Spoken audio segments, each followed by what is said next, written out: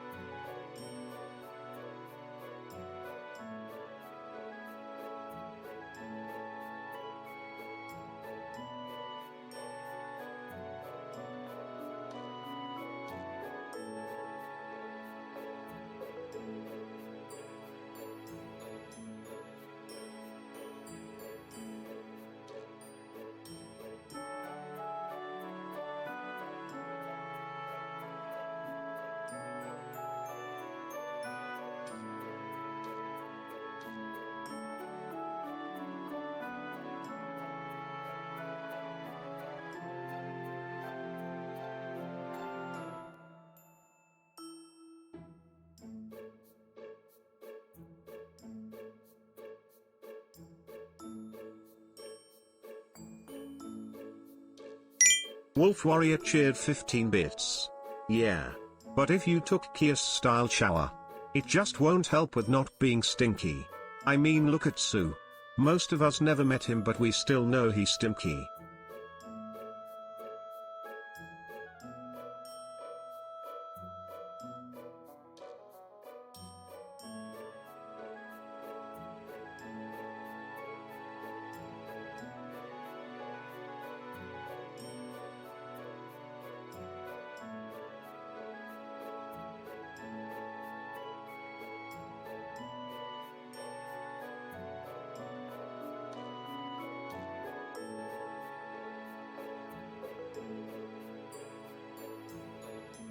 Alright, so today I guess I'm just going to ignore Wolf. Wolf doesn't exist to me today. But hi to literally everyone else. Hi, everybody! Welcome to stream, everyone who isn't Wolf. It's so good to have you here! Welcome! Hi, Minato! Hi! Hi, Omni! Hi, Anthine! Welcome! Hi, Angel. Hi, Sly! Hi, everybody! Hi, Angel. Hi, Mark! So, Hi, Angel. Hi, Annie. Today's a day. Hi, Angel. Wolf Hi, Warrior Hoover. cheered 15 bits. I'm sorry, do you guys hear Wait, something? there is time you are not ignoring That's so me. weird. I thought I heard That's a buzzing new. sound just now. No, it's probably just my headphones. Hi, Isekai. Hi, Lalafell. Yeah, thank you, Anthine. I hope to have as good of a day as I can. We're playing Jump King today. Thank you for the health package. I have my Hi, Angel. water bottle here. Weh. Hi, Angel. Who was looking for people to play co-op with? Was it Tane? I actually never beat the third one. That's the only Dead Space game I haven't beat. I'd be down to play it with Tane. No guard underscore tell Tane the I'd be down to underscore do it with her. forgotten cheered 15 bits. Oh, hi, Angel. Hi, Nogard. Wolf said something about Who? Kitsu's style showers not counting. What? There Huh? seems to be a bug where you cannot read his comments. No, so what are I you got talking my about? homie. Also, I Huh? made another song. Oh, right, chat. I asked Angel her opinion on music. Yeah, your lyrics were really good. Damn it, I was supposed to message Toby. I was out of it yesterday. I'm sure you guys realized that I was a mess. I kind of fell asleep during the heartbeats at one point, but I was so determined to at least do an hour of stream. Heavy level Wolf of Warrior determination. cheered 15 bit. Oh, what? That's crazy. I muted all audio. It is just me now. You guys hear music. You guys hear music. I don't. I don't hear any sound. It's so quiet and peaceful. I can hear my breathing. Life is good. Life is great. There's no music? Never mind. Perfect. Genuine ominous. Ominous. Wait. Ominous? That's not right. No, that's still going. No, you guys can hear it. I'll just turn my thing off. You guys can hear it. I'll just turn my thing off. Ominous. Chicken. Stimky chicken. Ominousness? Stimky chicken. Stimky chicken. Yep, still mute. Stimky chicken. Christopher Kelly Kelly! cheered 15 bits. Chat Kelly! roasting Angel already? Gonna be a good Friday. Also hugs for Angel. It's gonna be a How are bad Yoshi? Friday! It's gonna be a bad Friday! We're playing Jump King! Hi, someone. But no, real talk, today was actually really good. So, we've been doing the gym, me, Persephone, and Di have been doing the gym almost every morning. And today we did something a little different because we were gonna have a cardio-only day, and Di was like, well, why don't we go hiking? And I was like, okay. So we did the baby path at our local park, which has a lot of hiking trails. And I was so happy. I love nature. I was thriving, and it was great. And I'm probably gonna go back tomorrow. I'm probably gonna go back tomorrow because it just made me so happy being outside. It's really hot though, so that sucked. It really sucked. That really, really sucked. But you know, I needed as much serotonin as I could get before we start today, because I am hilariously bad at Jump King. But today we're gonna try with controller.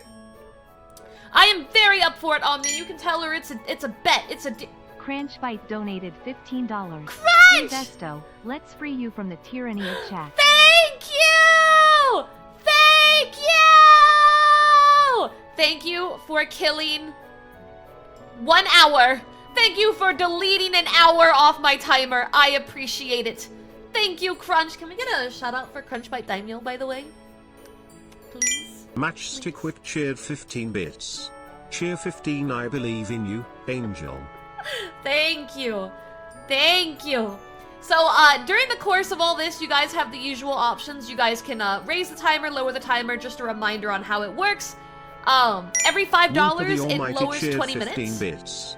Hey Angle, can I use my goal later down the road? My brain is mush and sickness won't go away. Yeah, we'll discuss a preset time for it. I figured Jump King would be a bad time for it, because I'm not gonna have the mental capacity to handle chat.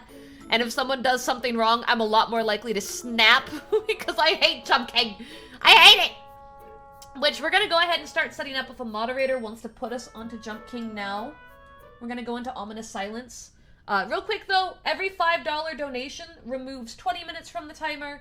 Every $5 sub raises it by 5 minutes. 100 biddies raises it by 1 minute. That's the breakdown. Really hoping we get to see under 300 sometime soon, but we'll see if that happens. Right here? I have this on the wrong screen. Okay, and then, guys, do we want Cold Cat today? Do we want Cold Cat? Do you want me to bring Cold Cat out? One's in the chat if we want to have a Cold Cat. Wolf Warrior cheered 15 bits. Okay, enough with Stimky. Angelo, I am gonna drink every time you fall. Please try to not kill my kidneys and liver. Oh, and I probably won't be home on Sunday. So I guess no Minecraft map this weekend, and I am in Dubai next weekend, so well, also no time. Minecraft map. Have a good time, though. Matchstick Whip cheered 15 bits. When you start the game, I'll start at the same time and I'll let you know when I beat the first map, and you can let me know when you beat the first map. It should only take about 15 to 30 minutes. Alright, so I'm gonna say this right now. Before we start.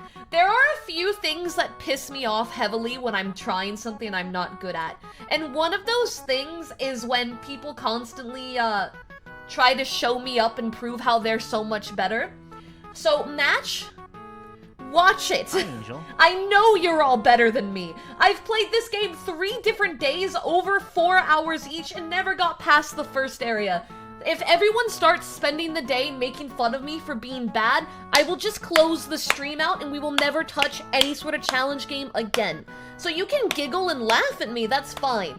But spending the day going, look, I'm able to do it so much faster than you, is going to get you in mega trouble. Because I am an angry creature when I fall constantly! Angie!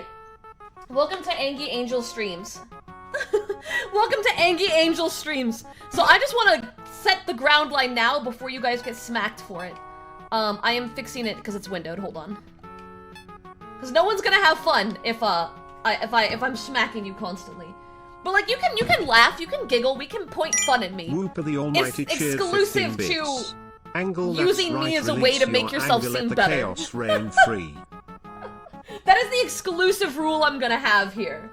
So if I see TTS messages from anyone, this is not exclusive to Match, I'm just using Match as the ground line. If I get any messages about, it only took me 5 minutes to do this, why are you so bad? You're gonna get smacked by the mods, like, in record time. So anything else is fine. That's the exclusive rule. Because it gets under my skin really bad. It gets under my skin really bad. Wolf Warrior cheered 15 bits. So no tips in style of Angel, have you tried not falling? I hate you. I hate Biggie you Bob, and you Biggie suck. Boo cheered Not Shiri, 15 Wolf. bits. Wolf sucks. So Shiri's do you amazing. have your emotional support water bottle? I do have my emotional support Shiri water Bun bottle, just that's raided. true. Not you, Shiri! I was yelling at Wolf, it was bad timing! Whooper the Almighty Wolf cheered and 15 Raiders! bits. Hold on, let me get the window Angle is capture bad, on. punish me mods. Does the game capture work on this? Hold on. We're playing Jump King. We're playing Jump King. There we go. And I hate this game. Hi, Angel. We're gonna just do a new game because that thing's ancient. But yeah, we're checking out Jump King because it was a punishment I had to do for my Kill the Timerthon, subathon thing. I hate this game. But Shiri, how are you? I hope you had an amazing time. Let's get a shout out for Let's get a shout out for Shiri Bun. I hate this game. I've never done this with controllers, so I'm gonna have some time to adapt here. God! Oh my fucking me. Wolf I hate Warrior it. cheered I hate 15 it. bits. I hate it. I hate it. Shiri I hate being it. yelled I at hate the it. moment they show up. How could you, Angel? How could— oh, it's you. It's all— oh my god, Wolf. I'm gonna slap you. Content warning? I need to play more content warning. Christopher Lee cheered 15 I've only bits. played 2 rounds of Don't it. worry, Angel. I suck at challenge games like this. So many broken controllers, PTSD flashback. Yeah, no, challenge games are rough. Did we— I fucking hate myself. Did we give a shout out to Shiri? Oh, why did I do that? This is gonna be a long day. This is gonna be a long fucking day. But everyone coming in, real quick, I want to walk you through the rules of my subathon. You've probably noticed the 300-hour timer at the top. I started a subathon way back when. Quick cheered 15 bits. Yeah, that was probably uncalled for. I will be more careful and I apologize for putting you down. Oh, no, you're good. I'm sure you'll improve with time, and if things don't go well, that's alright. I don't know about that. It's not a big deal, and this is a very challenging game. I think this one might be, like, the hardest one out of all of them, to be honest. Though I haven't tried a difficult game about climbing. And that's one I'm really terrified of. But the way that timer up top works is a long time ago, I did a subathon to get out of cheered 15 bits. a not-so-great living situation. Shut up, Booper! And the timer got so high I couldn't get rid of it. The L's are okay. Look, I'm okay with teasing. I'm okay with teasing and making fun of me. That's okay. My only rule is please don't brag about how you did it so much faster, because I have a mild inferiority complex with everything. And I've always felt like I'm a low-quality gamer, puts fingers together, ooh woo. So I have issues across the board with that type of commentary. But being silly and being like, you suck, I'm actually okay with that. It's specific when you go, I'm so much better than you, that I start to have a problem. It's the same reason I don't play games like Dark Souls very often, because it's always full of people that join the chat and go, you'd be so much better if you used this weapon. I beat this boss on my first try. Why is it taking you so many? Why didn't you parry? Why didn't you roll? And next thing I know, I'm like literally breathing fire. Fire. It's bad. Wolf Warrior cheered 15 bits. Thank you for the 5 subs, You Smash. know, I feel like drinking every time you fall will kill me. Yes. So I am changing it to if you fall 2 or more screens I drink. Ah! Wait, did you say 2 or more screens? Hold on, we can fix this. No guard underscore the screens. underscore forgotten cheered 15 bits. Let me not cross the line, but aggressively stomp on it. Hi, Angel. Angel. Hi, Gallows. It only took me 3 minutes to uninstall this game. Why is it taking you so long? Shut the fuck up. Shut the fuck up. But yeah, so this timer got really long because I was trying to move out. And then, of course, the move and whatnot made it to where I had to pause it. And I've never gotten rid of the timer. So we are doing a kill the timer subathon. Because I really want it dead. I really want it dead. And the bonus points is, if it goes really good, I can pay off all my moving debts, because I may or may not have, put a lot of money on my credit cards when trying to move to make sure we could get out, and never been able to catch up with it because my funds plummeted severely last year. So yeah, the way it works is every $5 donation lowers the timer by 20 minutes, and every sub raises it by 5. As you can see, chat has chosen to raise it, because they're evil. But that's how it works, yay! Wolf Warrior cheered 15 bits. And you were yelling at us when we were singing Never Ending Stream. One day it'll end. One day it'll end. One day. Fuck! No, I was actually, watching Calliope's stream the other night of this, and at least I felt better knowing that, like, she's like the goddess of Jump King, and even her, it took her a very long time to get the newest, DLC. And I watched her fall screens a million times and get frustrated. Please tell me you remember the goal you made for 3,500 in donos. No, I was half asleep. What did I say? Whatever it is, we're buckling in. I said bet, and I don't say no to my bets. What did I say at 3,500 I would do? I will go check the VOD, though, if you try to lie. And hi, Chuck. Welcome in. Welcome in. Thank you, Bong Beers, for bringing in a friend.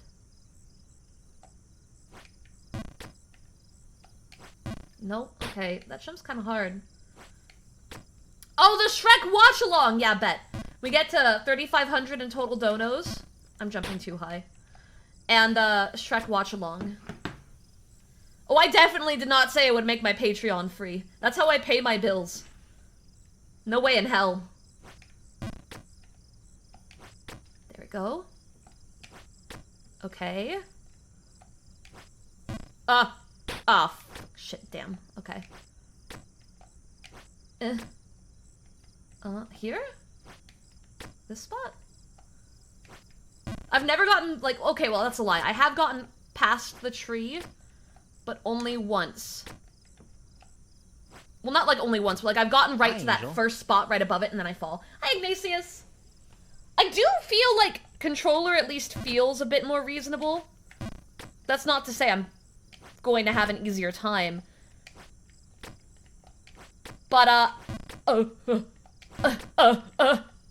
I definitely feel more reasonable about this. Okay! Alright, I think that might be the fastest I've ever gotten through the tree. How long was that? 20 minutes, including our just chatting? Yeah, that was the fastest I've ever gotten past the tree. So, you know what? I'm feeling pretty good. Yeah, how do I'm gonna fall here, though. Because I feel like I'm gonna overshot it. Wolf Warrior cheered 15 bits.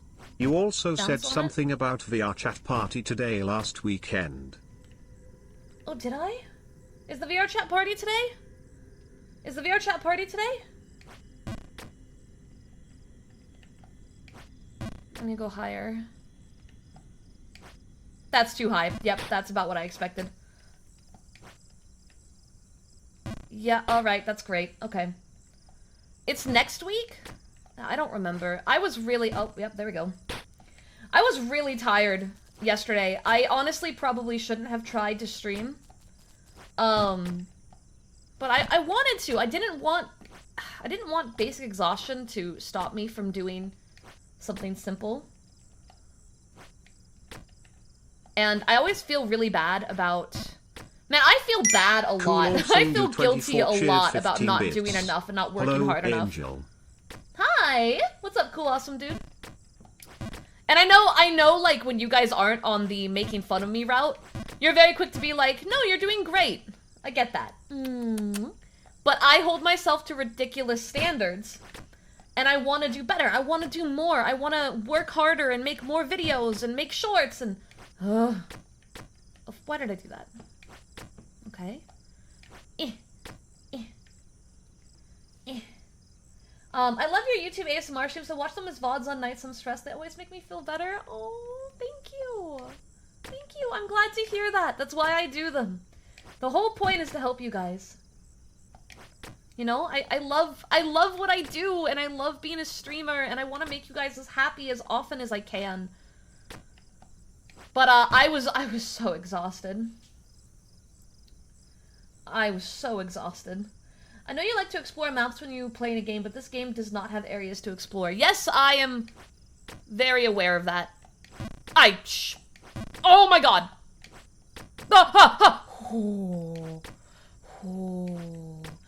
Biggie Bob Biggie Boo cheered 15 bits.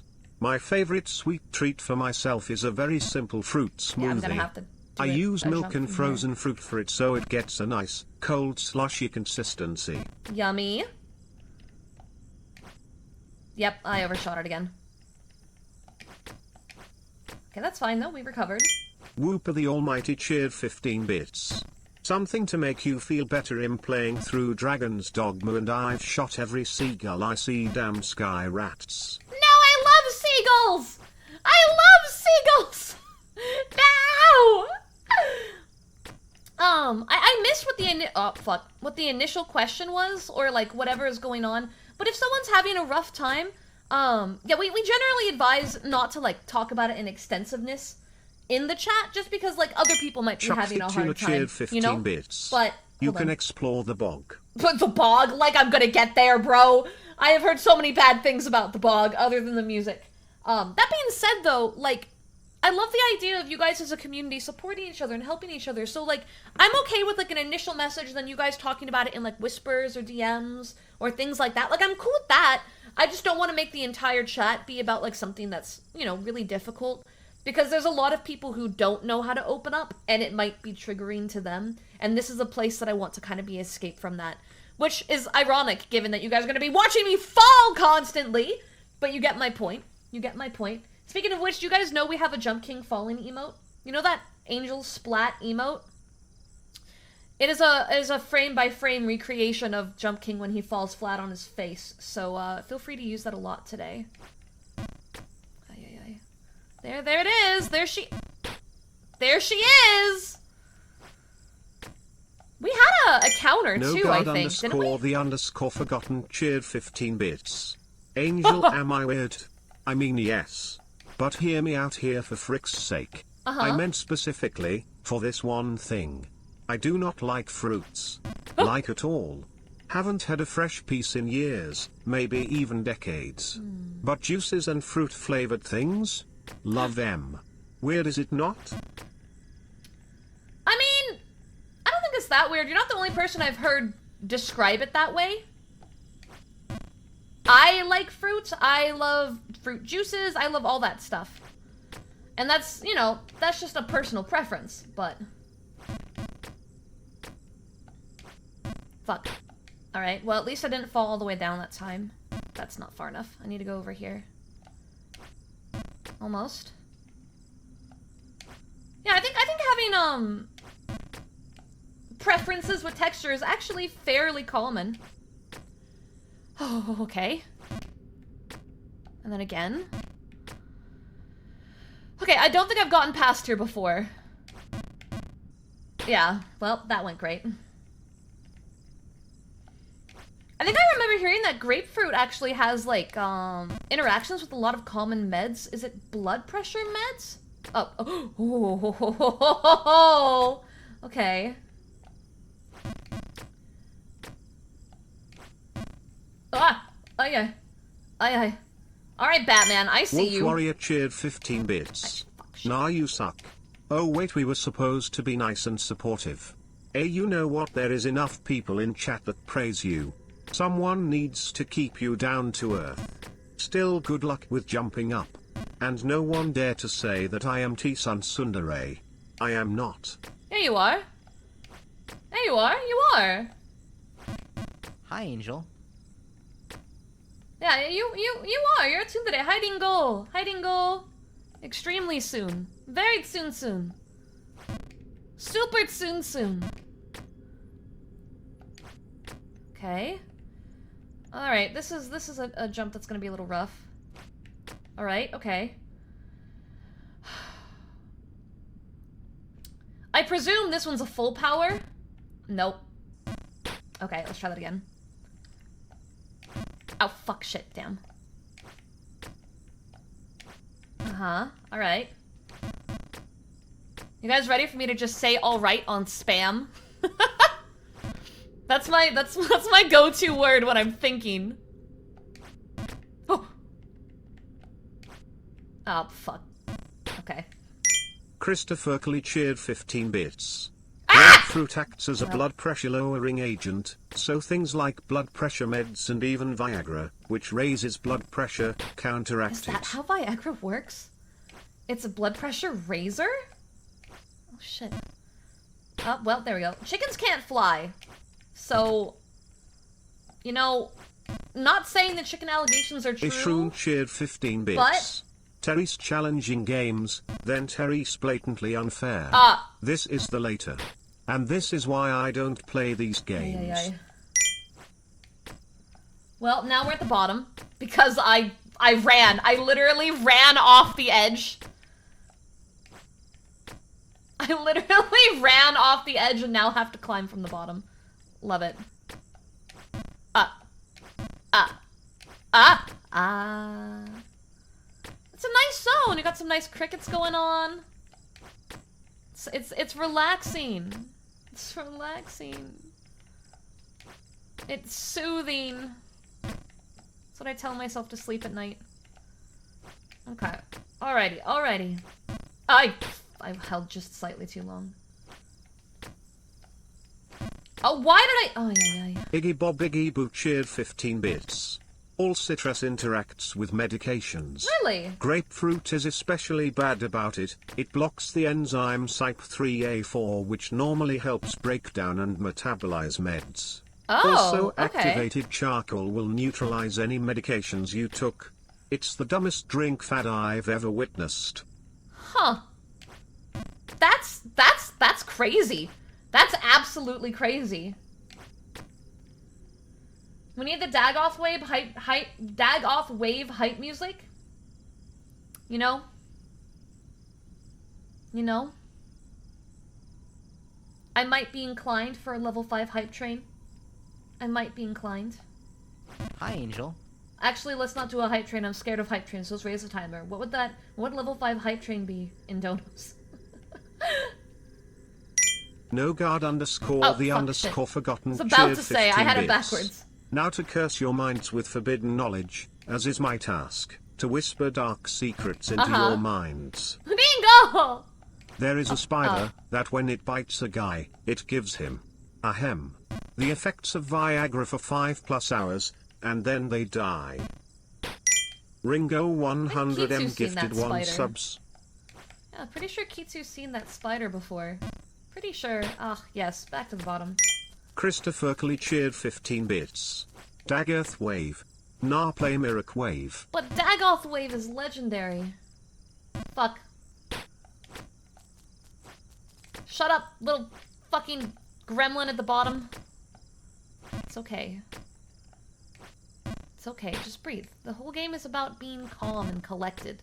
Calm and collected. Life is fine.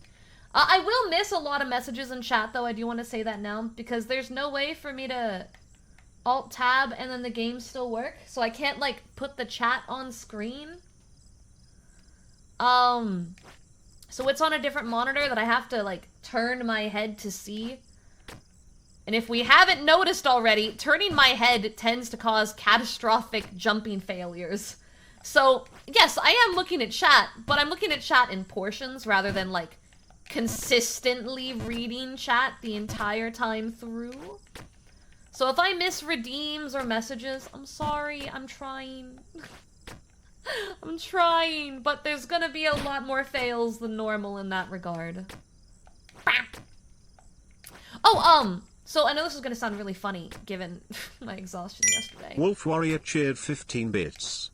Have you tried not jumping while looking at chat? Yeah, but I want to play the game too. I don't want to just be a just chatting simulator. I don't want to just be a just chatting simulator where I don't jump at all. I need to try and get angry. Or, you know, try and succeed and not get angry, which is also possible.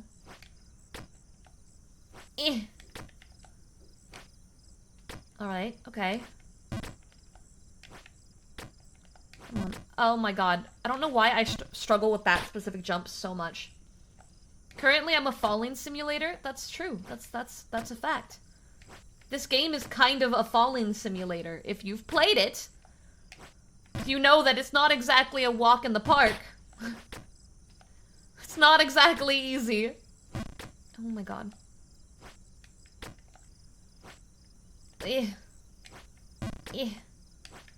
Alright.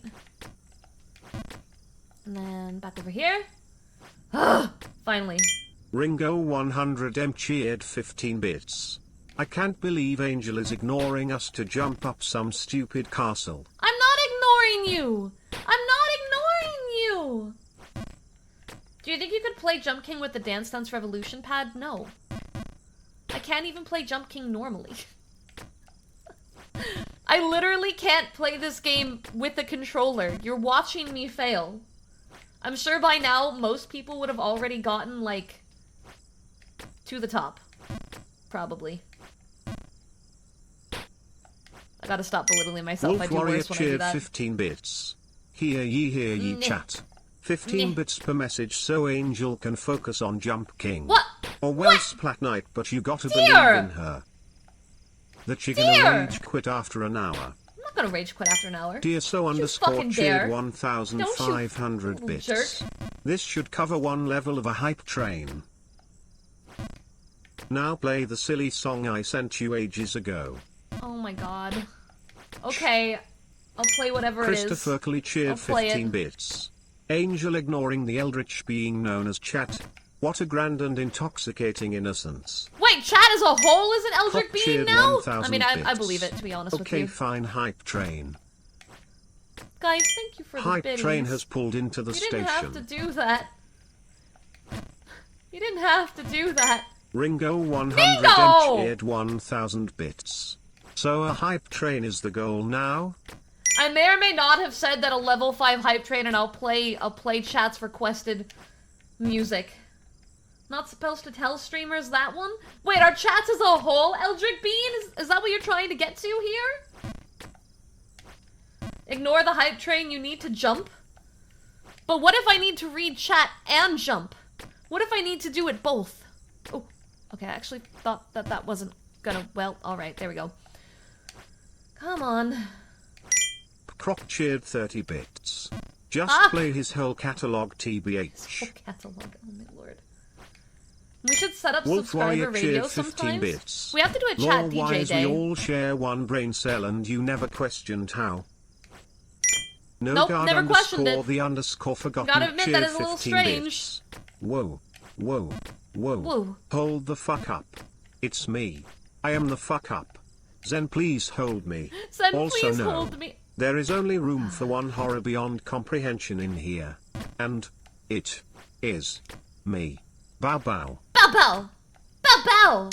Christopher Curly cheered 15 bits. They're just trying to deceive Given me? how much power chat has, yes, we as a whole are outer beings whose true form causes madness. Why do you think we love being little shits? Oh, I guess that's true. You know, honestly, I believe that too.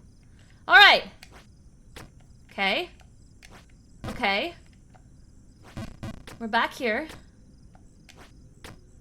Alright, I'm starting to get a little bit better at that portion of the jump, but I haven't figured out how to make this jump yet. Oh, oh, that was close.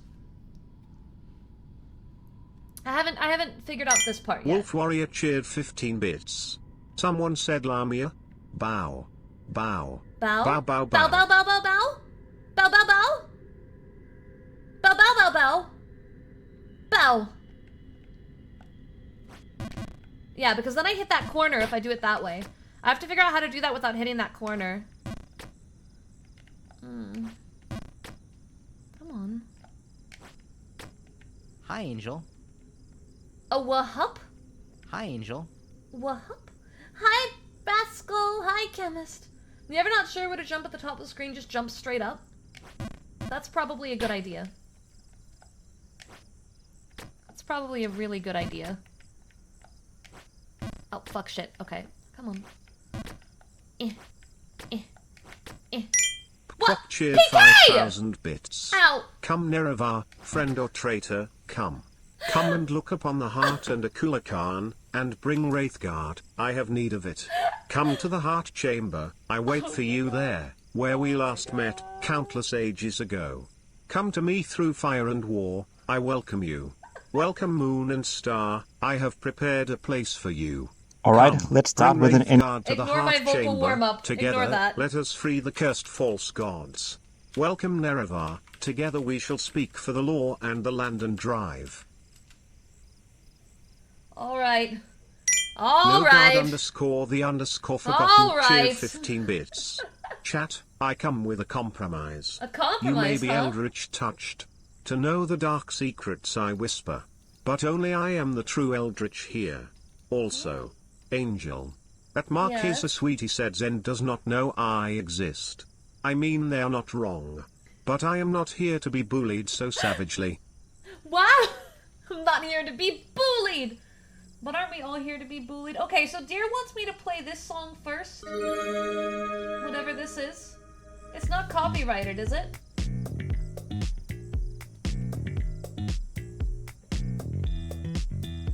As long as it's not copyrighted, it should be okay. I can't watch the video though, so if the video matters, rip.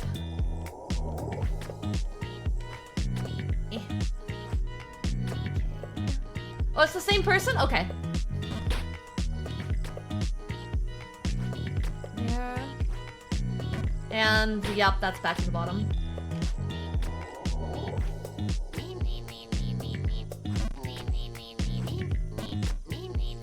Quality.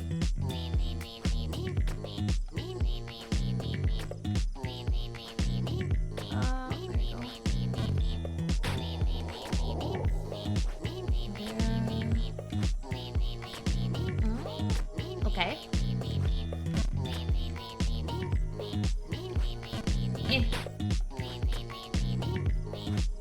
And then back up.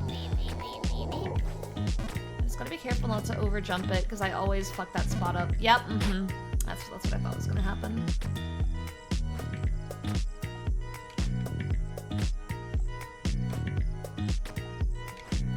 Were you enjoying Dragon's Dogma though? Was it like a good going crazy?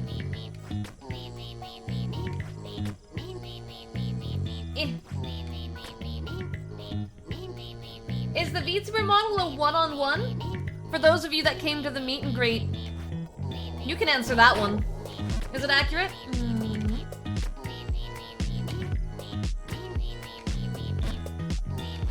Fuck, shit, damn, okay. Oh god, shit. Hi, Angel. Hi, Hi, Ribbon.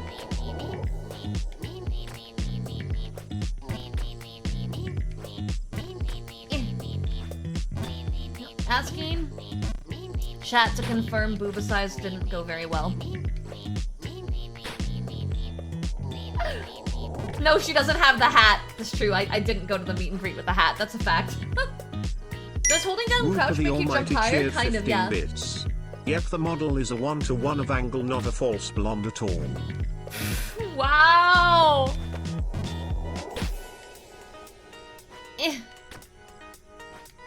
Boink.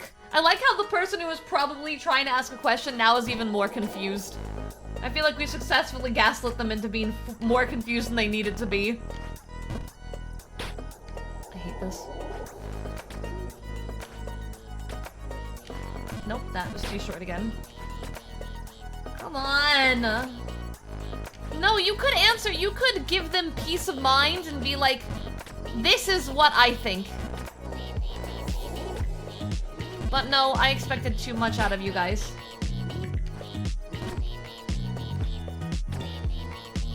There we go. Nope. Nope, that's a failure. Croc cheered 15 bits. If you don't leave an angel stream without more questions, then you started. You didn't see an angel stream. I have feelings about that statement. I have feelings about that statement. Alright. Okay. Nope, that's too short. That's too short. I keep Wolf Warrior doing cheered that one 15 bits. wrong. It's more like 8 to dark green with orange dots. At least that's how photos looked like. What does that even mean? Oh, well, that was stupid. Alright. I don't have 12 arms! You guys are describing it as if you went to see an actual angel and your brain couldn't comprehend what you were looking at. Okay, well, let me fix the song since we're at the bottom. Because now it's time for Dagoth Wave 1 hour. From the beginning. We won't play the whole hour, but you get the point. You get the point. I can also breathe acid. Croc cheered 15 bits. The eyeballs and rings really tripped me out. Hi, Angel. Hi, Ryan! Wolf Warrior cheered 15 bits. Welcome. Yeah, Angel has 14 hands but hide 2 smallest ones. No, what? Ringo 100M cheered 15 bits. 12 arms, 5 eyes and 3 heads. Call that a biblically accurate angle. Whoa, whoa.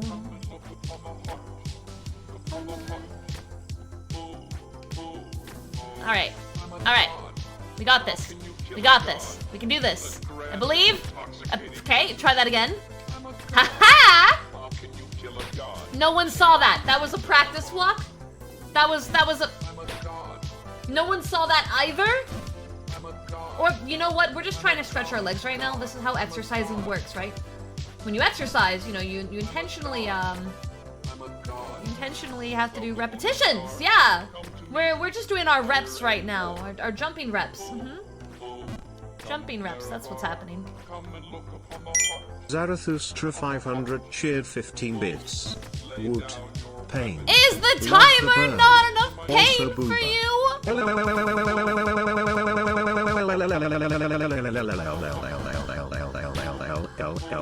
Infuriating.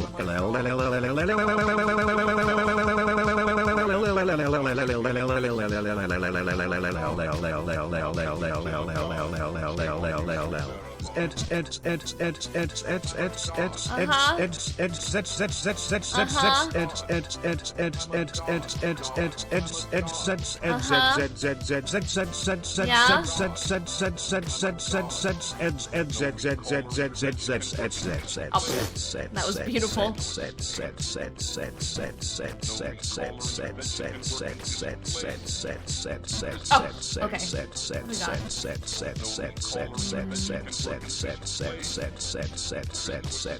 Nope, that still falls if I do a half jump there.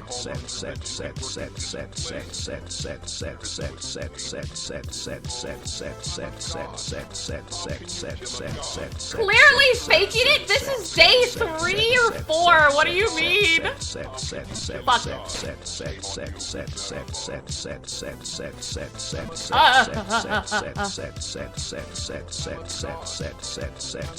I am an artist. Ringo 100M hate cheered it here. 15 bits. I hate to be that guy, but I think the goal of the game is to go up. Really? I thought it was to Wolf fall. Warrior cheered 15 bits. I thought it was How to was fall. the message at the start of stream? 5 minutes in and we already bullying Angel. Today will be great. Well, we are almost 50 minutes in and I feel like it's getting worse. No guard underscore the underscore forgotten cheered 15 bits. Angel after today, all the TTS and bullying messages. Chat. Oh chat. You know how Batman has a no killing rule? Velp. Angel grabbing a shotgun. I do not share his sentiments anymore. Mad Dogs and a sub for 33 months. Dog, 33 thank months you. with Cutie Angel. Thank you for the 33 months. I appreciate it. I appreciate the support. Thank you for being here for me and supporting my dreams come true. Dreams coming true. Croc cheered 15 I'm forgetting bits. how English works. Why have you come unprepared? Welcome, Moon and Star, to this place where your destiny is made. What a fool you are, I'm a god. How can you kill a god? What a grand and intoxicating innocence. How could you be so naive? There is no escape, no recall or intervention can work in this place. Come, lay down your weapons. It is not too late for my mercy.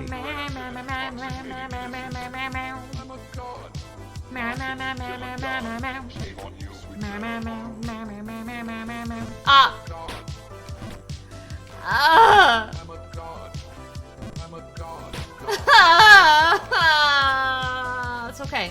It's okay, chat. It's alright. I have 328 hours. Like, I have nothing to worry about. I'm sure after 328 hours I will have succeeded at something. Maybe. No guard underscore the underscore forgotten cheered 15 bits. By the by, this one song came out decent.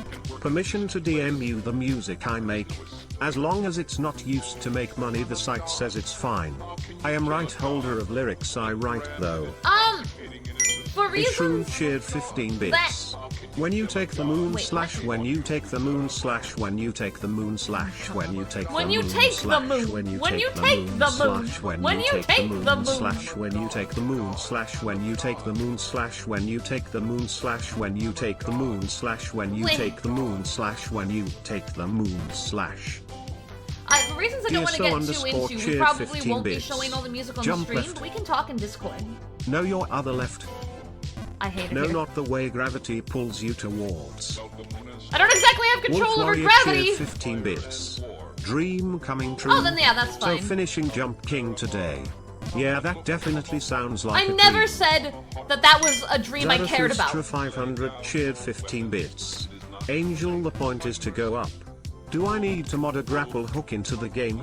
I might make it first person. I need an incentive. I need an incentive, chat. If I had an incentive, maybe I would climb better. Maybe that's what I need, chat, an incentive. It's not gonna work. I'm not doing badly because of that. I'm having issues because of a skill issue. Ringo 100M cheered 15 bits. That was closer. Every fall the timer goes up. Okay, that's not an Iggy Bob incentive, that's a Iggy Boop cheered punishment. 15 bits. Look at this bozo, didn't even learn levitate.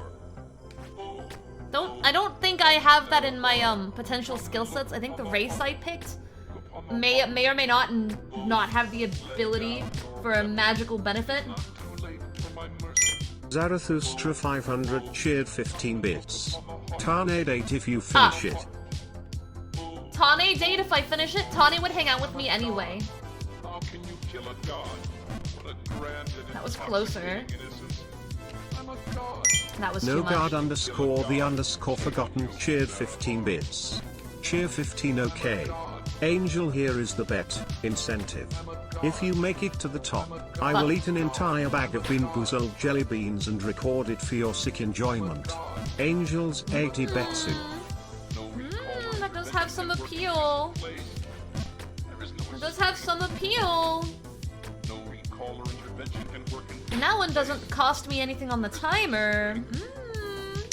Ishroon cheered 15 bits. Everyone has to donate $5 if you beat game. That doesn't work that way though. I mean, like, you can never do the, as a streamer, I don't think it's ever happened in the history of the earth where like someone had 70 viewers, right? And all 70 donated $1. Like, we say that all the time, kind of just like to show like what capacity. Wolf Warrior cheered 15 bits. Yeah, that's not how we work. We follow what we learned from our stream. And that's doing whatever hell we want. Yeah, whatever hell you want. That's a pretty accurate, I gotta be careful because I'm gonna hit that pipe. I'm gonna hit that pipe. Okay. Oh, that was close, but not quite. That's the farthest I've ever gotten, though. I'll get a second tattoo? Like, you don't gotta do anything crazy like that, okay? When I said incentive, I meant, like, everyone says something nice to me.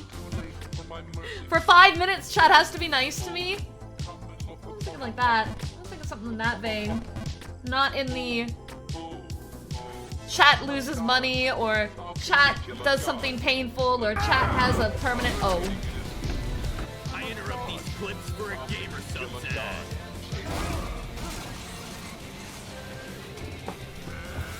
Why won't you die? You can't hurt me, Jack. Gamer subs, son. If you use the code ANGELSTEPS at checkout, you can get 10% off your entire order. What are you waiting for? Go to checkout and use it now! Zarathustra 500 cheered 15 bits. I won't be a sadist to Angel.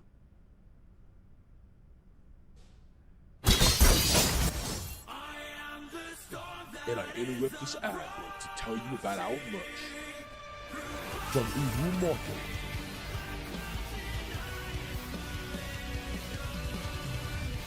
There you can get shirts, pants, hoodies, and desk mats. And you get to support Angel herself.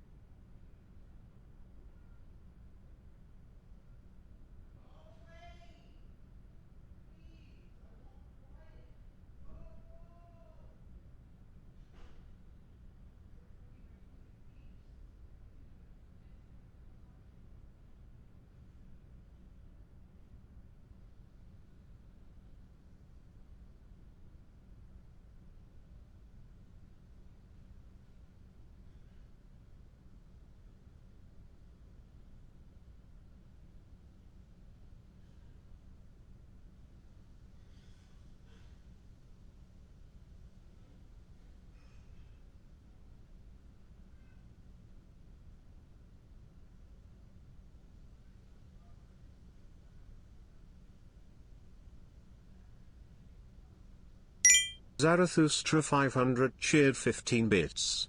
Gold staff, I am though, if you'd listen. I'm casting magic missile. DM, why are you casting magic missile? There's nothing to attack here. Gold staff, I'm attacking the darkness.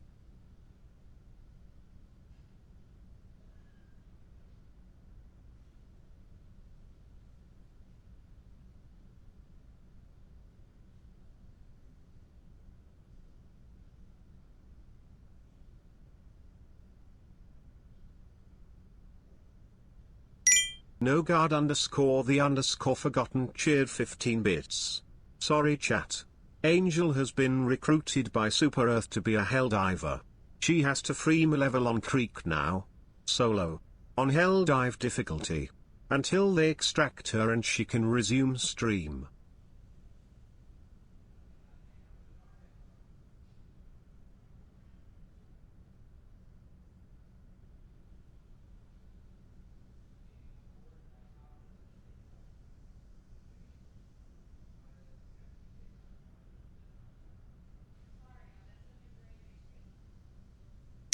Wolf Warrior cheered 15 bits. But Malevolon Creek is freed already.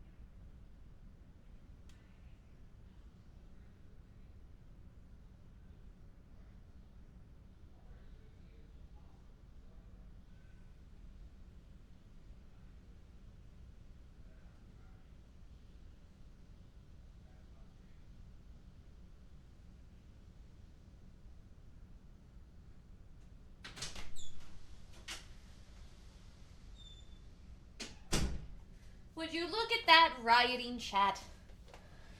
Would you look at the chat as it riots? Bonuchin just raided. Yo, Bon! Thank you for the raid! Thank you! I'm back. I'm back. Hi, everybody. I may or may not have stepped away to get a snack. And then, while I was gone, suddenly someone appeared and started cooking bacon. Zarathustra 500 and then I cheered was 15 like, bits. do I want to wait for Gold the bacon? staff, I am though, if you'd listen. I'm casting magic missile. DM, why are you casting magic missile? There's nothing to attack here. Gold staff, I'm attacking the darkness. I'm attacking the darkness, obviously. But yeah, I was attracted by the smell of food, and then I left the bacon for you guys. I came back with no food. I left it for you guys. I chose you over food. But Bon, I miss you! I miss you! I hope you had an amazing stream, guys. Please go follow Bon. If everyone coming in and playing the worst game ever, Jump King. Not because I want to, but because it was a sub goal for our subathon that we're doing. Yeah. Don't want to be here, but we're here anyway. Huh. I did the exact same thing last time. God damn it. But yeah! So the way it works is we're trying to get rid of that stupid timer. 15 bits. I wonder. And we hang out. There is this funny button. And I can't attend chat party next week. And I missed the last one. What will happen if I press the button? That's a very good question because I don't know if there's anyone available to host a party tonight. My headset isn't even charged. And I'm gonna be real with you guys. I have so much work to do. I've got 2 Patreon exclusives that I don't even have the scripts fully ready for. I have art for them ready. I haven't recorded them though.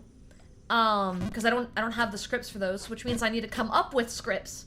As well as the video for this week, which I have not completed. I don't have a script for. I was starting to write it last night, but writing was not going well.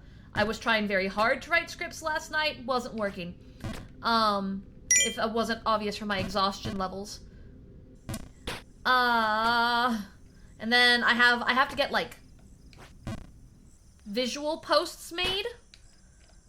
God, you can tell, like, whenever I get stressed is when I start talking about things I have to do, that's when I start falling really bad. I have way too much work. If you redeemed a thing and a mod was like, hey, we can make a party happen tonight. The only way I'd be able to go is if I don't post Patreon work.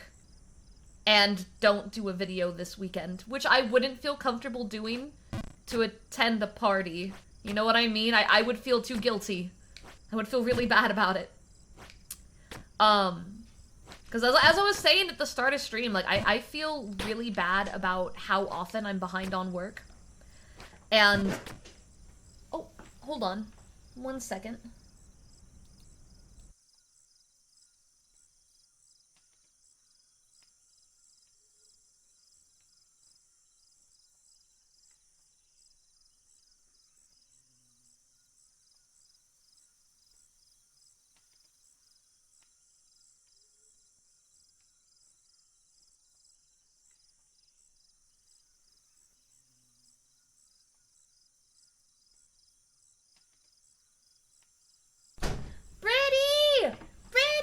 Can we get a shout out for Britty too? Britty, how are you? I miss you. I miss Weepon. Zarathustra 500 cheered 15 bits. All fair in love and Warcraft. Ugh, I hate this game. No guard underscore the underscore forgotten cheered 15 bits. So when Angel is stressed, she does worse.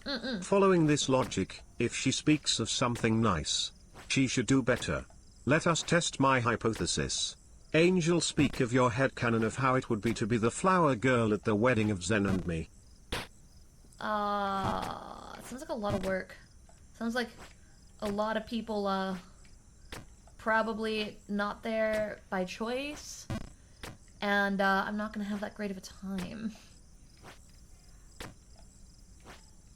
Why did I abandon Purse in the woods? What do you mean? I didn't abandon Purse in the woods. You saw her tweet. She got home safe and sound. Safe and sound. Nothing happened to Purse. I don't know what you're talking about. Matchstick with cheered 15 bits. Cheer 15 Angel, I know you said you weren't a great gamer, but that jump at the bottom of the well was always the bane of my existence, and you already have a higher success rate of making that jump compared to me. I think you have a meticulous and forethought method of going about this that could actually benefit you in this game where it was difficult for me. That's also, very sweet of you. even if you're behind on work, you're still churning out consistent content as best as you can, and we all still love all of it. Yo! Wolf Warrior So cheered great, 15 I'm gonna bits. cry. Nah. We need Agnel at her best. Welcome, Alinj, guys. talk about cats and Annie. Talk about Calamity kitty cats. era just Meow, meow. raided. No, you guys could probably hear Rocket was being a fucking menace. While I was trying to get the bacon, Mona and Rocket were just losing their fucking shit. In the door, out the door. In the door, out the door. Makes it very hard to cook when your cats are just demons. But welcome on in. Can we get the music back? The game music is on. I wasn't gonna play Dagoth Wave the entire time, if you guys thought I was gonna play Dagoth Wave the entire time. Because apparently some of the later zones have music and I wanted Wolf to be able to Warrior hear them. cheered 15 bits.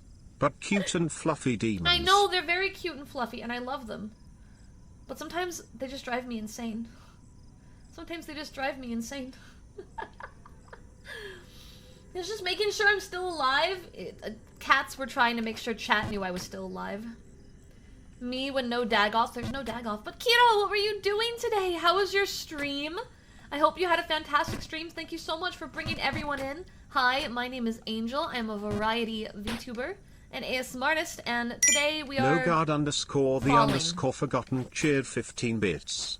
Angel. Angel steps. Sweetheart. Oshi of mine. I asked for your head canon. Not the grim reality that would set in if Zen and I would fall in love and marry next week. In your head we can be super prepared. Okay? Take 2. Go. Oh, it's too unreasonable. I can't picture it. I'm sorry. it's too much of a stretch. It's too much of a stretch. I can't do it. Wolf It's too Warrior much for cheered me. 15 bits. I can't so do your it. It's cats are unreal. kinda like chat. Or maybe they are part of chat. Or maybe chat is part of them. I'm celebrating 2 years. Oh my god! Congrats on your 2-year anniversary of streaming. I'm so happy for you. And I promise to take good care of your gems. Okay? I promise. You guys are safe with me. For now. My personal community, though, you Ishroom guys are in cheered 15 danger. bits. Fucking No guards danger. odds of datings and Trey are about the same in being struck by lightning twice. Actually, no, I think that's a little more likely. For now. It's your birthday! Okay, alright, hold on. Hold on. Chat, No you guard know the drill. underscore Let's the pause underscore TTS for a forgotten hot cheered second. 15 bits. So you're saying there is a chance. Yeah, like .00000000000000000000000000000000000000000000000000000000000000000000000000000000000000000000000000000000000000000000000000000000000000000000000000000000000000000000000000000000000000000000000000000000000000000000000000000000000000000000000000000000000 Wolf Warrior cheered 15 bits. Whatever Ango Glunggluggle say, don't. Alright. It's Sunny's birthday, so if everyone can join me in wishing Sunny a fantastic birthday. We're gonna sing happy birthday in just a few seconds, but I want to see happy birthdays in the chat. I want to see party emotes in the chat. I want to see hearts. I want to see cakes. I want to see the whole drill. On 3, 2.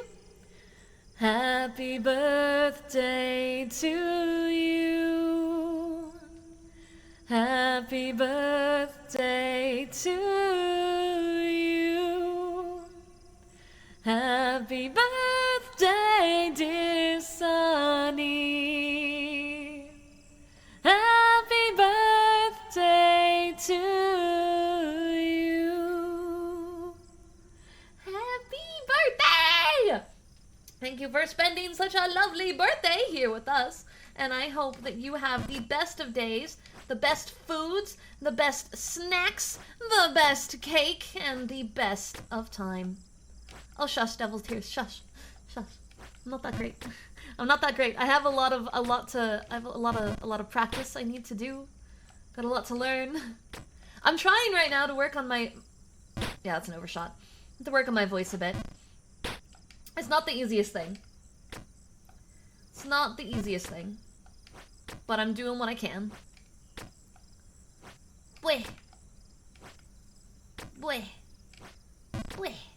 Thank you. That's very sweet of you. I've been doing vocal practice for. You wanna come put your sandwich together? Oh, a sandwich! Okay, hold on, guys. My sandwich is ready. I want food. I'll be right back.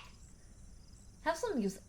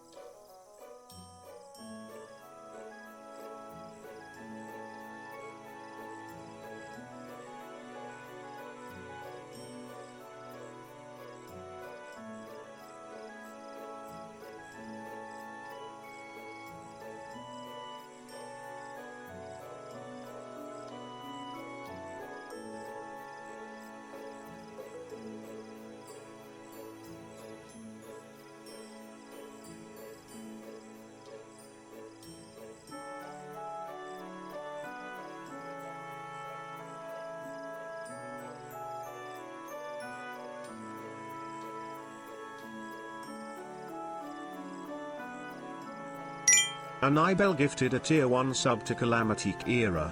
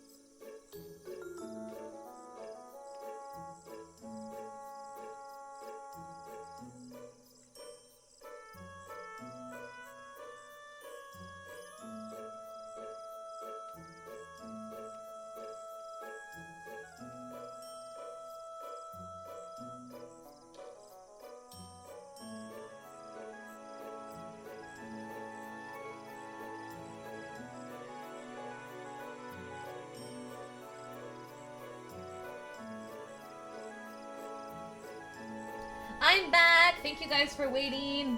The food was so good. It was so good.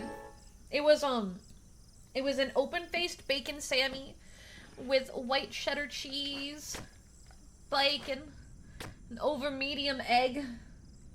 Oh, it was so good. I was much hungrier than I thought. Like, oh my god. Now that I've recharged, it's time to win. It is time to win. Oh, wait, did you gift a sub? Yo, Kira, I hope you enjoyed the gift sub. If you're still here, awesome. If not, and you want to go rest, that is a-okay. Do not feel any unneeded pressure. And I hope that you have a lovely time. Also, Raiders, welcome on in again. Thank you guys for being patient with me while I... Oh! Got some food. Alright, what do I... This way? Uh-huh. And then this way? Chimon! So many raids, man.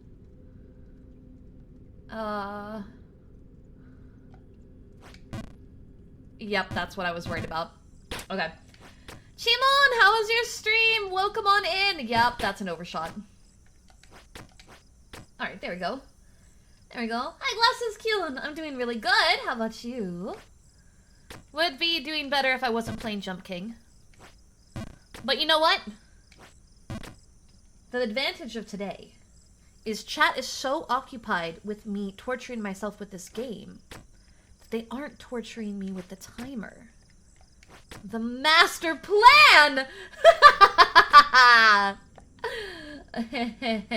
Oh. I hope you enjoy your gift sub though, Glasses Cute. And it's okay. It's Jump King. Jump King's always painful. I can't think of a reality in which Jump King is not painful. I have, however, gotten farther than I ever have before, so, that's something. That's something to be a little proud of. I'm starting to learn my way through the drain. I overshot, yeah. Yeah, I felt that one. It was very obviously wrong. Wait. Jump King is fun, though? Okay, to you, maybe. To you, maybe! Jump King is pain and suffering. It's one of those, like, it's rewarding to be good at kind of games.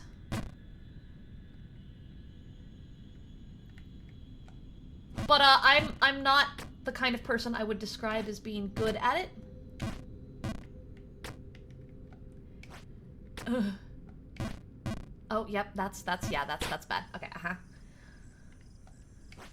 You should do it just so you can feel good about yourself when you... M1N40N4N1K4Z3 gifted 5 subs. Thank you for the sub bomb. I appreciate...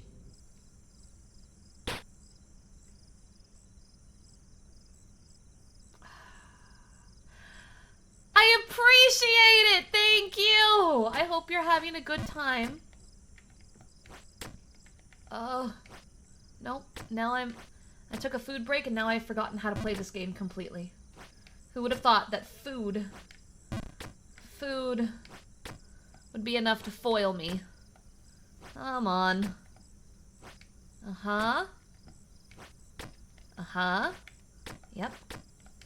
Ah! Gosh, dang it. Come on, and then this side. Yeah, that was definitely not right. That was very far from being the correct choice. Okay, alright. Uh-huh. And then, nope. Let's try that again. There.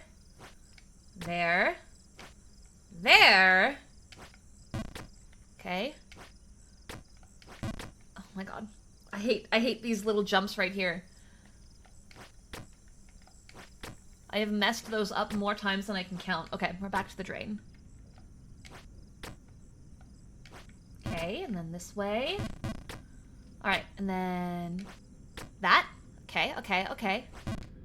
Another screen. Uh-huh. Oh, yep, nope, That's fine. That's okay. Oh, jeez, I thought I overshot it. There. Then up the little tunnel. And that way. Okay. And then... Oh god! Oh my god! Ah! No, you're cute. You're cute. You're cute. Zarathustra 500 cheered 15 bits. There is only one direction and that is up. Up! If you are not going up, you are doing something wrong. I know. Just remember a rabbit did this with shock collars on their legs. Yeah, you know, I think she was insane for that. Pretty sure she was insane for that. Like, I do some pretty crazy stuff. And I love cotton. But can you imagine having shock collars on your thighs and every time you fall, you get shocked?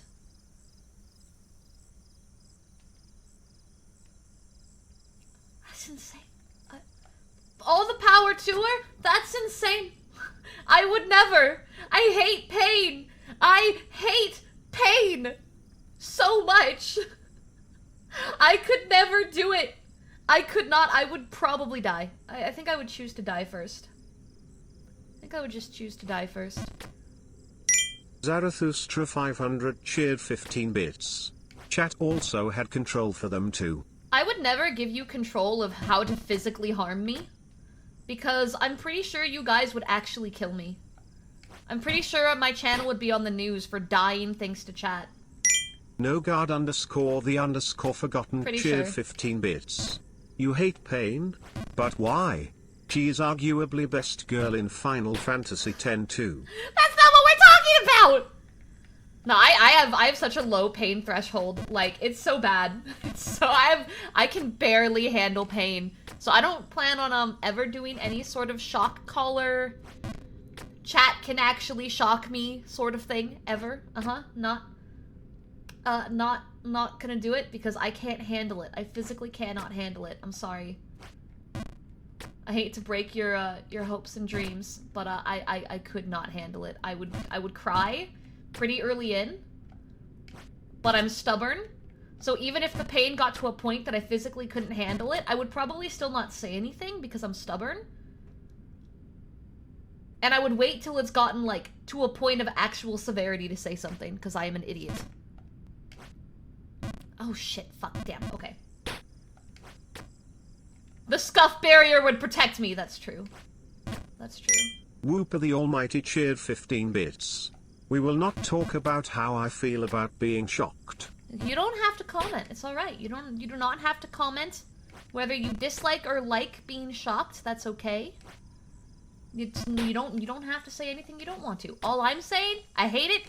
I find no interest in it. I wouldn't find it funny or entertaining if I was the subject of it. I would just be really upset and crying hysterically. And unless you're really into girls crying and actual pain, you would have a terrible time. Because that's exactly what would happen. I would just start crying. And then if you actually like seeing people cry in genuine pain and being actually really upset, we're gonna have a different conversation. That's a whole different conversation. Cotton, however, she was having a good time in her own crazy Cotton way, and that's fine. I just couldn't do it. I would just cry like a little bitch. Alright, there we go. Perfecto. Not really, but at least we're able to get back to this spot relatively easily. Alright. And again. No. Again. Nope. Try that again. No. Do I know what holding A is? She's built different, for real. She's built different. So the only shock collar... So, okay. My experience with shock collars is not exactly a good one, which might be part of it. Zarathustra 500 cheered 15 bits. Shock collars cannot kill you. The amps are too low to do damage. The voltage is barely high to do actual damage. I was an electrical technician, so I know a lot about electrocution and electrical systems. I don't care if it's not gonna electrocute me to death, it still hurts. I don't like pain. I don't want to be in pain. A shock collar is a very good way to get me to never do something again. Kijin_recon cheered 15 bits. Hey bud, real quick, me and Ishroon are getting coffee after work. Send me what you and I want. PS I got paid good, so I don't mind getting you two coffee, so send me a DM on what you two want. I need to, ask Die, not me. Ask Die, not me, yeah, ask Die, not me. Because I'm not exactly doing something where I can use my brain for anything other than how long do I hold A. That is my entire brain process. And no, I would not enjoy it after a few shocks. Let me put it this way, BDSM is not for everybody.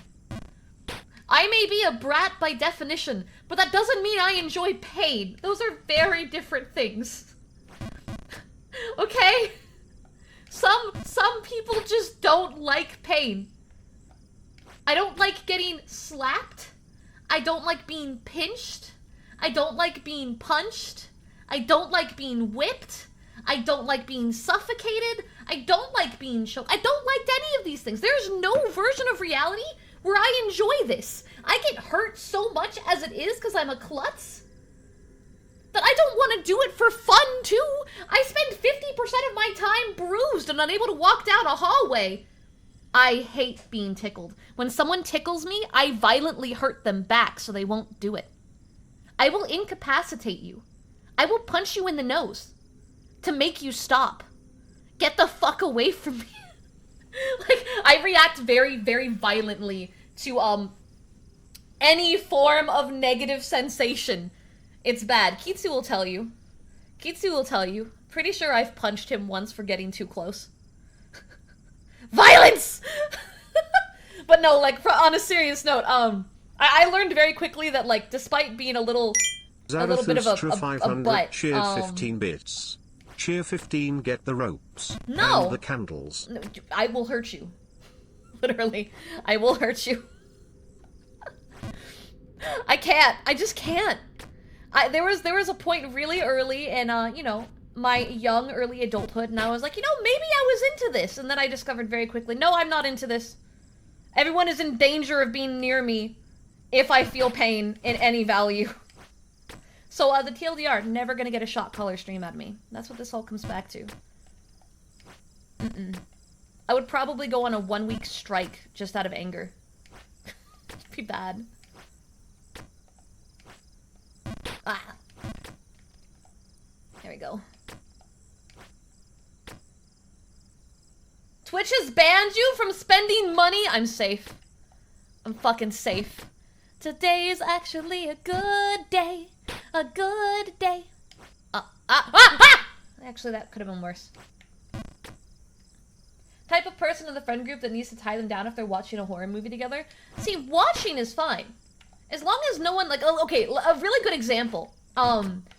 My brain doesn't know how to separate, and this might be why I have an issue with this. My brain does not know how to separate, like, a joke scare from a real the scare. Almighty cheered 15 bits. I am not a masochist, no one can prove anything. Yeah, something about that sentence feels a little sus. Point in case, if I'm, like, walking down a hallway and someone jumps out at me, I swing. I swing. It doesn't matter if it's a friend or a foe. I swing. And then it's your fault for doing that. I have no mental concept of, well, I should be safe, so I'm going to laugh it off. I can't do horror mazes for this exact reason. Hi, Angel. Fiction, true fiction that's behind a television screen, I have zero issue with. It doesn't mess with me at all. In fact, I love horror. But a real physical human being jumping at me and trying to scare me, like, it's bad. So I had told Dai this really early into him knowing me that I can't do these kinds of things. And we were at Universal Studios, and he didn't believe me. He did not believe me when I said, I can't do mazes. Not because I'm in chicken shit, which I am, but that's not the problem. The problem is I'll get us kicked out. And he went to take me through it, and I remember the first half. And then one of the employees reached their hand out and, like, covered my line of sight. And I don't remember anything after that. I don't. I blacked out. Dai had to hold my hands down because I just started swinging violently at people. Zarathustra 500 cheered 15 bits. I am a sadomasochist. So I enjoy pain. I enjoy receiving and inflicting it. Good for you. I can't. And like, I think this might play into why I can't handle like silly amounts of pain, because my brain just immediately goes into this like, I'm in danger. I'm going to get hurt, like genuinely. And I black out and I get violent. And so yeah, I can't do horror mazes. I can't do people jumping out in like, haha, because I will just punch them. And I can't do jokative amounts of pain. I don't know if there's a reason behind this, because I'm pretty sure I had a good childhood. Nothing really happened that I remember. But, it's bad. 15 bits. It's not fair to not accept praise for your singing capacity. Even if you have a ways to go, you have still worked hard and earned every bit of praise you may receive for it, because you are a good singer and you are improving. I listened to your cover. It was good and definitely praiseworthy. Thank you! Of course you deserve praise even for singing Happy Birthday, because it's pleasant to listen to and enjoyable. You're not a bad singer by any means. Thank you. I actually, last night in my exhaustion started a new song that I'm practicing. But it's really hard. It's not so much that the vocal range in it is hard, as it's another Japanese one, and this singer's really good. And there's a lot of like, there is a rap point, but I haven't even gotten that far. She just speeds through the sentences so fast, though, that I'm like, okay, this sentence has 12 words, I heard 3. And I'm not fluent in Japanese, so I have to, like, sit there and decode what syllables she's focusing on, because I don't know, in the proper dialect, what syllables are okay to skip. Like, I know they do. When you talk at a normal pace, you kind of skip over certain syllables and you smash certain ones together, but I don't know this as I'm not a native speaker, so I'm having to sit here and be like, what the fuck is she saying? As I'm breaking down each sentence. But I'm really excited. It's really fun. And I'm having a really good time, guys. Can we get a shout out for Ronnie? A shout out for Ronnie. I hope you've been good. It's been so long. It's been so long. I hope life has been treating you well. But yeah, I know that's probably a scary thing about, like, you know, angle swings when scared. But just think of it this way. Some people can't handle actual fear. I just, for some reason, fight or flight syndrome, I am all fight. There is no flight in my body. I'm just all fight. And my brain doesn't understand what a joke scare is, so we're just in fight mode. Right out the gate. The good news is, if I'm ever in an actual dangerous situation, at least I won't die because I thought it was a joke at first. Hi, Angel. Thumbs up. Cool beans, I guess! I'll always take it seriously. Hi Nox, welcome in. I don't really think that's a good thing, but it's the truth. It's the truth. I can't tell you how many times, like, a friend has, like, stood in the hallway to spook me, and then it's just gone really bad, and then I feel really bad about it. But I also know that it's not exactly something I have active control over. But, yeah, I don't like going to horror amusement parks because I'm always worried I'm gonna hurt somebody, and I don't want to do that. Forgotten cheered 15 bits. Kitsu, hee hee, hoo hoo, I scare Angel with a boo. Angel, you all better watch out, cause these hands are rated E for everyone. Hello! Matchstick Whip cheered 15 bits.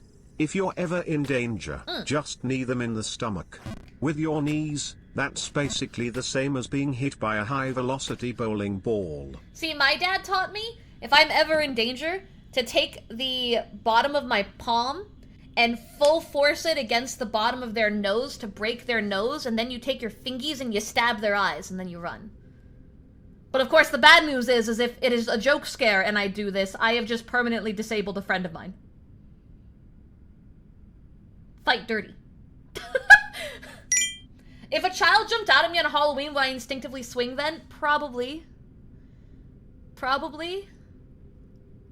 It's not like I do it intentionally. Like, it really is, like, I kind of mentally black out and get violent. Like, I don't really know why this happens.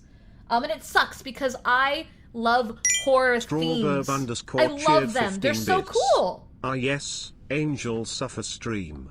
To facilitate the maximum amount of chicken suffrage, you must first pay the chat tax. which is real and legally binding to the chicken I eat No. angel underscore No, chat tax steps. is not real.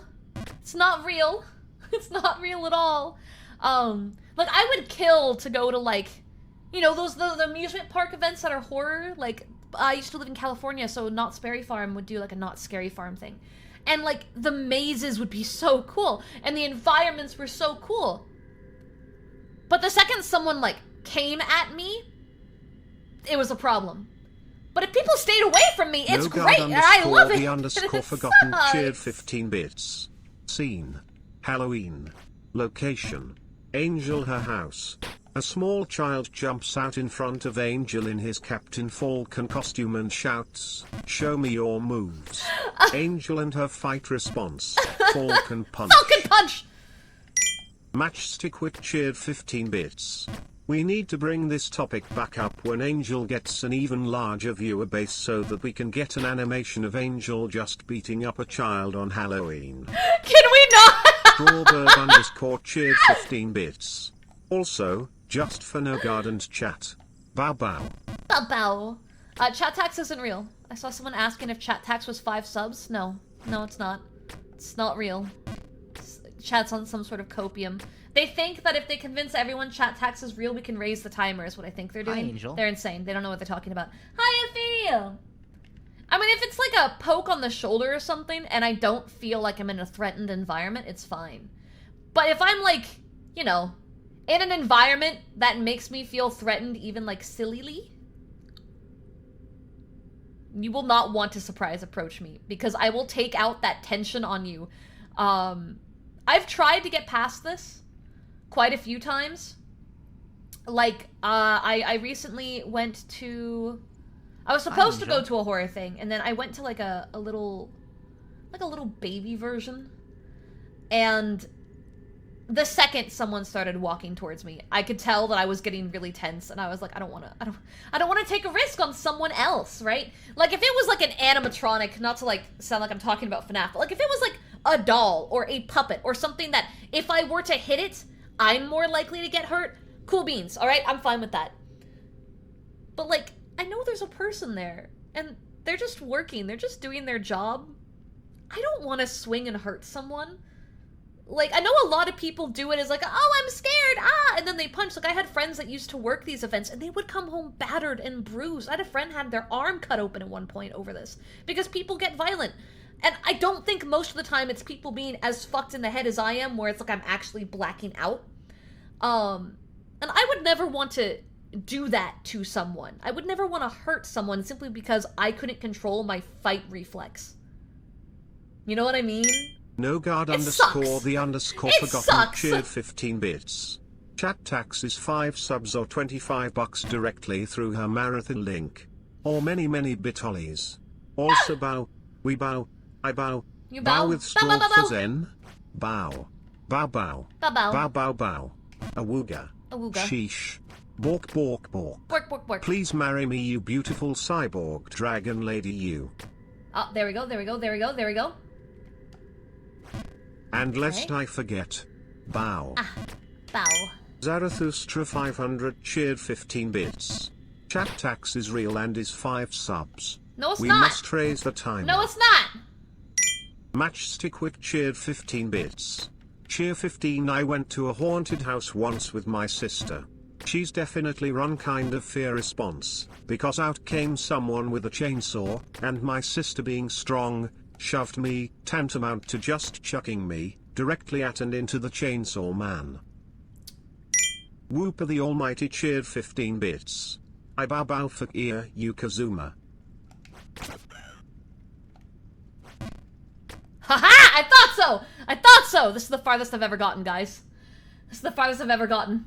Went to a haunted house with my sisters. I felt like around some kind of fear response because one came out with a chainsaw. My sister being strong shoved me tantamount to chucking me directly at the chainsaw man. Oh no! Oh no! Alright. What do I got?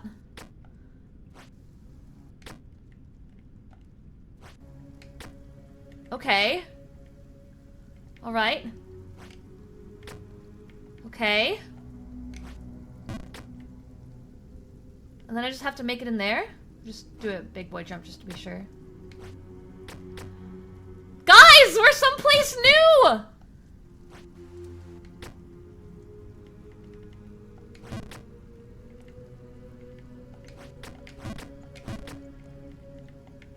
Can I?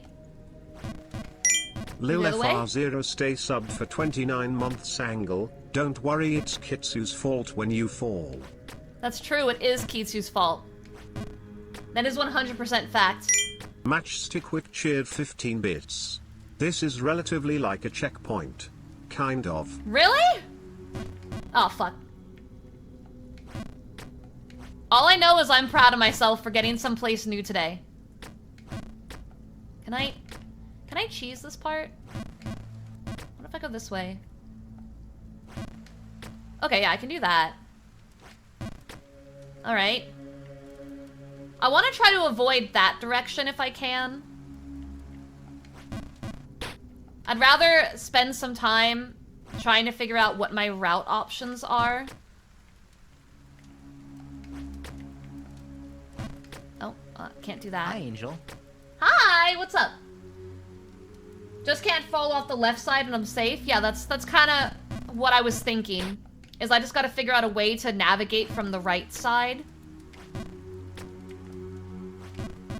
Okay, so that one I have to do a shorter jump. Eh. Okay. Alright, where do I want to go from here? Can I? Nope, that's a straight fall. Okay. Oh, wait, I can... Come on. No? Wait, Alara didn't get this far? Come on. There you go. Ringo 100M cheered 15 bits. Hi Angle. I would like your opinion on my lunch. I am making a grilled cheese with sliced pickles inside. Okay. Thoughts? I don't see an issue with that. I've discovered since moving to Texas... Oh, fuck. That pickles are a very popular, option? Oh my god, I did this so perfectly the other time. And that, like, pickles and all kinds of things is really big over here, so I feel like a grilled cheese with pickles isn't that strange. In the grand scheme of, like, things I've seen pickles in. So yeah, I'm fine with that. Vexa, we're playing Jump King, which is a very cruel game about jumping. You haven't noticed. I can't recreate what I did a second ago. Okay, well, it was here. We were here. Okay, there we go. Uh-huh. So this is the spot that I haven't quite figured out how I want to do it. Ringo 100M cheered 15 bits. Have you ever had pickles on pizza? It's actually Angel. really good. Hi, Angel. Pickles on pizza? I have not. I liked pickled things, so like, I kind of quickly... The very first thing I noticed was, that since moving out here, fried pickles... Oh, fuck. Fried pickles as an appetizer is an extremely common thing on here. That and fried okra. There's gotta be a way that doesn't use the other side of this. If there's something I've kind of learned about this game, is that there's actually more than one way to do it. There's no, like, you have to do it this way. But there's varying levels of difficulty. No guard underscore the underscore forgotten cheered 15 bits. Angel. Angle. Stoops. Mrs. Steps. Yeah. Mrs. Steps. Notice me gosh done it. Who are you? Yes? Who are you? Dare? Dare ano hito? Wait, what was I going to say? Something before the pickles were brought up. Dagnabbit. Sinisterlube Oh my 97 God. cheered 245 bits. Hi Angel, may I get a mental boost to go to work? You Also, got this! I hope your day is going well. I'm playing Also, Jump King, if that hi says chat anything. hugs to all.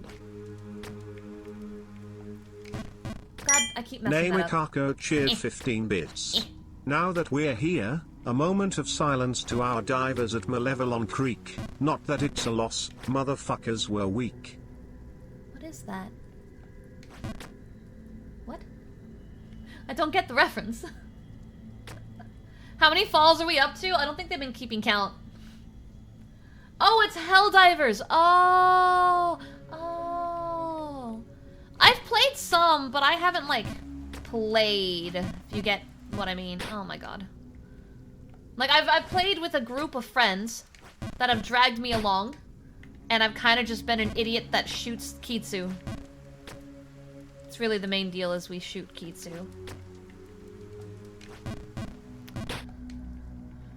Alright, well this one's gonna be an entire thing about learning how to jump in small spaces, which is not something I've had to learn, as we can tell. So we're gonna be here for a hot minute. While I figure out how to really gauge small jumps. I'm really bad at. Really, really bad at. SinisterLube97 cheered 100 bits. Rest in peace to all my Helldivers out there who fought a good fight for Super Earth and managing democracy. Look here. Because I can do this part, and then this is the part that I either overshoot or undershoot completely. Oh my lord. Kissies for you. Alright. Okay, alrighty.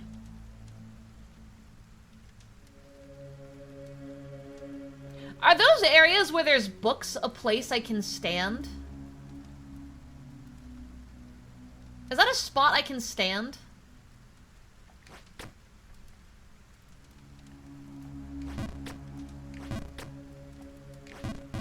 Yeah, that's... fuck.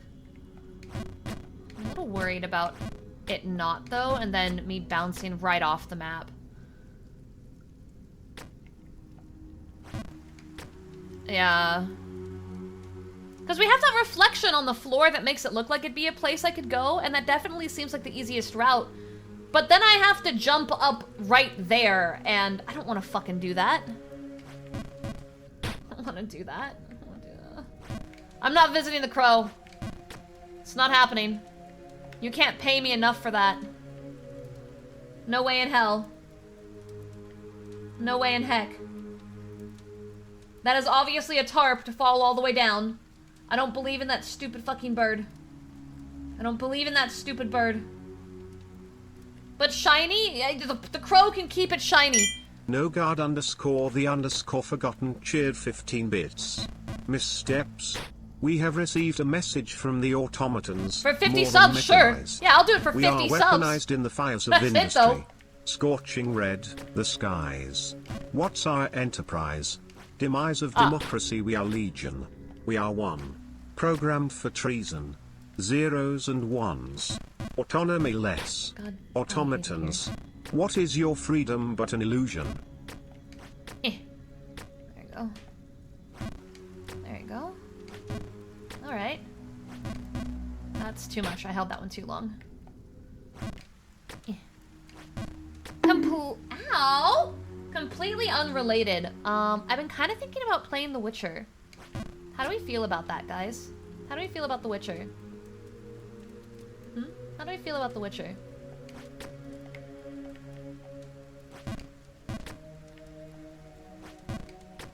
My phone is blocking. I can't... Okay, so there's a platform right there. But yeah, okay, I see. Oh, fuck, shit, fuck, damn. Ringo100M cheered 15 bits. This just in. Popular streamer Angel Steps hates birds. What? More tonight. What? No, I like birds! I just don't like that specific crow. An anonymous user gifted a tier 1 sub to pop up Saline the Ladies Room. What does that mean? What does it mean? Nani?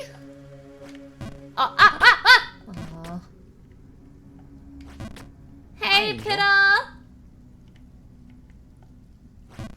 Hi, Angel. Yeah, I haven't decided if I would do all of the games, which I'm tempted to, because it's got an overarching plot. Or if I would just do the third one.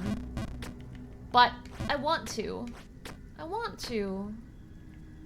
Cyberpunk does have Keanu Reeves. We could do Cyberpunk too. No one's gonna gift 50 subs. It's not gonna happen. No one cares about the bird that much. No one gives that big of a crap about the bird. It's not gonna happen. Alright, there we go. Fuck. Come on. Come on. Oh my god! Ay, ay, ay. Okay.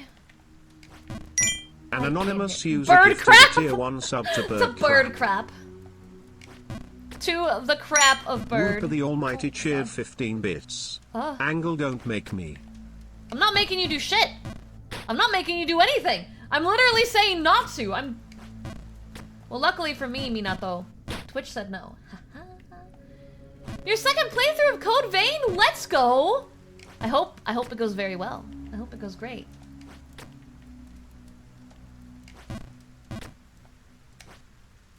Okay. Alright. Okay. Yep, I had a feeling I overshot that. An anonymous user gifted a tier 1 sub to bird snuffers. What does that even mean? Like when you snuff out a flame? Is it a bird murderer? Are you murdering birds? Is that what that means? Is there does that mean, does that have a double meaning? What does that mean? Is that what it means? Bird murder? Something tells me that's not what that means. Cool awesome do 24 cheered 15 bits. I want peanuts. Ah! No, more animu. More animu. Code Vein gave me a husbando. It was great.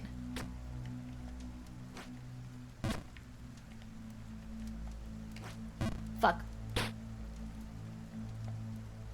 Have fun with your D&D game! Enjoy your lurk. You're not missing out on much. Dewey is the boy. We love Dewey. Dewey great. Fuck! Oh! Rush! Come on. Let's go. Let's go. It's alright, you'll get it on this playthrough. Ah!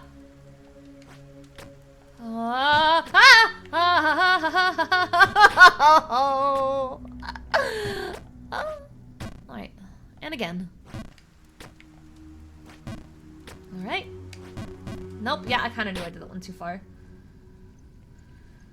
What have you missed? Not much. Not much. Oh, it's too little. Come on. Uh-huh. Aish. And again. And again. And then a single jump. And then again. And then a full power jump. And then an almost full power jump.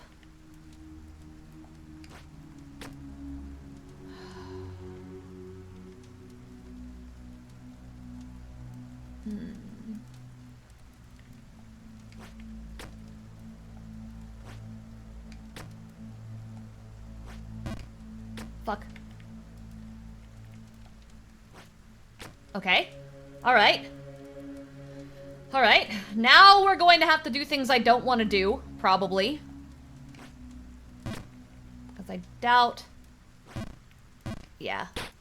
That's what I figured. Hi, Hago! Welcome in! Oh, I don't want to go that way! _the_ forgotten cheered 15 bits. So I heard about this section of a highway where there was a lot of dead birds, crows specifically. After extensive research I found out they died on impact, something hit them. But they didn't get hit by cars. By some observation I found out it was trucks.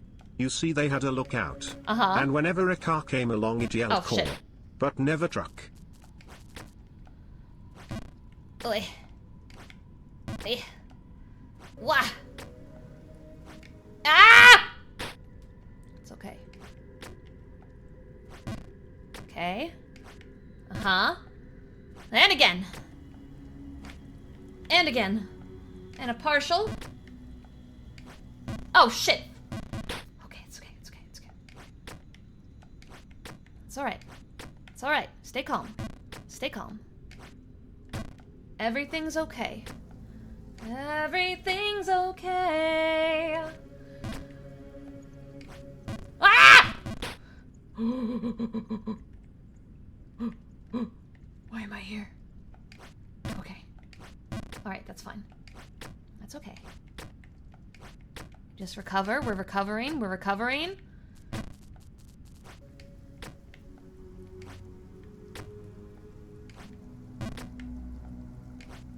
I keep overshooting that exact spot. Hi, Kobold! Literally about to do my vocal exercises while doing this because it'll keep me sane. No, you're a cutie. What are you talking about? You're the cutie.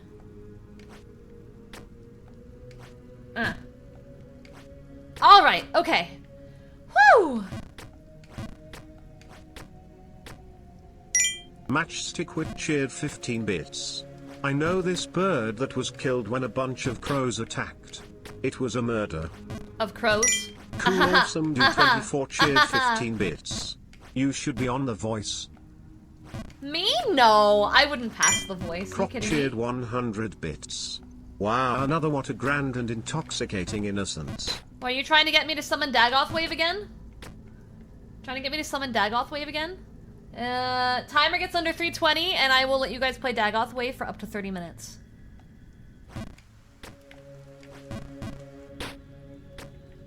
Can't just do the hype trains, or the timer will only go up. I have to incentivize the other a little bit.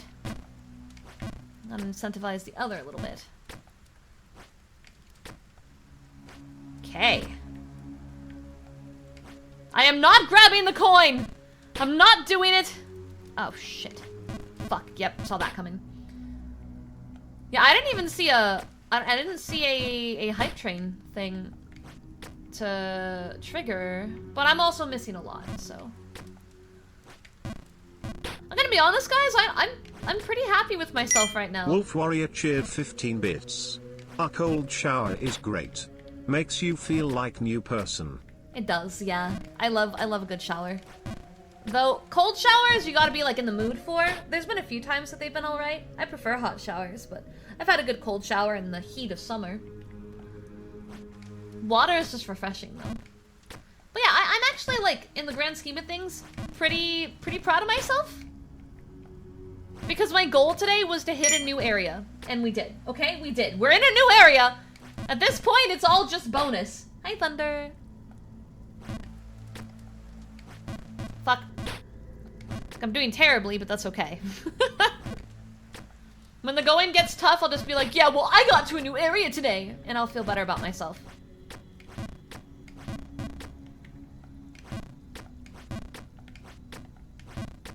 Oh my god, come on. There you go. You only take cold showers? Why? I mean, if you like them, all the power to you. Whatever makes you a happy bean. That was too far. Yeah. Oh. Shit. Okay, okay. I wasn't sure I could do that. I know you love Subnautica, so if you had input in the third Subnautica game, can you list some things you'd like to see? First off, a proper co-op. I don't think multiplayer per se, but a proper co-op would be really nice. I'd like to see more focus on the underwater environments in creating an expansive area that isn't just up and down. Because below zero, they really got a lot of the visual aspects nicely, but the game itself felt very tracked, first off. And the locations just got deeper and deeper, rather than having a true open, expansive feel that the ocean has. The ocean is supposed to feel endless. And I definitely felt like I was in a box in Below Zero. So wherever the third one goes, I'd like them to pay a little bit more attention to how the first game felt. So that way it doesn't feel so boxed in. I would like a variety of biomes that have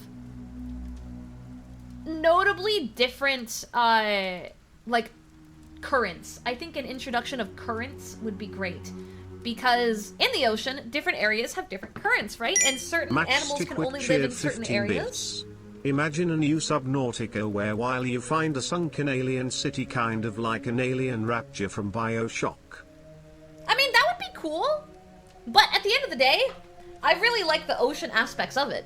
And I want to see improvements there. So having like a biome that has strong currents that push against your equipment, you have to build things to help you navigate areas with harsher currents and harsher terrain, would be cool, because that's a real thing and would introduce some fun ways to put different stuff in. Without it having to be aliens, magic, and monsters. It'd be playing off of very real situations.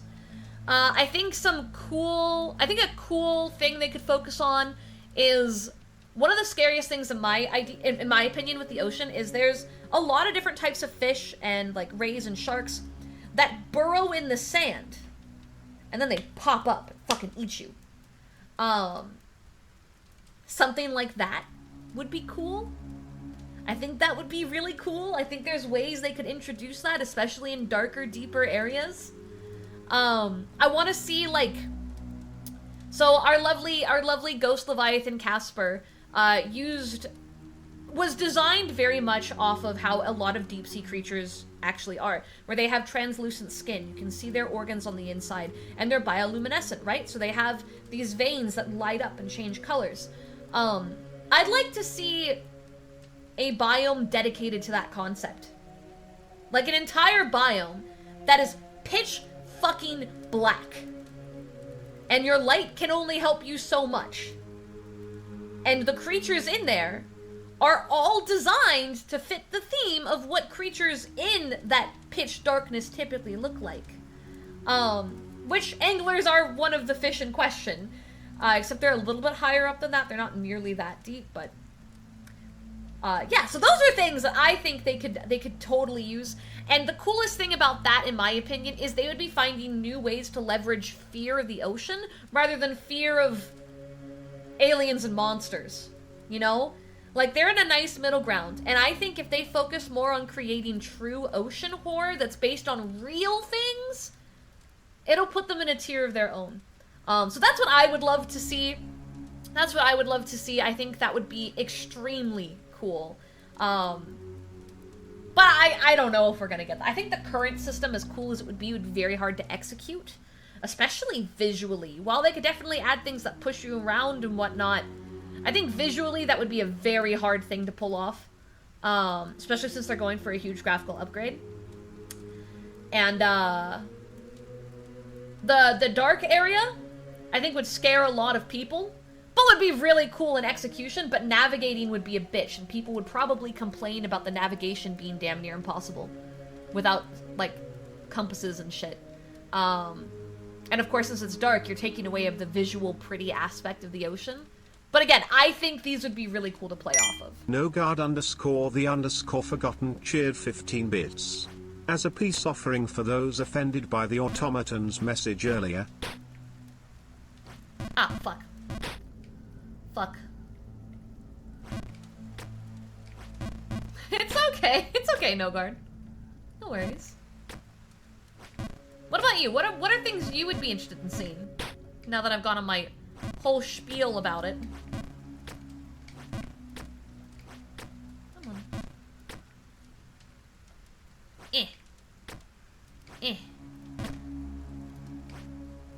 Way too far. That, and then that, and then that, Wolf Warrior cheered 15 bits. The below zero is. Yeah, I guess it do feel like you are more limited from first one. Also the areas doesn't feel that different from each other. Yes. But hey, penguin cool, and I swear if I ever have to chase another sea monkey after it winks my sea glide. I think the sea monkeys and the penguins were actually some of the coolest additions. I also felt that the really, really deep area that was like all gemstone encrusted, that was beautiful. That was beautiful. I loved that. I just didn't like how everything was stacked like a fucking ladder. Like, I would have liked to have more areas width-wise and then that, you know? But there were some aspects to Below Zero that I thought were gorgeous and fun. And I did like the introduction of on-land stuff. I just felt like for the amount of content in the water, we were on land a little more than I would have wanted. The penguins were awesome, though. Hey, Jackson! I can't remember. Is it to the right? It is to the right.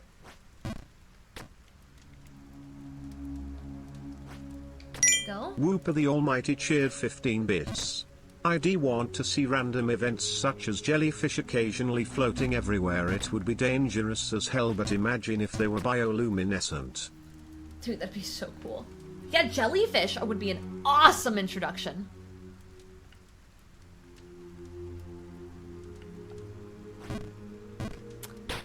Forgive me, I just wanted to see if there was any other option. But I don't think there is. I don't think there is. I think I have to do that. And I overshot it. I want at least 10 new Leviathans, including one exclusive to the area outside the map. I want an excuse to build observatories everywhere. You know, it would be really cool to have a game mode. Not necessarily a game mode, but like... Forgotten cheered 15 bits. Our small moth brings peace. Managed democracy. Keeps the galaxy safe. All evil? Impeached. Nami fears no bot or beast. Fuck. All heroes wear capes. On every planet our moth bringing hope. Nami's bullets are ballots. They're casting their votes. Oh my god. Let's freaking go. Oh my god. I would love a optional quest, right? I would like a quest system that plays out to where you have more than just a linear direction. I would like an optional quest that rewards you for studying the local wildlife. Right? Like, we're able to scan all these creatures and whatnot. It would be really cool if they rewarded you to build observatories in different areas, to scan all these different things. Outside of just the soft lore you get, something that would... I mean, Dave the Diver kind of had a system like this, where it's like, it makes you want to learn more about your environment. Matchstick with the dangerous and the safe. Bioluminescent jellyfish that you can put into containers and place around your base as ambient lighting in the dark, like fireflies in a jar, but larger. That'd be cool, yeah. That'd be really cool. Sub-Zero is designed to be a short, nice experience. I still, as a big fan of the series, would love to see more. But I do understand. Like, I do get it. I just would love to see more. It's the 13th over here. Do you know what that means? Wolf Warrior cheered No. 15 bits. Leviathan migration event. Game message. We notified strange movements of Fuck. Leviathans. Stock up on resources and start praying. Fuck. That would be fun. A migration system. That's actually a really fun idea. Because a lot of the larger creatures in the ocean do migrate. So what if there was like a migration and seasonal system? That would be really cool. That would be really cool, actually. I would love that.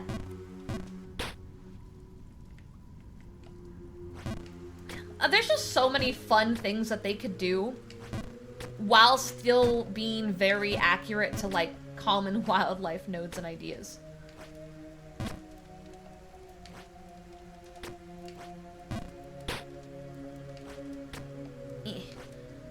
Yeah, I figure, honestly, that none of this cool stuff will happen, and that the game will just be, like, a more expansive Subnautica 2 with multiplayer.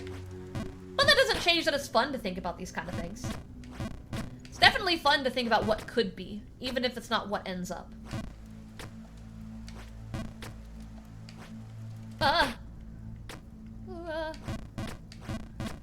Remember that when I play Subnautica, I don't kill anything by choice. If something dies, it was an accident. I don't use weapons. I'm just a terrible driver, and so I run over a lot of fish. That's the only murder that occurs, is the fish I run over with my vehicles. Because they were dumb and in the way. It's not their right of way. I remember Subnautica 1 had multiplayer early on, but it was dropped, yes. And then the mod for it is kind of wonky. Mod 4, it's a little wonky. Oh, I didn't overshoot it. Okay. I think I need to go hard here and try to hit that middle one. Never mind. Oh! Whooper the Almighty Oops. cheered 15 bits. I'd love to see a bunch of interactions with the environment itself. Yeah, me too. Every person I know that's really into water games, like ocean stuff, and aren't scared of Subnautica, usually, like me, name Subnautica as one of their favorite games. Which is why the things that I want to see really leverage the fact that it is an ocean game. I don't know if that's going to be what popular opinion for this would be, but that's definitely the kind of thing I would want to see. Because I think the Subnautica games are gorgeous, and they are such a fun representation of the ocean as a whole. And it's not just a little tiny short horror experience or something like that. Like, a lot of ocean games don't go nearly as in-depth as Subnautica does. I just love how they did it. I really love how they did it. Matchstick Wick cheered 15 bits. Dumb and in the way is how I describe to other people the angels I accidentally run into when flying an airplane. Not you, of course. You can't fly, much like chickens. Wow! How did you slide in that roast? I hate it here. You know, I'm excited about the visual aspects of the new game. I think that's going to be one of the Wolf coolest Warrior changes. cheered 15 bits. Angle. No weapons, no killing. Me happily chilling in giant Lost River base after stabbing baby ghost leviathans. Did you say something? But they're just babies. They're just babies. And I overshot it. How do I... maybe...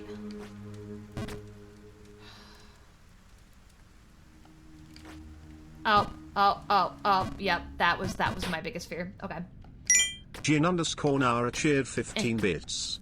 Angel out here climbing the tower, but the true babe is right in front of us. It's Angel. It's me! It's me! Hi, Gene. Alright. At least we're getting faster at recovering. Like, I'm still making... oh my god. I'm still making a lot of fucky wuckies. And I think one of the hardest things is getting through this stupid spot. I haven't quite figured out how to get past that neck. What did I even hit? Okay, well that one was just me jumping too short. I'll just jump back down. Ah. Nope, that was too short.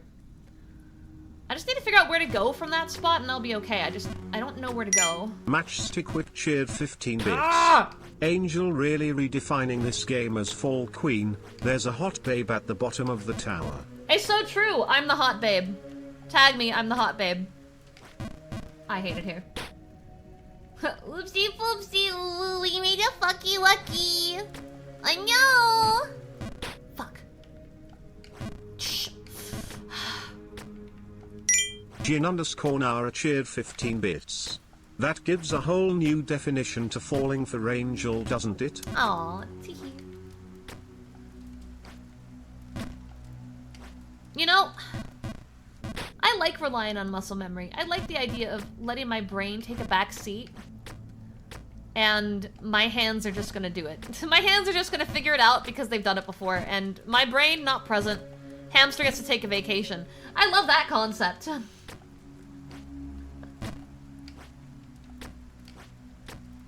Execution of that concept, however, is a bit harder.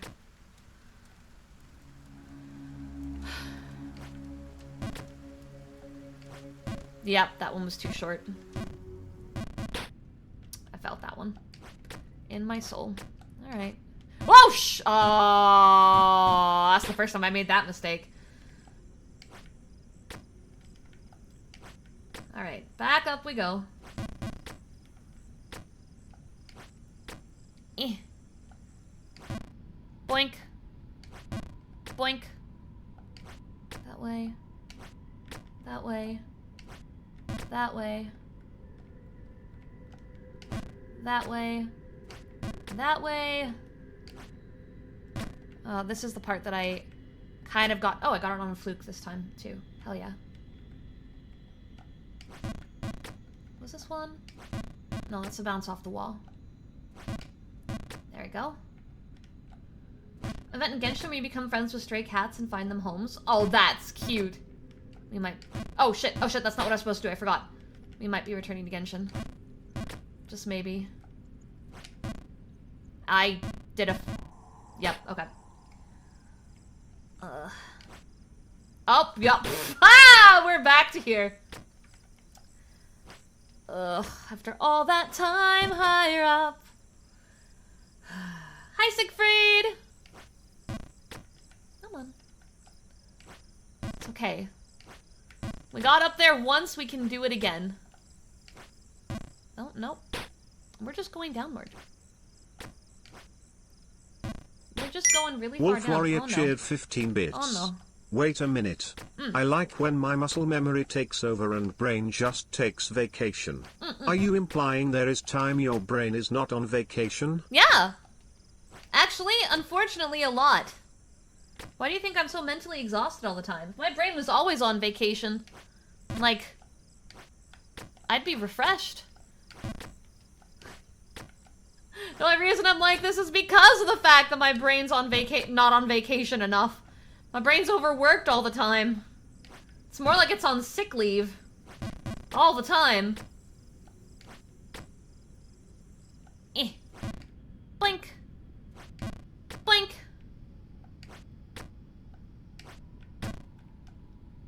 Oh, I overshot that, yeah. That's okay. I don't mind as long as we stay in the drain area. I get a little frustrated when you fall out of here. But as long as we stay in the drain area, I'm not Hi, too Angel. upset. Hi! What's up, Dark? Fell to the bottom of the map and then he cried into a river, right? That's what I would do. I feel like this game has spots that are meant to be intentionally very punishing. To where even if like, you know, right here, most of the times when I fall, I'm going to land here. But I guarantee you, as we climb, we're going to find jumps that are designed to have moments that don't just mildly send you to the bottom, they send you all the way to the bottom. And I'm trying just to stay calm, because I already know that I'm not, like, super skilled at challenge games. I've always been the kind of person who... I would say I'm not a talented person. But I am a stubborn person, and I'm very used to being bad at something longer than most people, and having to push harder than most people. And I expect this will be one of those things where I know I can do it. I'm never gonna be like some god-tier gamer at it. But if I keep pushing myself, I'll find my own way Whooper the of Almighty accomplishing cheered it. 15 bits. Cheer 15 Yeah, angle, brute stay forcing calm, it. the game is meant to piss you off, don't let it win. Actually, I feel pretty good. I made enough progress right out the gate that I don't feel too bad. I think the controller is making a huge difference, to be completely honest with you guys.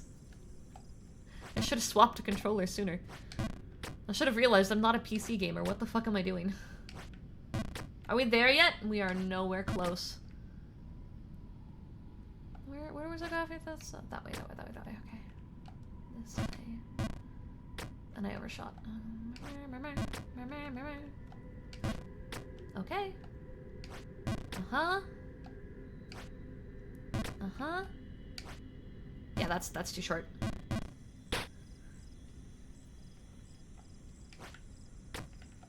Eh. Pittathan cheered 15 bits. Ah, fuck. My week has been stressful and annoying, and Aw. through time zones and such I couldn't make it to any streams, so It's I okay. missed you. Everyone's Getting to been spend really some busy. time with you tonight has been the perfect cleanser that I Aw. needed, because you always bring good vibes Oh, when I need shush, them. no you. Wolf Warrior cheered 15 bits.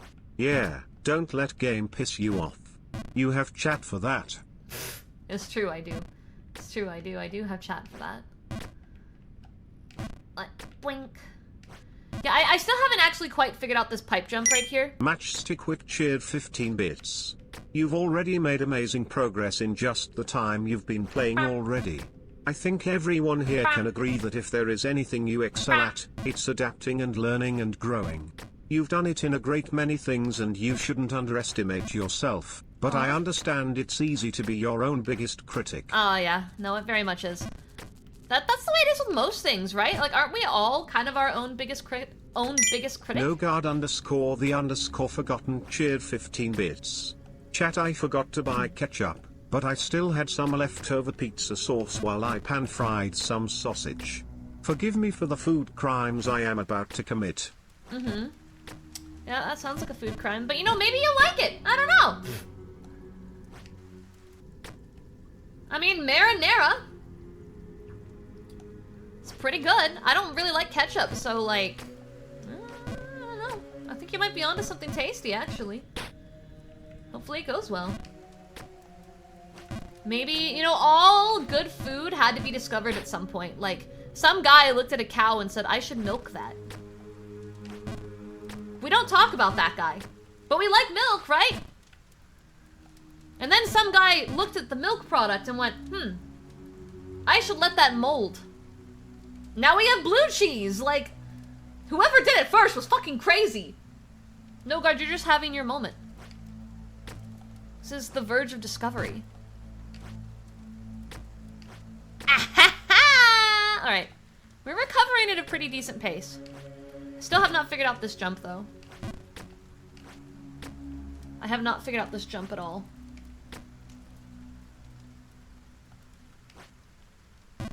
Yeah. I have no idea how to do this one. No clue. There's no, like, magical invisible wall there. And I overshot it. That's gonna take me all the way down. Ah, you know, it could have been worse.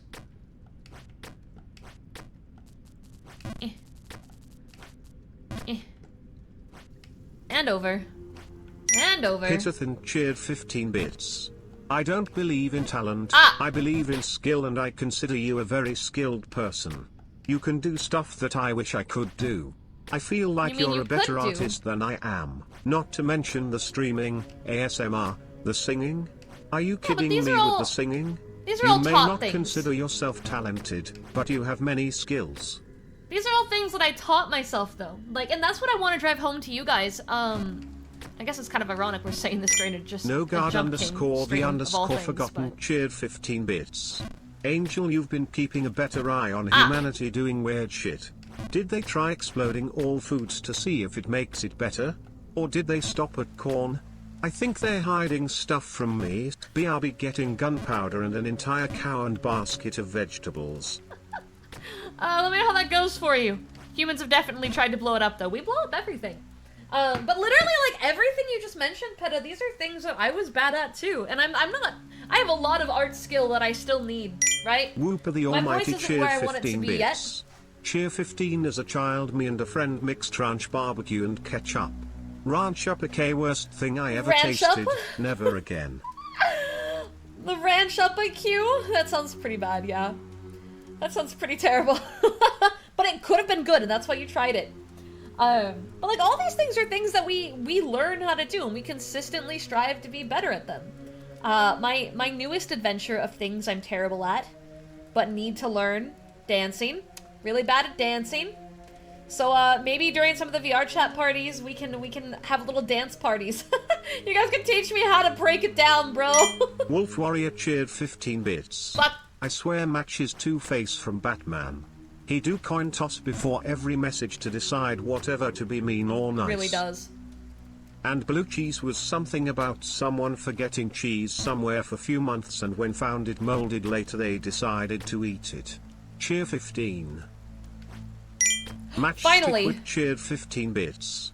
Sometimes one of the biggest insults can be telling someone how naturally talented they are when they worked so hard to master the skills they possess.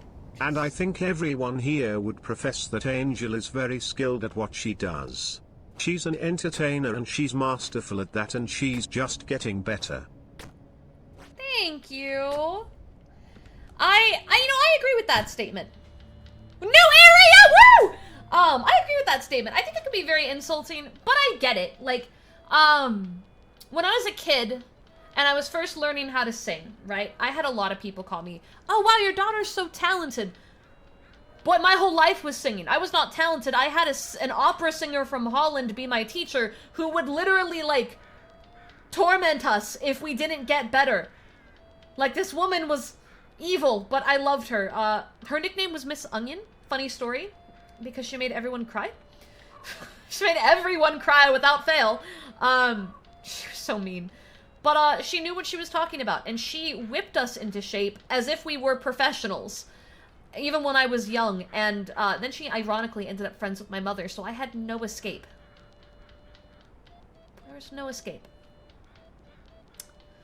And it was something that I sang every morning, I sang every evening, I sang every night, everything I did down to what I ate. Like, it was something I cared so much about and built a skill for. But I didn't walk out the gate good at it. Same with art. Dude, my art was worse than most of your guys' for such a long time. But at some point I sat down and went, okay, I gotta figure out how to improve on this, right? Streaming? If you look at where I started to where I am now, it's night and day. And I still think I have a lot to improve on. I think that I lose my train of thought a lot, that I talk too fast sometimes. I want to get better at my quips, and I want to get better at my, not so much kayfabe, but like casual roleplay. But like, the point I'm trying to make is I'm constantly aware of what I can do to improve. Everything I do, every stream I have, every song that I sing, every ASMR video that I write and act, I look back at it after it's done and I go, okay, well, what could have been better? And the very next time I do it, I think about those things. I think about the thing that I did wrong last time and I try to do better on that one thing that time. And 4 years down the pipeline, I think I've improved at some things, right? And that's the same for all of you guys. I'm not like this super talented person that's out of your league. All the skills that you think that I do good at, you guys could do too. It's just a matter of getting that ball going, learning how to recognize that one thing you could do better. If you think that you sing terribly, put on a tutorial video, listen to what they say, and try to recognize those little things and how you do it. You know? If it's art, pull up a video. Look at what they recommend to start. Do you think your line art might be too thick? Do you think your colors might be in the wrong spots? Just take a look at it. See if anything they say resonates with you as something you could work on. You know? Don't be afraid to recognize the fact that you have to improve. That doesn't have to be a bad thing. It can be a cool thing. It's like when you're low level in a video game, right? And you finally get out of tutorial and you get into that first area and you're so excited to start grinding levels and getting your first set of items and whatnot.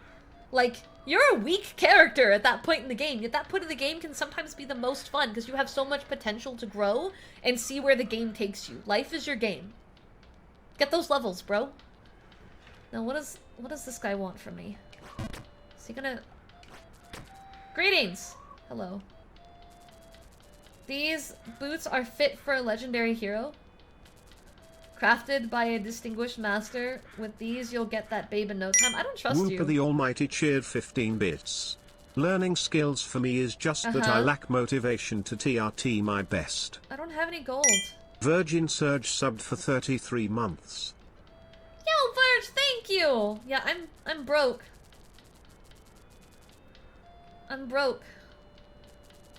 Matchstick with cheered 15 bits. You can always improve. And I think you'll always manage to find a way to improve. Friends. It's impossible to not sometimes question if you're good enough, but that's not really a fair question, because what defines good enough? Angel, you're definitely good enough, but what matters is how we can improve.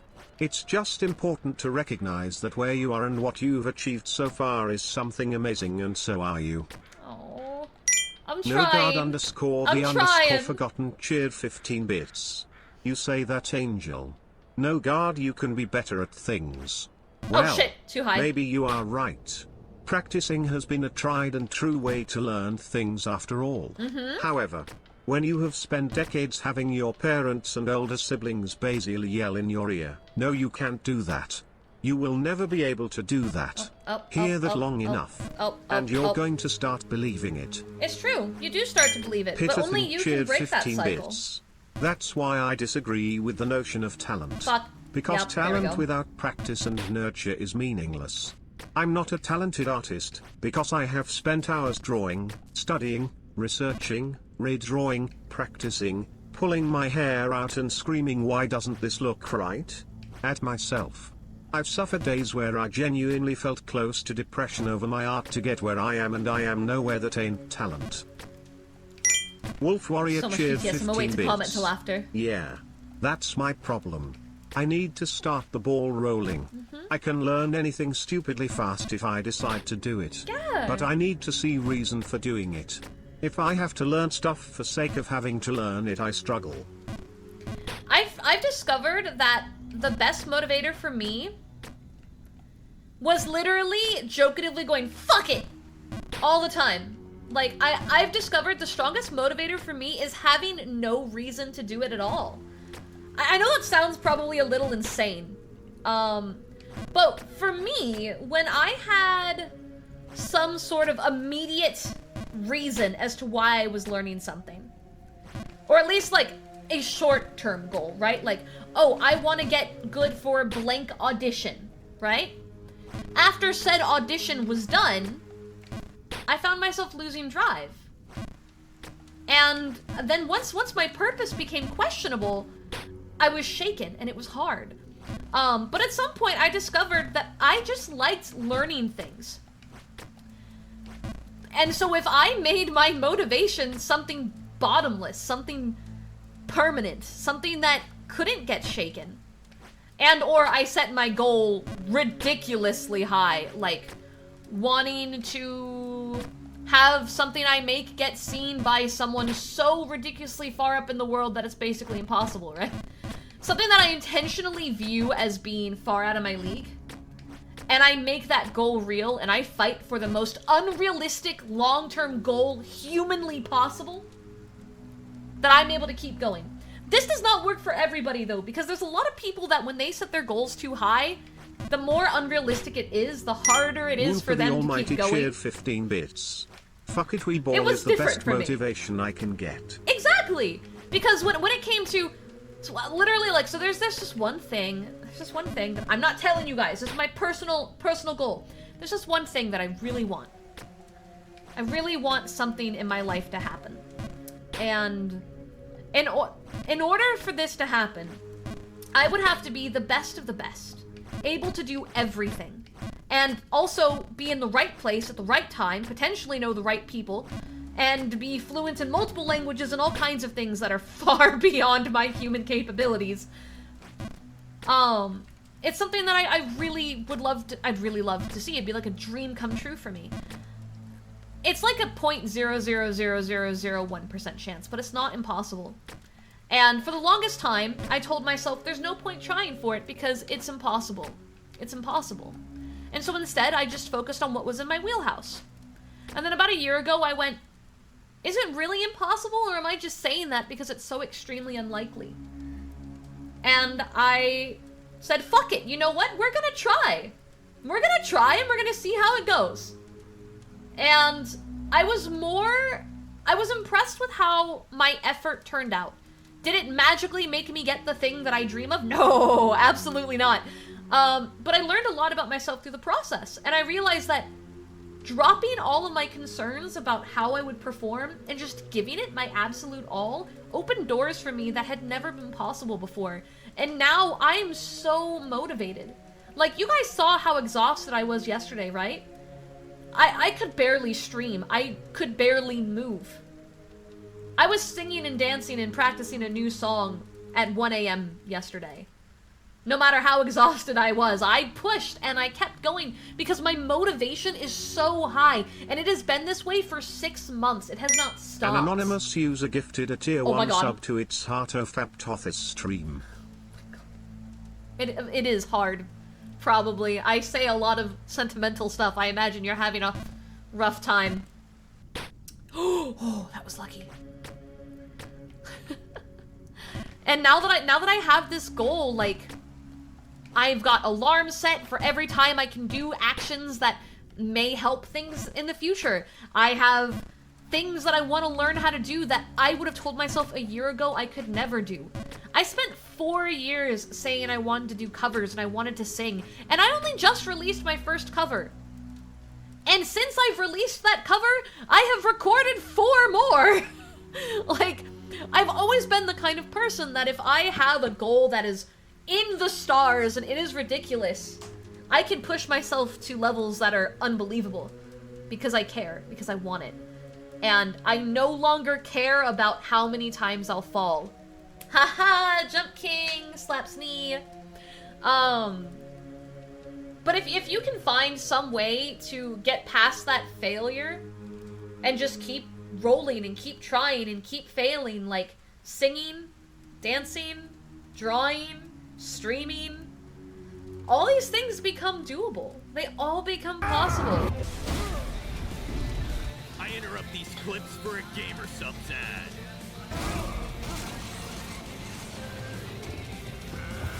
Why won't you die? You can't hurt me, Jack. Gamer Subs, son. If you use the code Angel Steps at checkout, you can get 10% off your entire order. What are you waiting for? Go to checkout and use it now!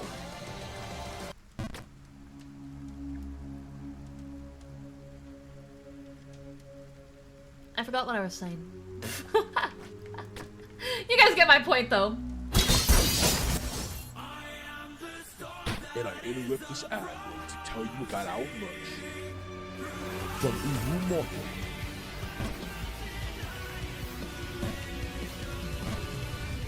There you can get shirts, pants, hoodies, and desk mats. And you get to support Angel herself. So while you guys were watching the merch ad, I may have fallen through 3 zones.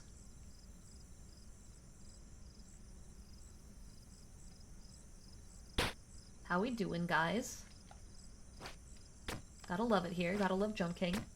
Whooper the Almighty cheered Oh, 15 no. bits. My goal is to get over my extreme social anxiety, but it's really hard, but I'm really trying. You got this! You really do! I truly believe in you. Like, all of these things really come down to determination. And you just have to Wolf find Warrior it in you cheered to 15 push bits. those boundaries in Everyone yourself. is different with learning stuff. For example, me and swimming versus me and riding bike. First one. Me, why do I need to know how to swim? Dad. Because if you don't know how to do it, you're gonna drown. Me, fair week later I could swim without floaties just fine. Second bike. Me, why do I need to learn that? Dad. Well, so you can go outside and meet with friends. Mean I wanna be home. It took me 2 years before I could somehow ride a bike. You guys wanna know a secret? I can't ride a bike. I can't ride a bike. I can't do it. I never learned how. I had like a kid bike with training wheels, right? And I have this memory of my training wheels getting stuck in front of a semi at a camping ground and almost dying. And then I never tried again. And as an adult, I've discovered that I have no sense of balance at all. No sense of balance. I can't balance for shit. I'm so bad at it. It's so bad. So yeah, I can't ride a bike. Can't do it. It's just something this angel will never be able to do. But it's okay. I have wings, right? I can just fly my way to where I need to go. I don't need a bike. I also can drive a car. Psh. Psh. I have those pairs of wheels. This angel don't need no bike. Or wings, because I'm a jump queen. Yeah. That didn't land the way I wanted it to. Alright. Back we go. Bow. Bow.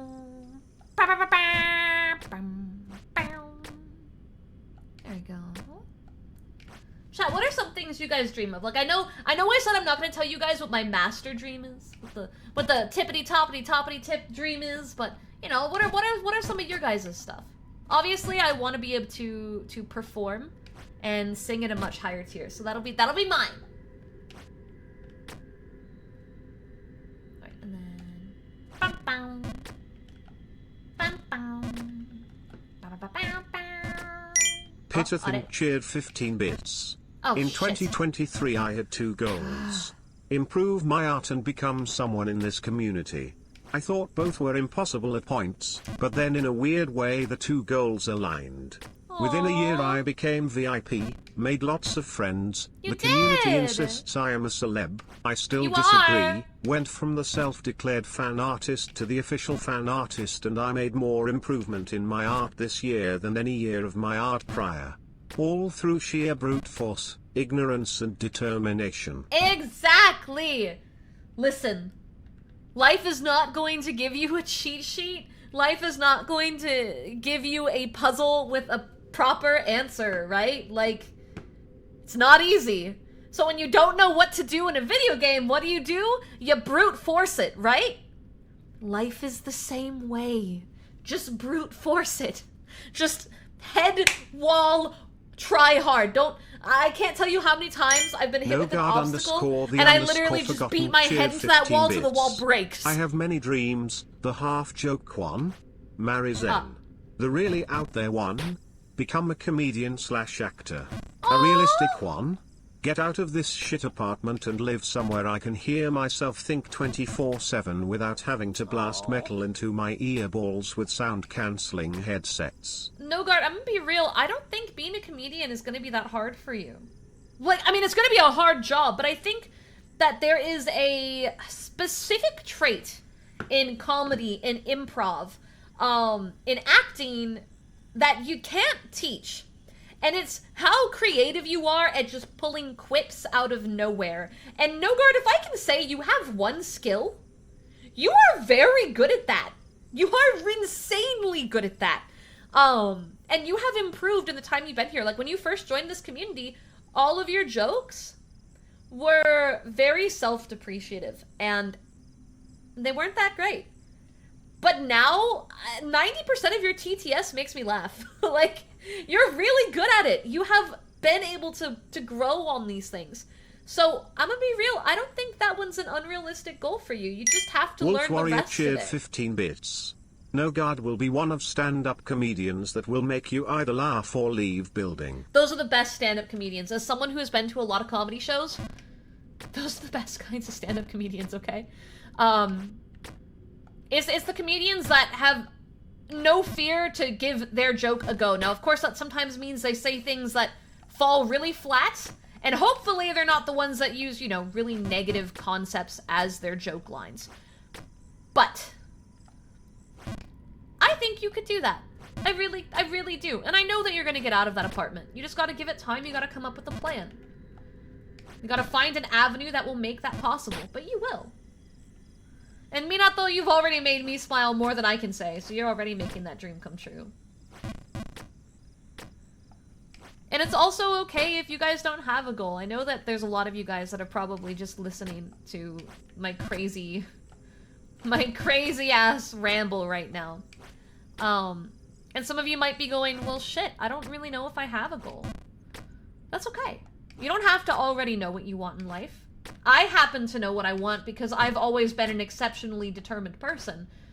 And I've always been okay with Whoop of the unrealistic Almighty ideals. cheered 15 bits. That's not very common. Social anxiety, as I said, is my goal, but where did I go even if I was scared? WidCon / my next goal, hang out in real life with more people instead of hiding behind whatever I am online / my final goal, become a veterinarian and take care of any animals I can. Veterinarian? Oh, Nogard what a good _ the dream. _ forgotten cheered 15 bits.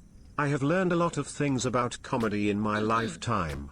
Not every joke is for everyone. Correct. Humor stems from tragedy. And sometimes you gotta push the joke till the audience goes, okay, that's enough. But then you know. You have to learn boundaries. Cheered That's 15 for sure. bits. Did I miss anything? I was busy delivering democracy to the Terminid threads. Also, my goal is just surviving, I guess. That's fine. You know, you might be at a point in your life where you're truly happy and content. And if you're happy, then I mean, no cheered shame there. 15 bits. My current goals? But- I guess open commissions, make art I could give to friends as prints, finish writing the stories about my characters, get followed by you on the Bird app, have someone can like fix that Cinder one. or someone like that notice my art, and I kinda wanna try voice acting. You should give it a shot. I actually need to make a VA reel, like an official one.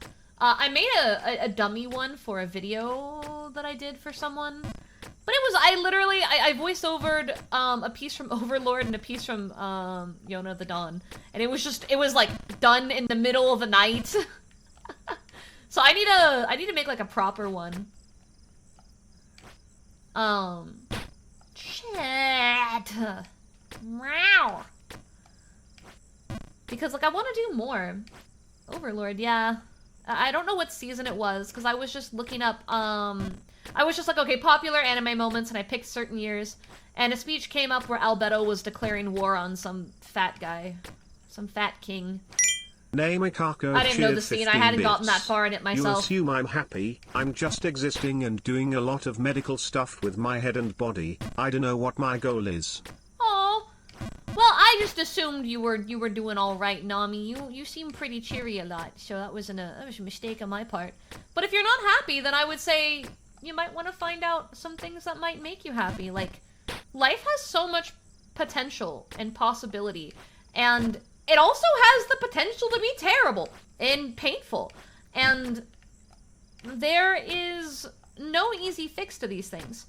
But on that same exact note, like, it can change on the flip of a hat. NoGuard_the_forgotten cheered 15 bits. Annie, her goal is to become Twitch partner, cause she already hit her goal of collabing with Angel. Oh, Yay, Annie. We believe in you. I believe in you more than I do in myself. Yay, self-deprecation. No! Not yay, Angel. self-depreciation. Now! And Annie, you will get partner. You just gotta fight hard at it. You know what I mean?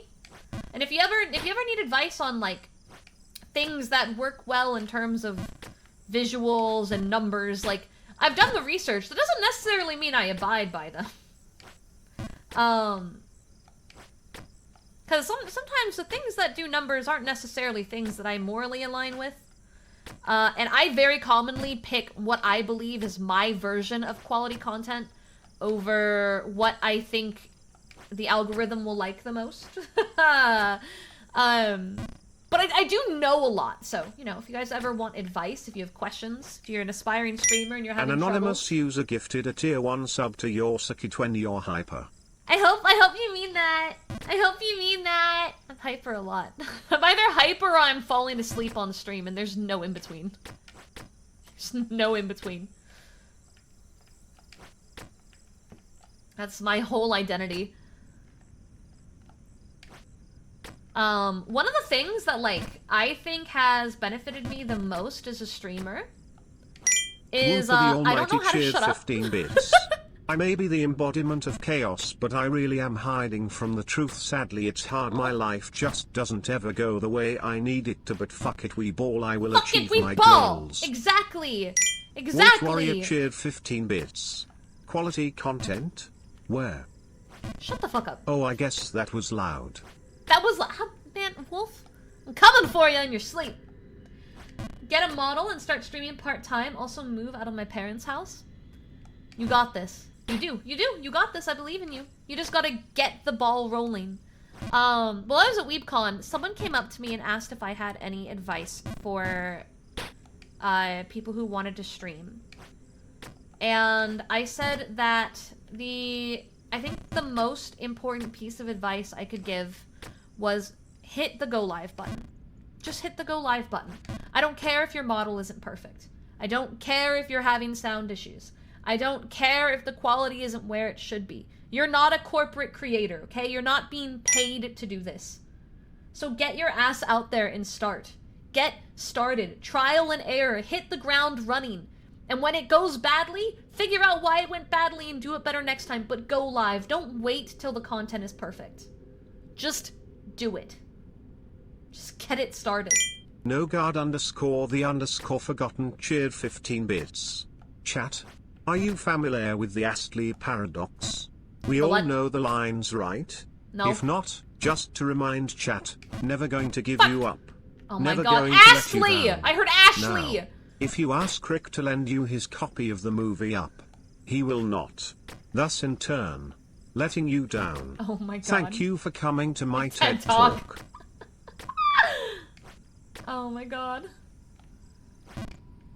Yeah, like, I think the thing that, I think as a human being, our fuck. Our biggest enemy is ourselves. And a lot of people, when they know that they are not to the quality of their peers, instead of still trying and garnering what they can, they wait till they're at the same quality as what they believe is to be expected. And you're setting yourself up for failure if you're doing that, Angel you know? not shushing up is a sheer fire route to quality content. We love our chicken who has the ferocity of a feral chihuahua. Chihuahua. Have you guys seen Dog 3? Have you guys seen the Dog of Wisdom 3? I want mommy. Oh my god, I love it so much. I love it so much. It's so good. I'm obsessed with this video. Dog of Wisdom! The Dog of Wisdom! Do you got... We're watching the Dog of Wisdom right now. I don't Name care. a Kako I don't cheered care. 15 bits. We are watching the I don't Dog know what of I Wisdom. can do other than just playing video games. Dog This Monday of a part of my friend group split Wisdom and one needed 3. to get some time off. Dog of Wisdom 3. Matchstick quick cheered 15 bits. People really don't know the Dog of Wisdom. Yeah, we're fixing this. This is important. Dog of Wisdom. Pittathan cheered 15 bits. Alright, are we ready? The best advice I can give someone wanting to make illustrations, which can be gotta wait extended for to the CTS to go videos, through. streams and other art, is this: just effing Fucking do it! Exactly. Are you not ready? Are you not at Exactly. the skill level to do the thing? Bloody do it anyway. Do it because anyway. you never will be, so do it anyway. Trying and failing is better than not trying. Snaps for that. It's very true. Anyway, Dog of Wisdom. This is important. Guys, this is the Dog of Wisdom 3, and this is my entire life right now. Cha. Wawa. Chihuahua. Chapapa. Chapapa. Wawa. Cha-cha-cha-cha-cha-pa. Shandy-bundy. Honey-patatandas. Hata-patatata. Papa's gatito. Patakata. Cha-wa-wa-wa-wa-wa. Cha-wa-wa-wa-wa-wa.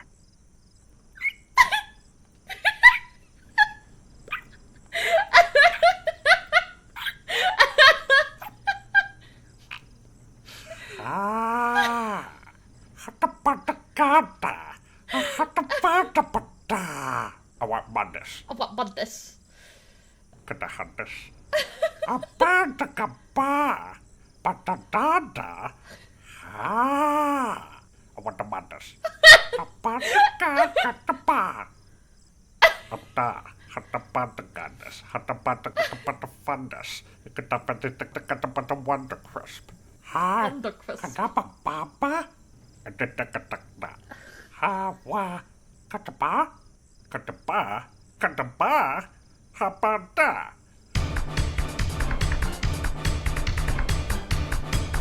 I love the Dog of Wisdom so much. I love the Dog of Wisdom so much. I love this little guy. Shandy-bundy. Look at him. I fucking love this video. Love this video so much. And I just, hold on, where's the line? This one. This one cracks me up so much every time. Awak badas. Like, I don't know why, Matchstick but it just cheered makes me 15 laugh bits. so hard. I'll just go about work making Dog of Wisdom noises. Dog of Wisdom noises. I do this all the time, but ever since I saw this one, I have just been quoting this little chihuahua creature around my house constantly. This thing is my entire life right now, and this is the dog. But yeah, no, Dog of Wisdom came out like when I was a kid, and for April Fools he released a third one, and it was legit. It was like a legit third one. Where's the part where he barks away? This is really good. I like this. I love this. Wolf Warrior cheered 15 bits. Pause, break, time out. Explanation please. Bark. I feel like watching Gen Z meme and I don't get it. Okay, the first Dog of Wisdom, hold on. The first Dog of Wisdom, let me tell you when it came Derpy Pig out. 17 cheered 15 Dog of bits. Wisdom. Angel of the 8 Chicken, years ago. what is your wisdom? It came out 8 years ago. Pa. This is the original one. Hababa. Hababadagada. Hababadadaba. Hatapatakataka. Hatada. You are cute. Hababa. Hapapadagadaga. Pa. Ba. Pa. Ba ba ba. ba ba ba ba, ba ba ba ba ba, ba ba ba, ha ba ba ba, ha ba ba ba ba ba, ba ba ba ba ba ba, ha ba ba, ha. Matchstick with cheered 15 bits. So much stuff is coming back. Kohi! They made another duck song. We are playing Jump And King, I now swear! they might be I making swear! another llamas with I hats. swear! Another llamas with Hayato hats! Kilobyte just raided. Kohi! Welcome on in, Raiders. We are playing Jump King, but I casually mentioned the third Dog of Wisdom that just came out, and half a chat looked at me like I was insane, and I had to educate everyone on the Dog of Wisdom. Chihuahua. What rubbish. Sorry, it's a problem. I'm addicted. I love Dog of Wisdom too! Yay! Have you seen the third one? The Chihuahua is my spirit animal. It's a spirit animal. Oh my god, you know, we're gonna have to do a video submission so you guys can show me more videos like this. You don't- oh, guys, hasn't seen the Dog Wolf Wisdom Warrior 3. cheered Okay, hold on. 15 bits. This is for the Raiders. Honestly, I still for the think Raiders. you are insane, Angel, but sure. For the Raiders. Whatever. Raiders, welcome to the Dog of Wisdom 3. And then after this, we will play Jump King. Chat, you're being exposed to it again. Look at this little guy. Chihuahua. Chihuahua. Chapapa. Chihuahua. You do deserve millions, my little guy. Patatandas. Hatapatatata. Papaskatito. Patakata. Chawawawawawa. Chawawawawawa. It's so fucking stupid.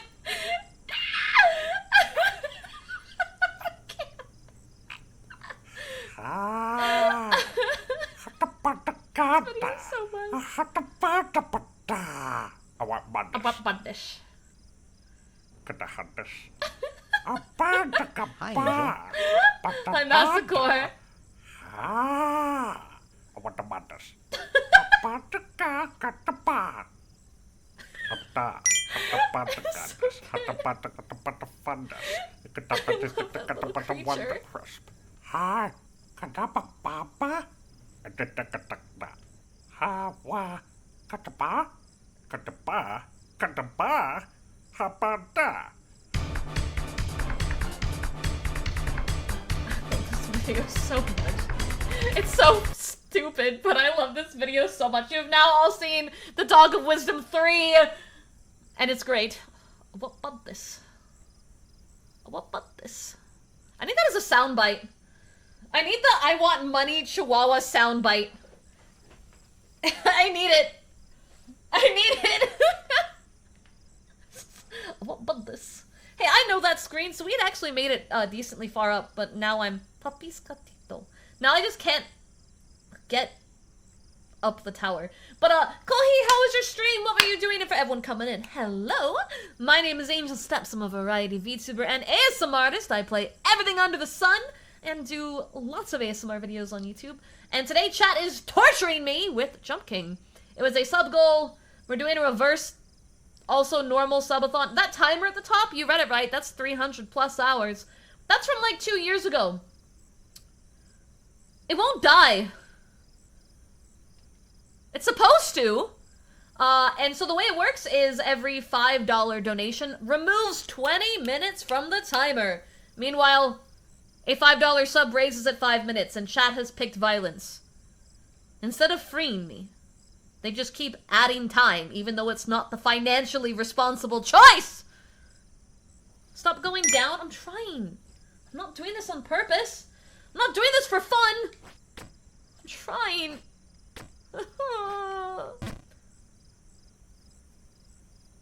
Fuck. Let's try that again. Just think of the Chihuahua. Chihuahua. What would happen if it reaches 0? You know, originally it was I go on a vacation. Now I'm starting to think it might need to be something different to actually get you guys to do it.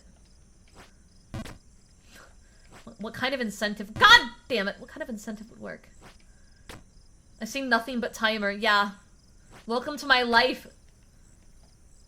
I want to be free from the timer. I want to be a regular streamer. with a regular schedule.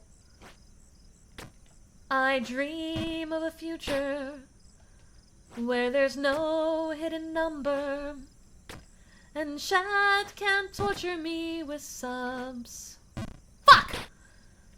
I dream of a future where subathons are rare. Namekako cheered 15 bits. What basically happened, one of my friends got hit hard by a hammerhead attack in Barotrauma, which normally is nothing mere, but we had a mod installed where a bite from a simple mud raptor could kill you if not treated. Oh, no. The friend in question was our only medic, so the second medic needed to step in. Medic tried to give advice what to do, was told to shut up. When he tried to give more advice, he was just shot in the head and the game session was over. Real fun that one was. No! Wolf Warrior cheered 15 bits. Timer reached 0.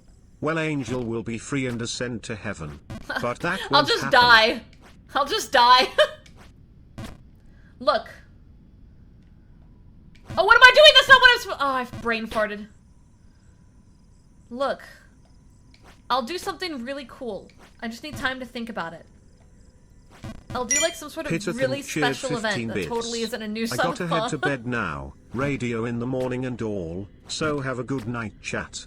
And Angel, Night-night! remember you can make one of the goals I said come true at any moment. Chat, place your bets on whether or not she'll forget. Oh, Good so night, true. everyone. I'll probably forget. Knowing shit! Knowing me. Chihuahua. Oh my god! Dog of wisdom, give me power. Derpy Pig 17 cheered 15 bits. Normal stream? There is not normal here, only silly. Oh fuck, I got too excited! We found a thing.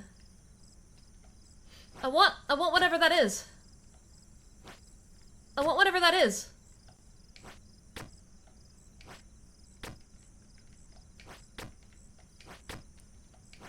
What was that? How have I not... Oh, so close. So close. Next time, we got this. We got this. We got this. Oh, excuse me. I want whatever that is. It looked like a little hat. It looked like a little hat. I want the little hat. Uh-huh. Oh! No! No!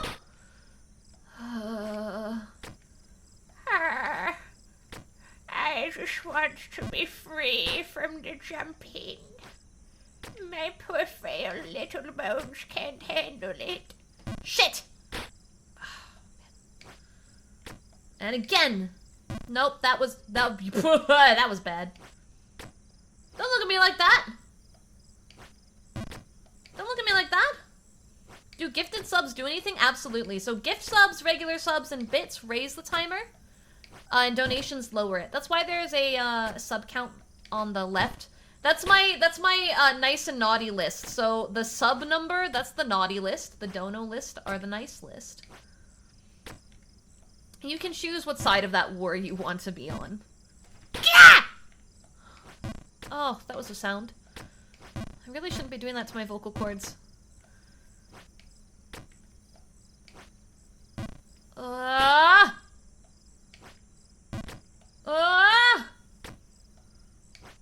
Does it raise or lower? Subs and bits raise it. Direct donations lower it. And I think Iggy pinned the link for choosing to kill the timer.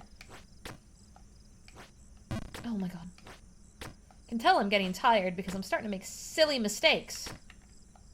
Silly mistakes. I want mummies. Isaac 8 What? Fatcon gifted What? 20 subs. Isekai! Oh shit! Why? Why? No! 20 subs? Oh my god. Oh my god. Thank you very much. But holy shit, you really are trying to isekai me right now. And again.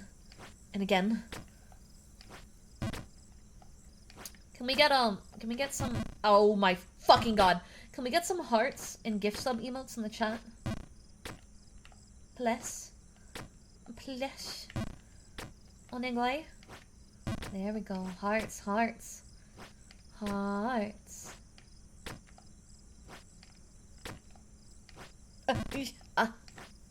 Ignore the weird sounds I make. These are my jumping sound effects.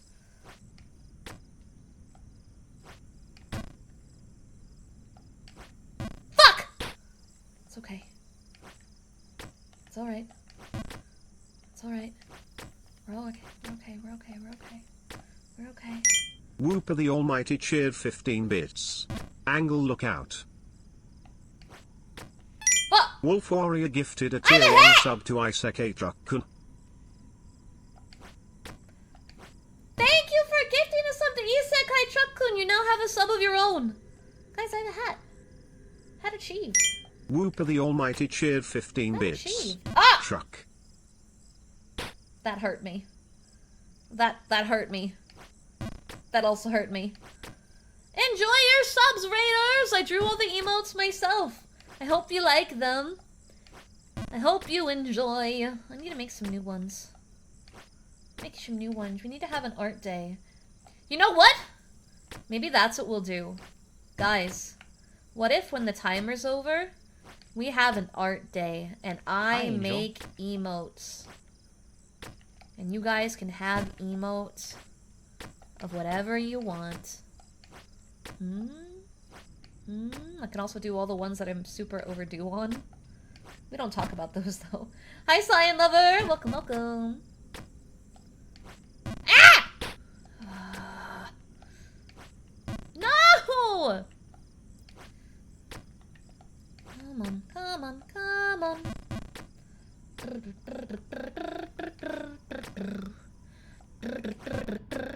Ah!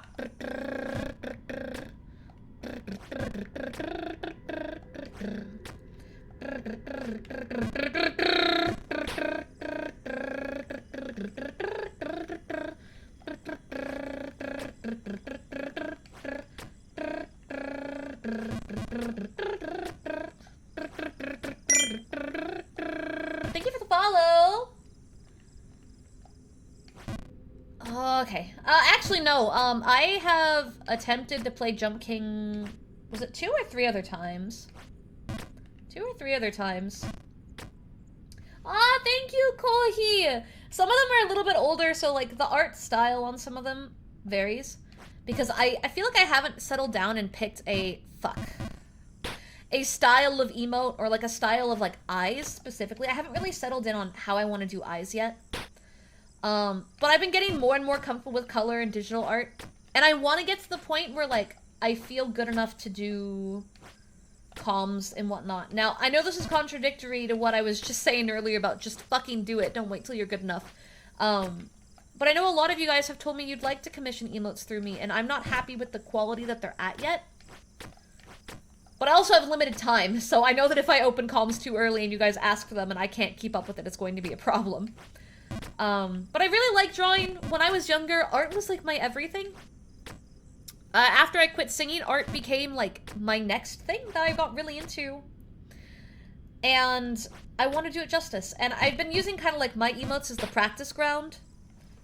But soon, for reasons I don't want to fully disclose, I will be doing a bunch of new emotes for myself anyway. Wink.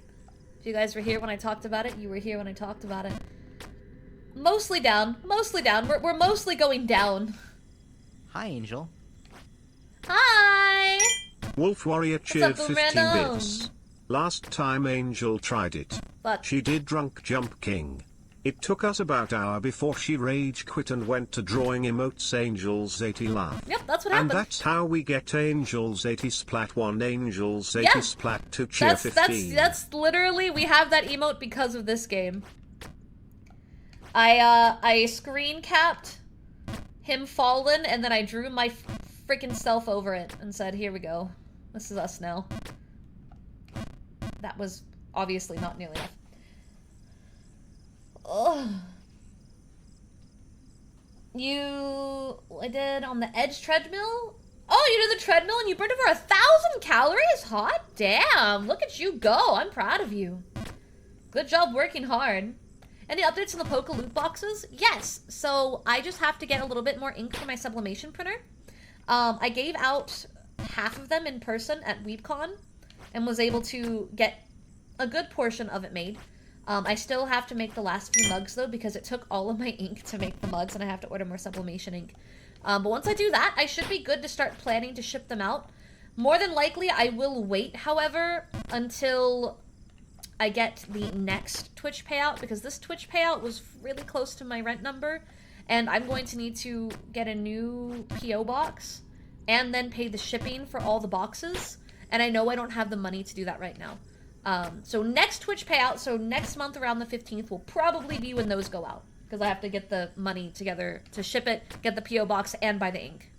NoGuard_the_forgotten cheered 15 bits. Pitta next year posting in pics. I spent thousands getting to meet Angel at WeebCon, and all I got was this t-shirt. Actually, it was a mug.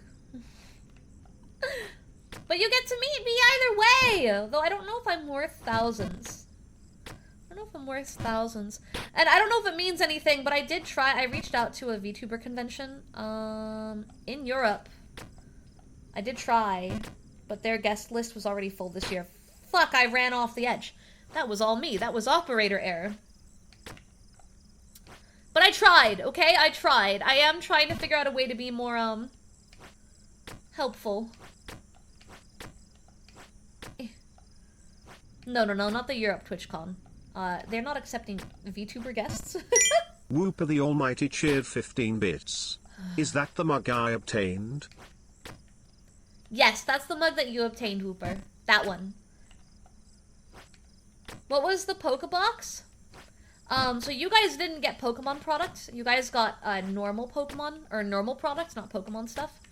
But it was using some of my newer art. Because I found out the hard way. The Pokemon art that I calmed, doesn't print well. Doesn't print well. So I can't put it on the mugs or that stuff. So unfortunately, they're not Pokeboxes. I do have the cards to give out though, and I had actually forgotten those. So those I'll have to mail separately. But I have to see, not everyone was getting those. I have to see on my list who was getting the signed Pokemon cards. I know Boom was on there for sure, because Boom had done the Golden Biddy. You might have done it twice. I don't remember. That was insane. We haven't seen the Golden Legendary Biddy since that portion of the subathon. And frankly, given that I don't have a dead timer yet, I'm really hoping I don't see a Golden Biddy again. At least until after the timer's gone. Whooper the Almighty cheered 15 bits. Angle, I need 19 more of those mugs. 19, huh? Well, there is a version of that mug available on my YouTube merch store, the Fourth Wall store, that you can access underneath my videos. There is a alternate version of that mug with a different tagline, but the same art available.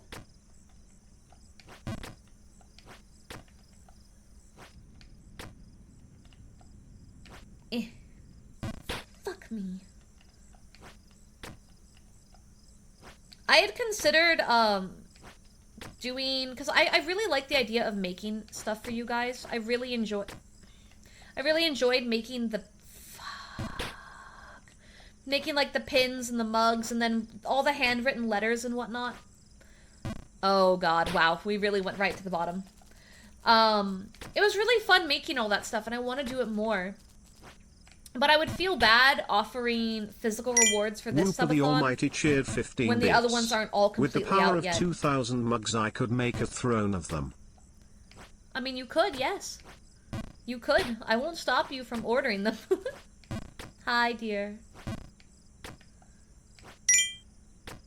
Thank you for the follow. Oh my god. I was doing so good and now I've like lost all momentum. That's because we've been at this for 4 hours.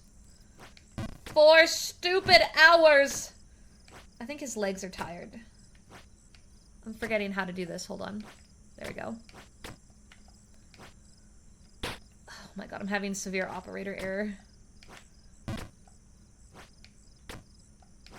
Uh-huh. Okay. 3.5. 3.5 hours. Leave me alone. It's the longest I've ever done Jump King and actually not raged, okay? Usually by now I'm like a volatile creature. I had a sandwich break that was maybe 15 minutes, okay? That doesn't count. It doesn't count. No guard underscore the underscore forgotten cheered 15 bits. Chat, if you give Angel enough subs, the channel will grow, getting Zen and others to notice her. And then, well, I will let Annie take it from there. I don't trust myself enough. And then what? And then what? I don't understand. Oh, Zen, I get it. You have ulterior motives. I see what's happening here. I see what's happening here. Fuck. There, there, and there, and again, and again. Nope, that was not again. What was that? Ah! On. No. There we go. All right. You know, an hour and a half ago, I was in a completely new area. I had gone the farthest I had ever gone. It's 'cause we're not channeling our dog of wisdom properly, chat. That's why. There we go. All right. That was definitely an overjump. I zoned out and I realized immediately what I did wrong. All right. Oh, just barely. Okay. And again. もう一回. Bounce. Short jump. Bounce. Bounce. Oh my god! It was a short jump and I somehow still overdid it.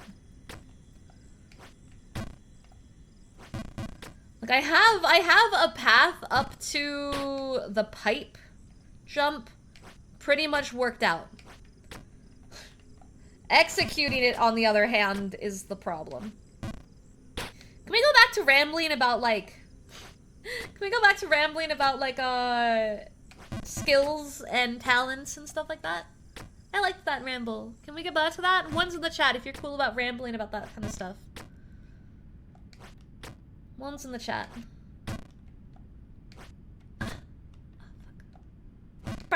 Oh, I overshot it. I overshot it. Fine, chat just wants me to be quiet. I see how it is. I see how it is. Alright. Whooper the Almighty cheered 15 That's bits. too short, yeah. So with $40,000 I could make the throne a real thing. Is that how much it would cost? Is that how much it would cost? Oh my god. Oh my lord. I think at that point you might as well just get your own mug printer. I think at that point... You spaced out? I'm spaced out. Okay, there we go. No guard underscore the underscore forgotten cheered 15 bits. I still need to make a reel for voice acting, but I'd need someone to hold my hand. And a list of voices I can do. Or something like that. Angle please. Angle help. Oh, well, I mean, I'm here to give advice. Let's let Wolf's message go through first, though. No rage quitting, do be honorable. On other hand, I would do more of Angel, you know you are supposed to climb up. Why are you falling, you need to reach top. And etc, but I am quite busy drinking.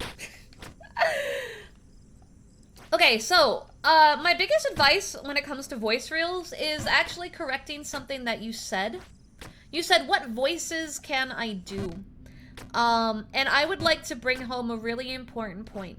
While being able to do impressions and being able to voice alter is really important and is a fantastic skill to have, that is not the key point in acting. Focus first on creating different emotional profiles with the voice that you have now. Figure out how to take your current voice and be sad, be energetic, be crazy. I don't care if you hate your voice.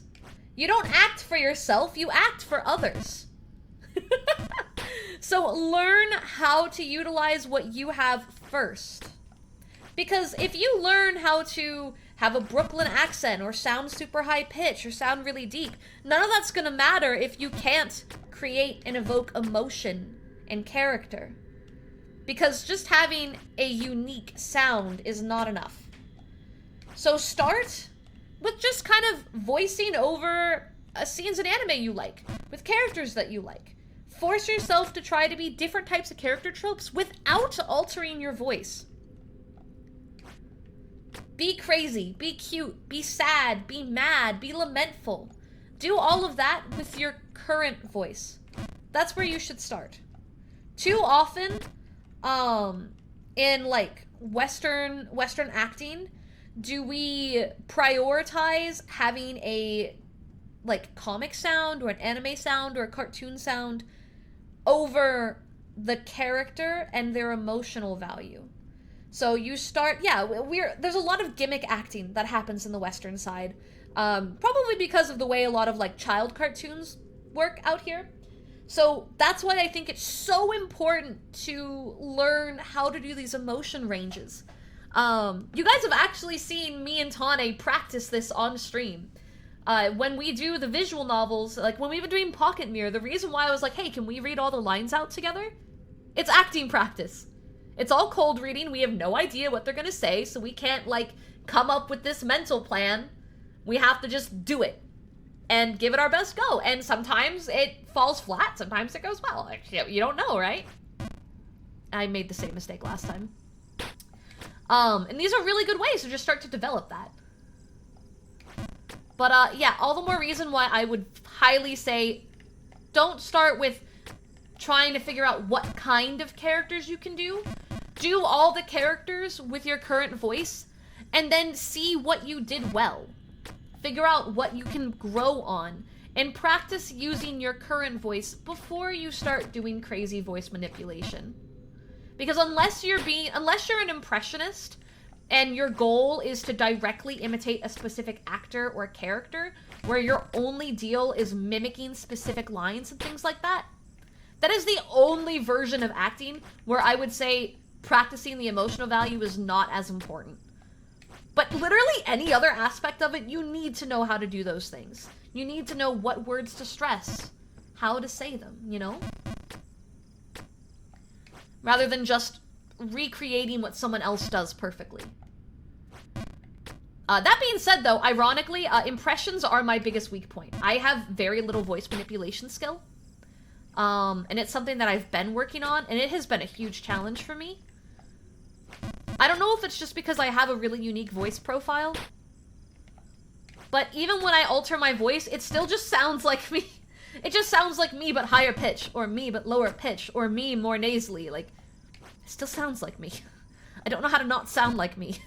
Everything sounds like me, and it's an issue. I need to learn how to, like, fully edit my voice. I've heard you sing. Your voice impressions are probably different. Let us hear it. You guys have. I did this last stream.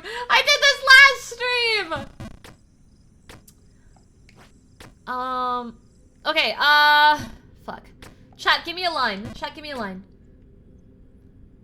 Was Shaggy? Oh, I can't do fucking Shaggy. See, that's the thing, is I can't do characters. That's what I was trying to say. I can't. It just sounds like me. It just sounds like I'm, like, trying to plug my nose or something. I can't. That is exactly... Thank you for giving me an example like that, because I cannot mimic... I just don't have mimicry in my system. I cannot perfectly mimic a character. I can act. The missile knows where it is. Is that the EP one? Is that the missile is EP? That one? She sells, fuck.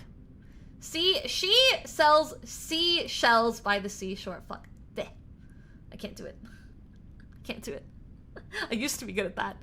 There was, would a woodchuck chuck wood if a, wait, no. How does that one go? The woodchuck one. A woodchuck could chuck wood. That one. The EP is a parody of the missile, The missile knows where it is at all times. It knows this because it knows where it isn't by subtracting where it is from where it isn't. That one. Okay, yeah, but I don't know how it's supposed to sound. Doesn't he just talk kind of deep? I can't bring my voice deep like that. I can't male deep. All I can do is like... This is so embarrassing. all I can do is more like soft and slow. But I can't really alter my voice beyond this. And even with this kind of voice profile, it's still notably me. And one of the biggest problems with this voice profile is my emotional range is greatly limited. If you asked me to, say, cry or be shocked, I wouldn't be able to do it because I can't do that without raising my voice. And the second I raise my voice, it's just me again. Haha! It's just me! Try putting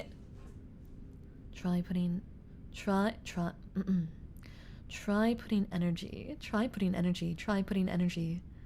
See, it just sounds the same. Voice manipulation is so hard. It's so hard. Ugh. Wolf Warrior cheered 15 bits. Nephil 16 sweat, Cinder 6 sweat, Moonified nervous sweat, different profiles. That reminds me of high school where my Russian teacher was almost crying from how flat my voice tends to be. Mainly because in Russian you need to have strong accent on certain parts of words, and if you don't have it you change meaning of sentence. Hold on. So yeah, 4 years of fighting with it, cheer 15.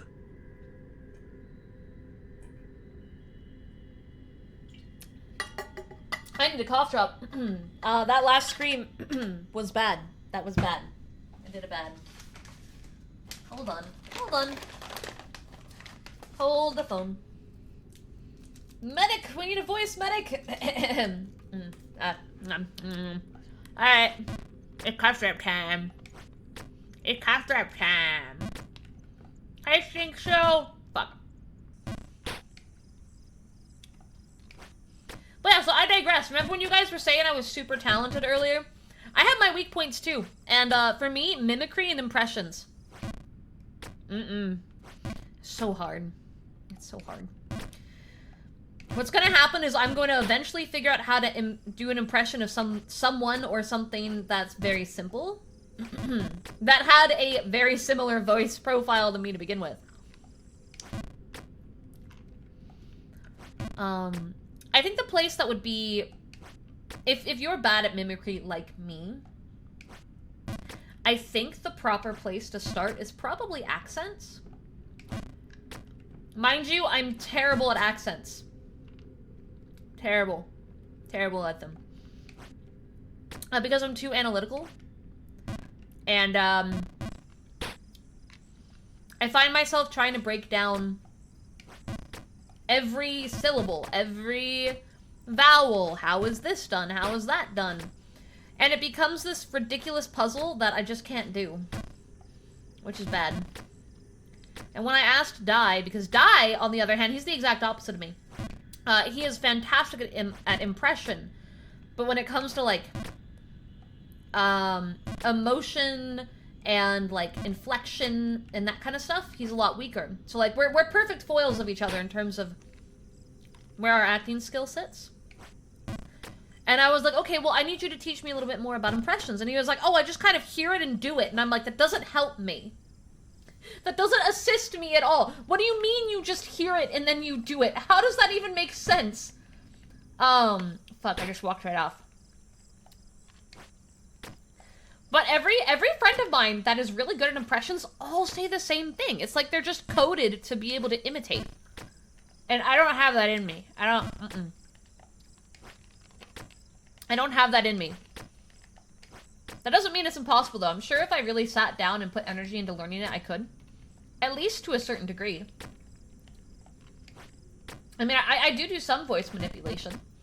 And I didn't used to be able to bring my voice into, like, a sultry tone before. That was definitely something that I've learned through the ASMR. Same with, I've been mainly putting my effort into learning how to raise my voice a little bit. Mainly for singing. But I want to be able to do a little bit more of, like, the classic cute anime sound. But right now, I'm just a little bit too low for that. But I think I can get my voice higher to be able to do it better. Even if it's like, you know, just for gimmicks and just for like silly moments.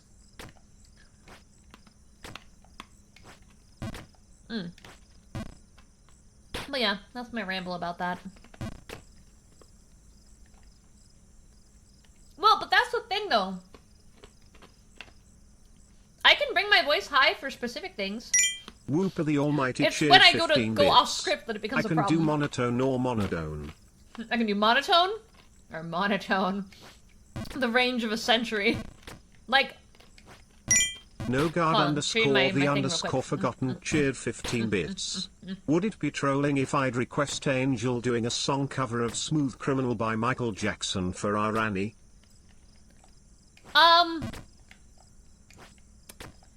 So, that's a good song.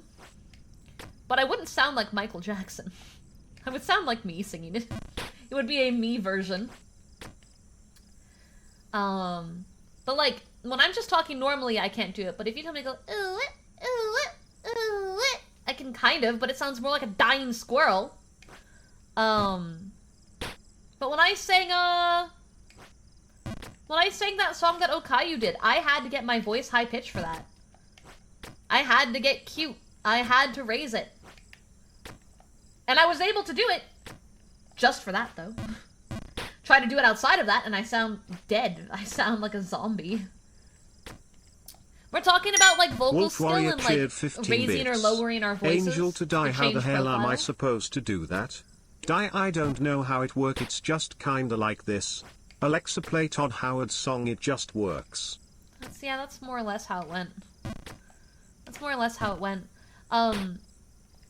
If you listen to some of my old ASMR videos... Crunchbite donated $15. Crunch! Does chat know that the point of this is to reduce the timer? They know, It they has just don't gone up care. after I took an hour off of it. Yeah, I know.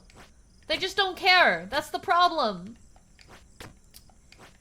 If you listen to some of my old VODs, like my really old ASMR videos or really old VODs, my voice has actually gotten deeper over the years.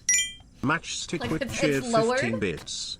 I feel like there is performative acting where you emphasize words for the sake of trying to make the emotions more Fuck. apparent and further reaching, though it can come off as a bit disingenuous. You have like to stretch your Shakespearean. suspension of disbelief to feel the emotions as legitimate. And Yeah. then there is acting that aims for accuracy first, even if the emotions are more subtle and harder to pick up at times. Where it feels like you could actually hear someone saying the lines. Yeah, yeah. There's a really important balance there that I think gets kind of lost when we're looking at like what acting classes tend to teach. Another thing that's really critical, I think, with acting is facial expression. If we're talking about like live television, and like, you know, Netflix shows and stuff like that, like, if you don't have those subtle face motions that really speak how the character is feeling and what they're doing. Do I dare? I don't know what you're talking about. I'm sorry. I don't understand. Do you dare what?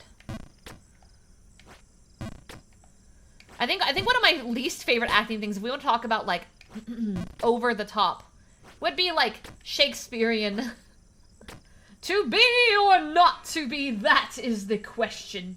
Like, you know, it's over the top. Intentionally so. Shadow's Madness subbed for 30 months. Shadow! I scared myself. Well, you spooked yourself. You done spooked. You done did a spook. I keep doing that because I keep brain farting when I get Wolf to that Warrior jump. cheered 15 bits. Just say no, kids, you wanna spend money. Kitsu, no spending money. No spending money. Wait. Today was your payday. Yeah, no spending money. I like Shakespearean acting, like, on a stage as, like, I'm watching something that is supposed to be over the top. But in any other version, it's kind of like...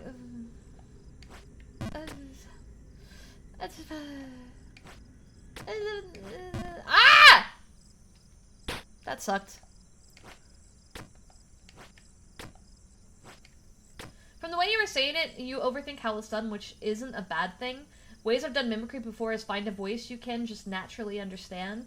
And without fully thinking, just take pot shots at the voice. Eventually you'll hear the bits you need to shift. At least that's how my voice teacher taught me. Yeah, but that's exactly what I was trying to explain. I'm very analytical with everything I do. And I can't just... There is not a single voice in the world that I hear and go, oh, you know, I think I could do that. There's no voice that I think that. Because one of two things happen. I either go... Yeah, no, that's not close enough to my voice. My voice is more here, and I don't think they sound similar enough to imitate. Or I go, I can do anything! Haha! Gaslights myself into believing I can do absolutely anything. And then it continues to not work because I'm just gaslighting myself and I don't actually think that. Which is typically what happens. That's typically where it goes. If I can do Marge Simpson, then Toby can do Pikachu. Pikachu's so cute. Pikachu's so cute. Yeah, but really though, I really think the best thing would be is if I just practiced accents. I remember when I was taking acting classes, oh, I'm gonna kill myself. In Minecraft. We got to the accent portion. And like, so many of the girls in my class were just naturally good at accents. And I was not. I was not. It might be because I talk a little funny to begin with. Like, I've been told time and time again that, like, it sounds like I have a slight accent, but it's not placeable. And I never know what to tell people, because I don't. I just talk funny. I feel like I don't speak funny, but I've been told so many times that I say things a little weird. And I don't know, man. I don't know. I don't know why. Nogard underscore the underscore that's my running forgotten theory, cheered but 20 I don't bits. actually have a real Let reason me tell for you it. something, Angel. You can call me Marge Simpson, because I love you, homie. Oh my god. Ah, stop it! Oh, fuck. There we go. Come on. Come on. Come on. Come on, come on, come on, come on, come on, chameleon. There we go. Alright. Get me up the stupid red tree. This stupid red tree.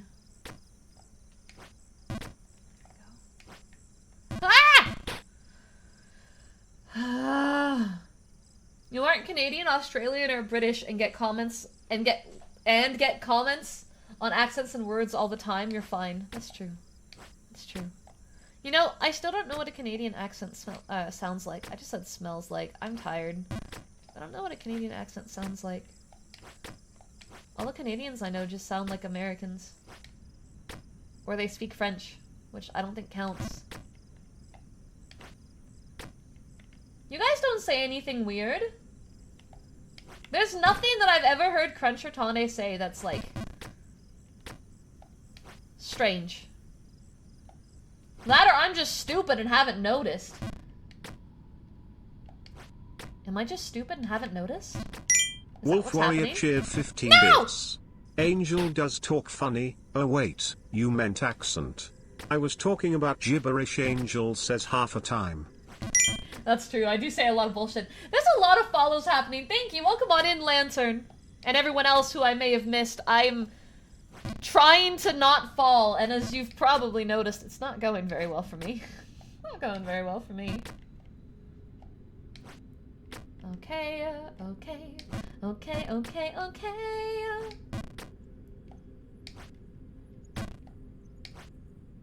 Alright. Alrighty. And then here. Look, when I said Tane doesn't say weird things, I didn't mean that she doesn't have interesting redeems, okay? It's not what I meant. It's not what I meant, and you all know it.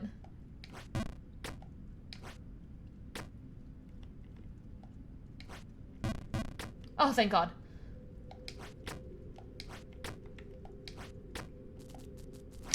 Wolf Warrior cheered 15 bits. Well, you are certainly failing successfully that one so far. What? At which one? At which part? Which part? Hold on. I'm an idiot. I didn't understand. Oh, the climbing? Yeah, no, I'm doing bad. I'm doing bad, bro. Oh, give me Matchstick 1 with second. cheered 15 bits. Sometimes after you've made progress and fall down a ways, getting back up can feel more difficult for some reason, because you're in a bit of a rush to get back to where you were.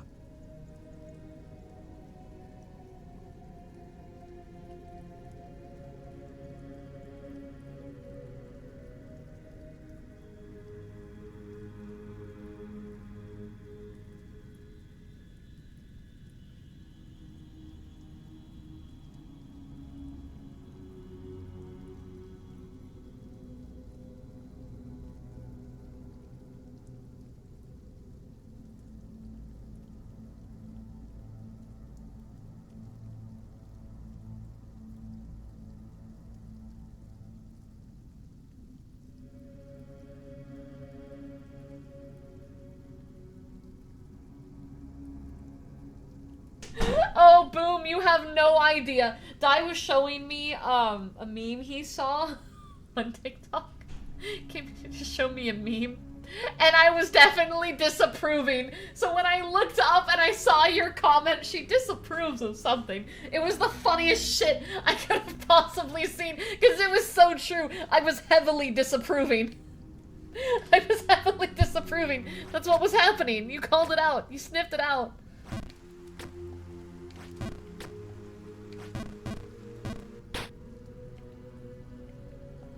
Potentially? I don't know what he showed you, Kitsu. I'll talk to you later. The head shake was visible. Was I shaking my head? I didn't even realize. It's instinctual.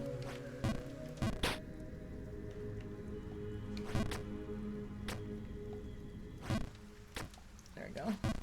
And then...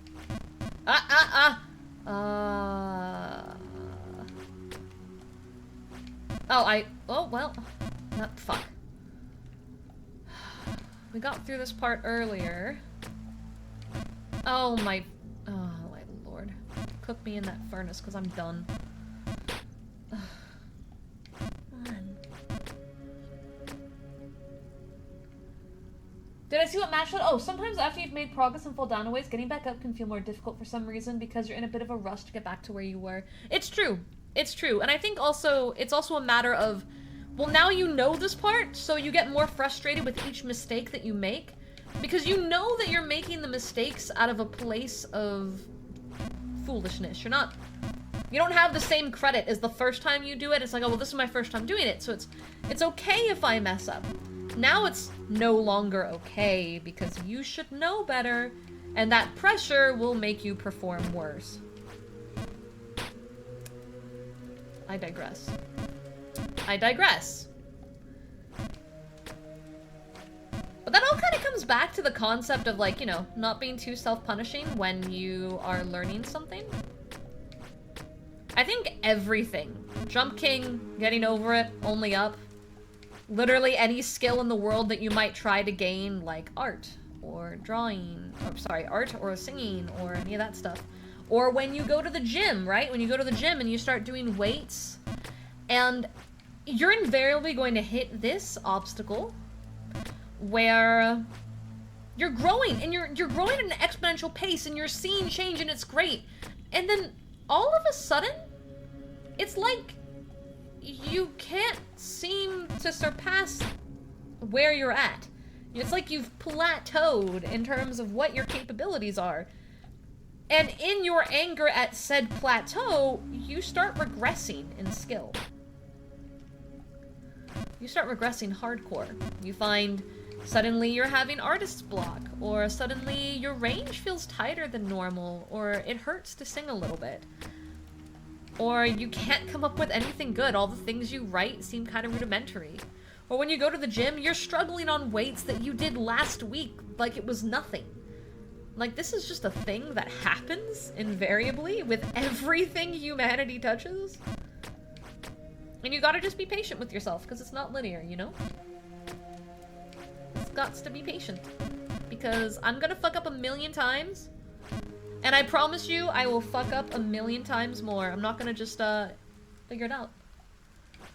I'm gonna have to just keep at it till eventually I overcome that obstacle where I'm plateaued in skill. You know, it'd be great if I don't make the same mistake each time, but that's alright. That's alright. Get depressed I can't choir sing a voice act how I used to, so I just keep practicing and not stressing. Exactly, you just keep practicing. You're gonna have days where you do really good, and then you're gonna have weeks and months where it's like you can't get over one specific hurdle. But if you lose too much energy in trying to force yourself to get back to where you were before, you're not gonna get anywhere. You're just gonna run around in circles.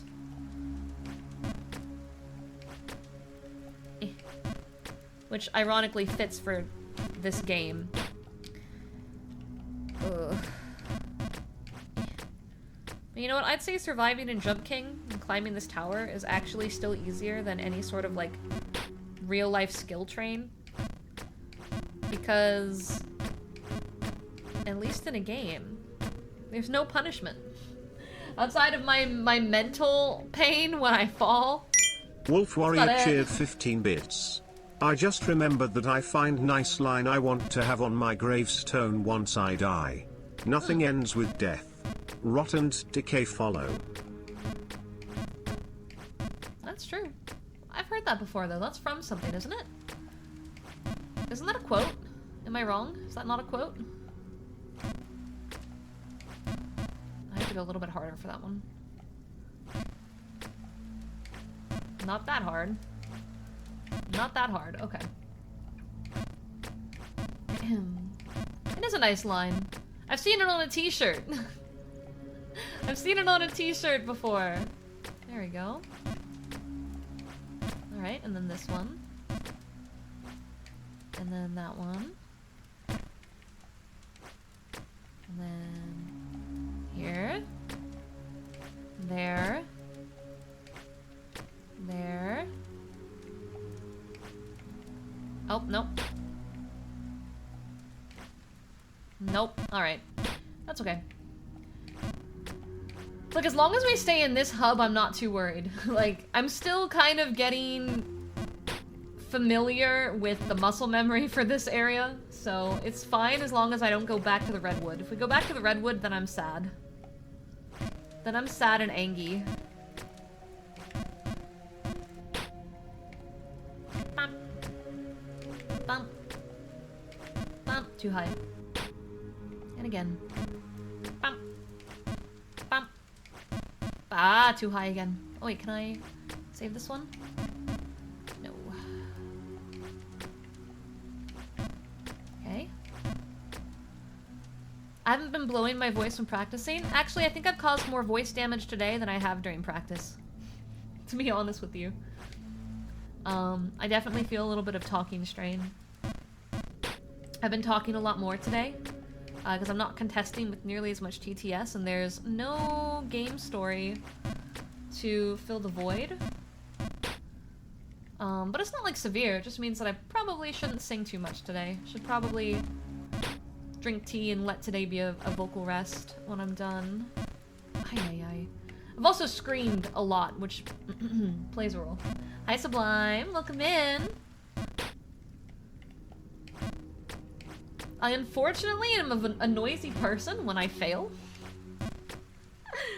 That and I did ASMR for 2 days, so that also put some unneeded vocal strain on too. You guys don't realize just how bad ASMR is for the voice. So bad. I don't know how so many ASMR artists do it for as long as they do, because it is really bad for your voice. But I like it. So even if it's not really a good choice, yeah, whispering is actually worse for your voice than yelling. A good friend of mine actually went to a doctor about her voice, and she's also an ASMR artist. And her doctor literally asked her if there was any way she could stop. Was literally like, please stop. You are destroying your voice. And she was like, it's my job though. What do I do? So ASMR has a very good chance of causing severe vocal damage to the point of like causing vocal nodes and whatnot. And like singing and whatnot do it too. But ASMR has a much bigger risk of it. Whispering is very, very rough.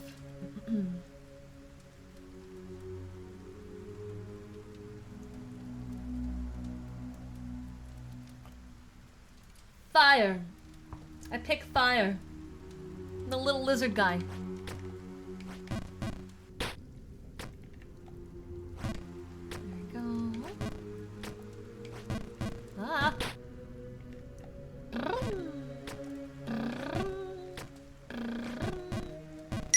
Wolf Warrior cheered 15 bits. Too serious. Joke time. The prince to the king, my lord king, I have kept my word. Here in the sack are 3 dragon heads. Thank you, prince, I also keep my word. Here in the sack is the heart and hand of the princess. Oh no! Oops. Oopsie. Typical be careful what you wished for moment. That's no good. Oh my lord. Oh, I'm gonna scream. I'm gonna scream. I need to stop screaming, but I'm gonna scream. This one's all about, like, the short jump control, and I'm so bad at that.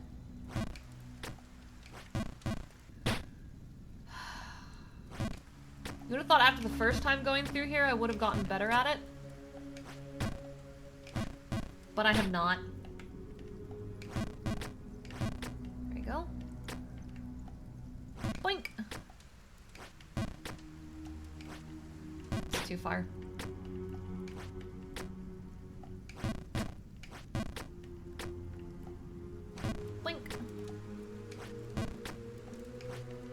Oh my god, I keep recreating the same exact mistake.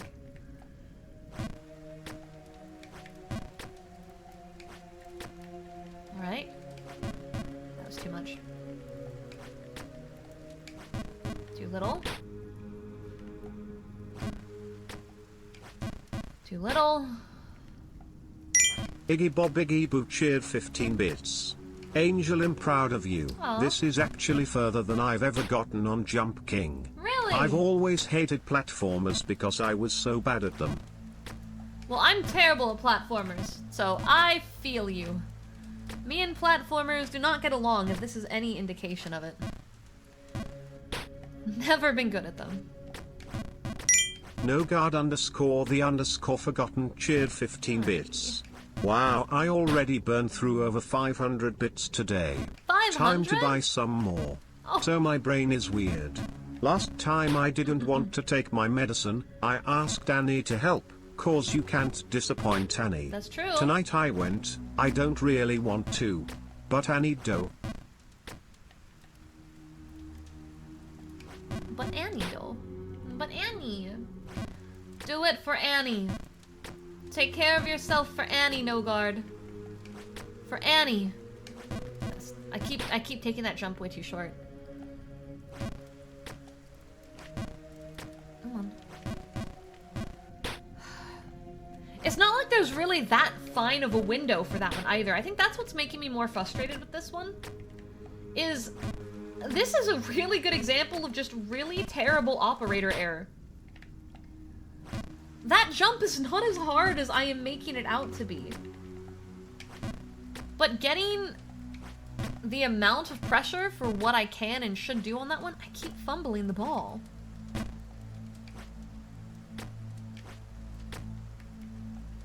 we go. Whooper the Almighty cheered 15 bits. Platformers are one of my favorite genre of games, but only when done in a way where it isn't a rage game. Okay.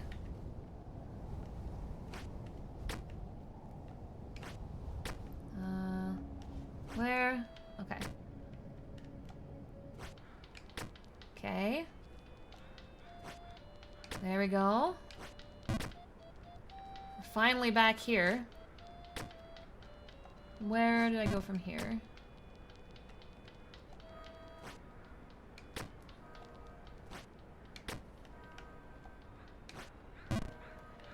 Same mistake I make every time. Maybe I have to be on the other side. Because there's another option. Wolf Warrior cheered 15 bits. You know I promised to behave during March, so no blaming me. So how was the school trip? A mother asks her daughter, who has returned home. Great, Nope. the most wonderful trip. Cheers her daughter. First thing in the morning, the teacher fell into the abyss and we had to throw rocks at her all day before she stopped screaming. Oh. I don't understand. Honestly, I was having trouble paying attention. Why was someone in the abyss and screaming? Fuck. I really shouldn't be paying that much attention to the chat jokes, because I should be paying attention to my jumps. Well. Is no one gonna explain? Am I supposed to stop and figure it out? I'm not going to. Sorry. I'm not wasting my time, Wolf. Not wasting the energy.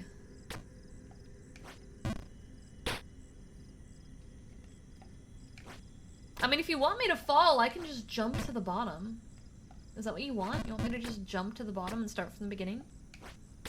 Would that make you happy? Would that make you happy, Wolf? Is that what you want? Because frankly, I think you want me to be upset. I think that's what you want. I think your goal is for me to be upset. Am I wrong? Am I wrong? I'm asking. You're the only one talking. You have no choice. No guard underscore Shush, the underscore shush. forgotten cheered 15 bits. Zen noticing no guard, agreed. Minani, Kitsu, the Tooth Fairy and the Easter Bunny are walking down the road when there is a wallet full of cash on the ground. Uh-huh. Now, who picks it up, chat? The Tooth Fairy. Kitsu does. Oh. Cause the rest do not exist. Oh. Yeah, I should have seen that one coming. That makes sense. Callith subbed for 21 months. How's your sanity?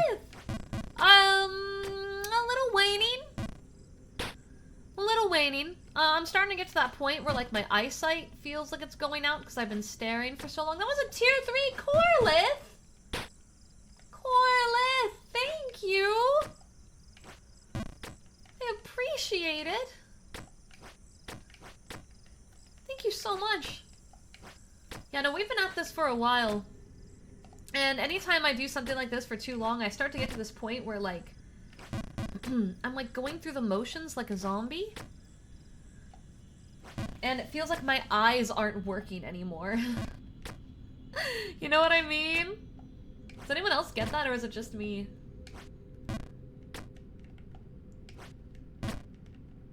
Wolf Warrior cheered Oh, 15 that was too bits. How do you call on dog without legs? It doesn't matter, he won't come to you. Kinchin underscore I've heard that one recon before. cheered 15 bits. I wouldn't. One time I saw $20 on the ground, pointed at it and told my dad and sister, oh look, as my dad picked it up. That sounds more like Kitsu.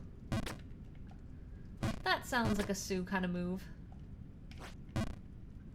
Fuck. Ay, ay, ay. What time is it? 8? Okay.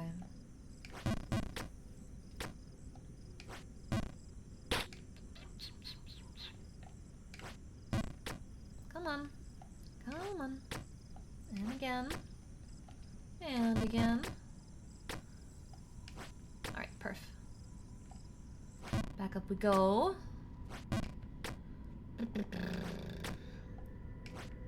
Alright. And then it's a jump on that wall. And then a full power jump. Followed by a pretty close to full power jump, which I full powered instead.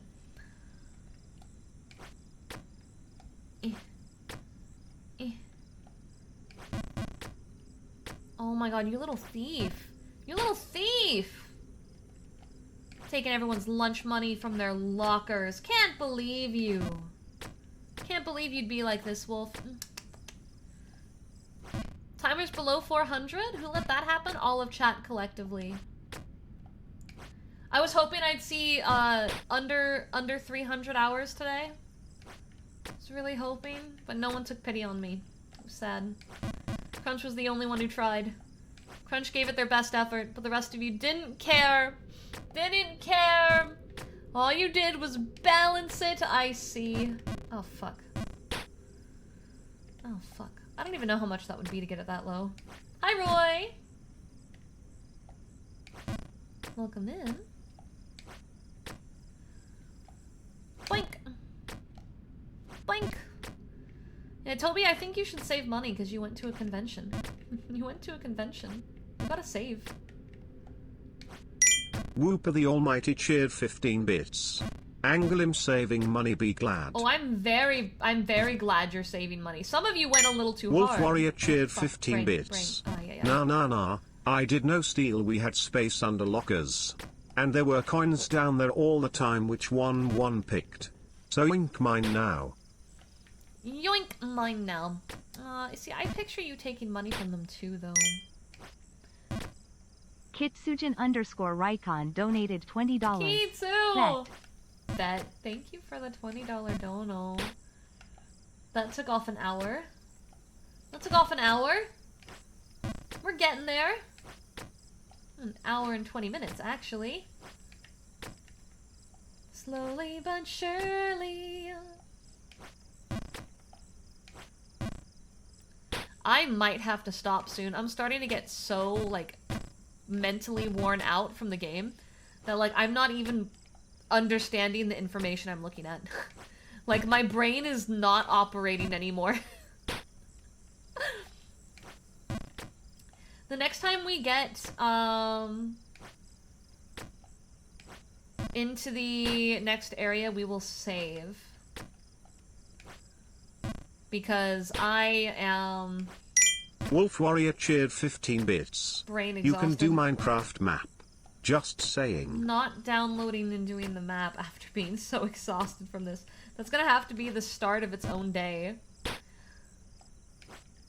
Yeah, I have an operational brain. Come on, you don't actually mean that, do you?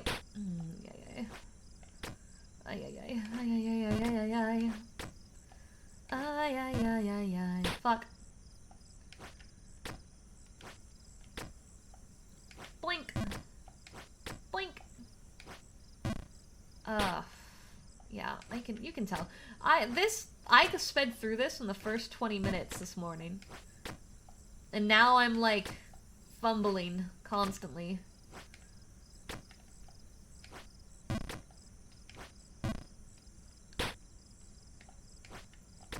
I don't want to finish. Oh, but I might have to. If I can't get back up there, I'm gonna scream. Oh my god. Wolf Warrior cheered 15 bits. Chat 1 if you think Angel had operational brain, 2 if not. Chat, don't say anything. Chat, just lurk. Just lurk. Don't say anything. Be quiet. No words. 43-hour work week? Oh my god. I'm so sorry, Operative. Well, welcome back. Now you can be cozy. Now you can do the cozy. And just relax. Just to do the relax. Hang out, have a good time. Scream with me. And honestly, if we... No guard _ forgotten cheered 15 bits. And Tane sang, can I keep it real, boy? I know how you feel, boy. Let out all your tears, have no fears, it can heal, boy. Know your demons are close, some are right under your nose. I want to hear Tane sing. I have seen Encanto. I liked it. I liked Encanto a lot, actually. I thought the songs were really good. I thought the plot was really good. I think it was a really good movie. I was really surprised that, like, you know, it became super popular after its release. But prior to it releasing, it was really strange because there was, like, no... What's the word? Sorry. Media...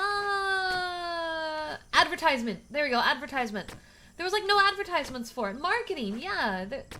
It was, like... Everyone only found out about it after it released.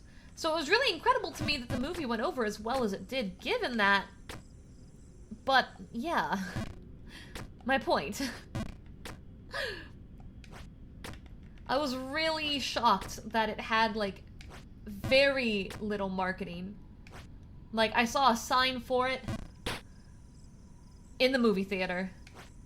And that's the only reason I knew it existed.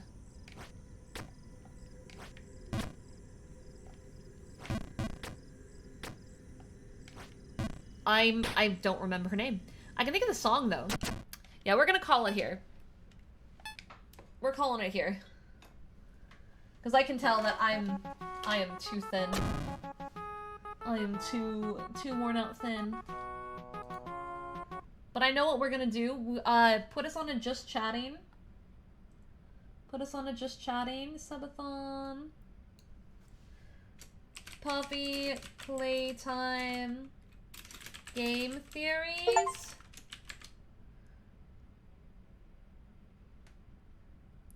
Thick Skull, be happy you have a helmet. Fall 1,000 times. Wolf Thanks, Warrior game. cheered 15 bits. Two men are talking on a plane, you know, every time I fly on a plane, something bad happens. Oh no. Suddenly the stewardess comes in and says, the plane is going to fall into the sea, but don't worry, everyone gets a whistle and with that you will chase away the sharks. Didn't I say that? Is Fauna Now playing I'm the either whistle going right to get now? a broken whistle or hit a deaf shark. I was just talking about this. Kako What? cheered 15 bits. So, how is existing going for everyone? I'm gonna go ahead and DP, very tired, Same Kitsu wavelength. stinky. Same wavelength. She's playing. Fauna is literally playing. Hold on. I fucking love Fauna. Going. She's literally playing The Witcher right now after I was talking about it. Okay, I don't want to stream her stream, but I just wanted you guys to see that I wasn't lying. That is insane. I'm genuinely shocked. I'm genuinely shocked right now. Alright, here...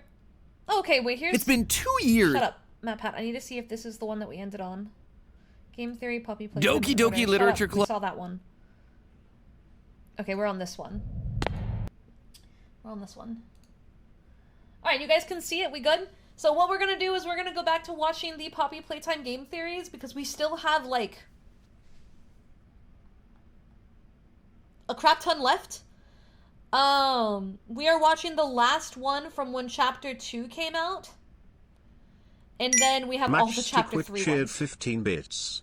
Fauna is going through her goth phase. If you know anything about Fauna, No guard underscore the It was never underscore a phase forgotten with Fauna. cheered 15 bits. it's never a phase Louisa, with Fauna. that was her name.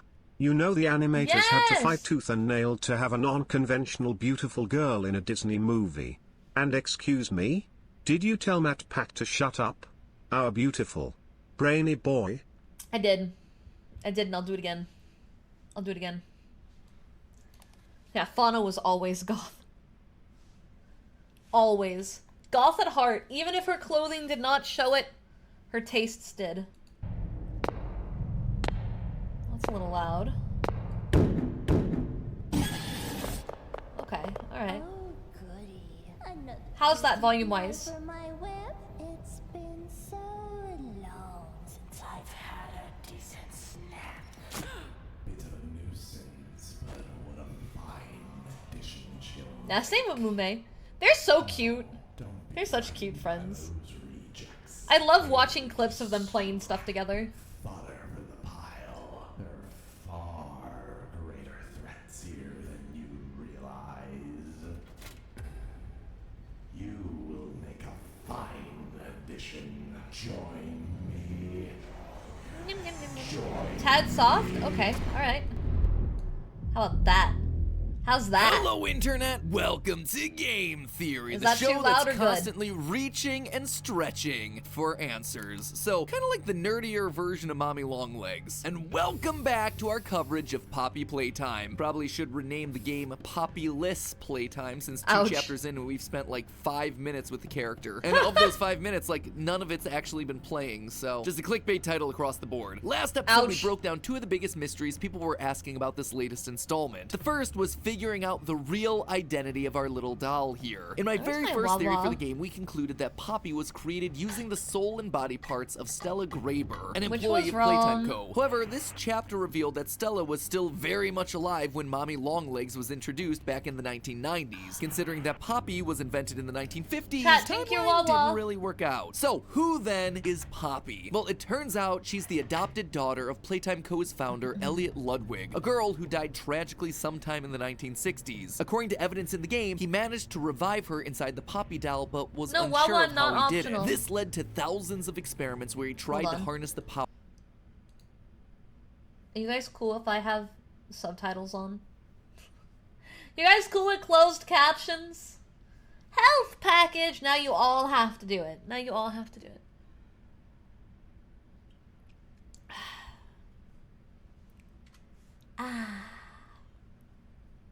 Power of poppy flowers to bring toys to life. I'm too tired to not have 1006 subtitles. would be the one to prove successful, giving rise to a new type of living toy, the prototype. This monster made up the other look half like of a that toy. previous theory, as we looked into the big pointy clawed beast. It's an experiment that we're told is smarter and more dangerous than any other experiment in the factory, considering we've been up against this, and this, and this. Him being that much smarter doesn't really bode too well for us. But talking about these two is only really scratching the surface of what's really happening at Playtime Co. What are these living toys made from? Who I guess you're are right, we Alice. in all of this? Will this game ever not be similar to FNAF? And why is a caterpillar dog with elf feet so disturbing to the very core of my being? Well, I think I have answers to all these questions thought and that more. one was kinda All right, cute, maybe not actually. the last two, but definitely the first couple. And That by was the kinda end of cute. today's episode, we'll be that much was the closer to cutest thing in figuring the out game all the so far. twists and turns Outside that of Poppy the has cat planned. bee. Spoiler alert, Love I cat think that bee. we might be the true villain of this whole narrative. Let's start at the makeup of the monsters. Originally, we suspected that the flesh and blood of former employees was being used to help create the sentient toys that are now chasing us around the factory. I mean, look at all the blood in this place. And usually A it's lot of found blood. alongside a broken toy. Plus, as Huggy Wuggy falls I into may the abyss hate at the end of dolls, but I chapter do 1, think he Poppy's leaves design blood was done splatter well. on all the pipes that he hits on his way down. Combine that with our theory that Stella was inside a Poppy, and boom, you got yourself a recipe for the most gruesome company health plan ever. However, chapter 2 seems to be pulling us in a different direction. Once you defeat Mommy Longlegs and get back to the game station Night-night, to free Omi, Poppy, sleep you can well. find 2 notes on either side of the Oh, control you know panel. what? One Hold is on. You know what we haven't used in a while? Hold on. This is gonna take a second. But it's worth it. It's worth it. Ignore. Oh. Do I have, is it already in here? Is it already in here? Oh, fuck. What is this under? Wurmple. The W. With the W. There we go. -1. Alright, and then I gotta turn down... No, not that. Those. Alright, okay. Okay.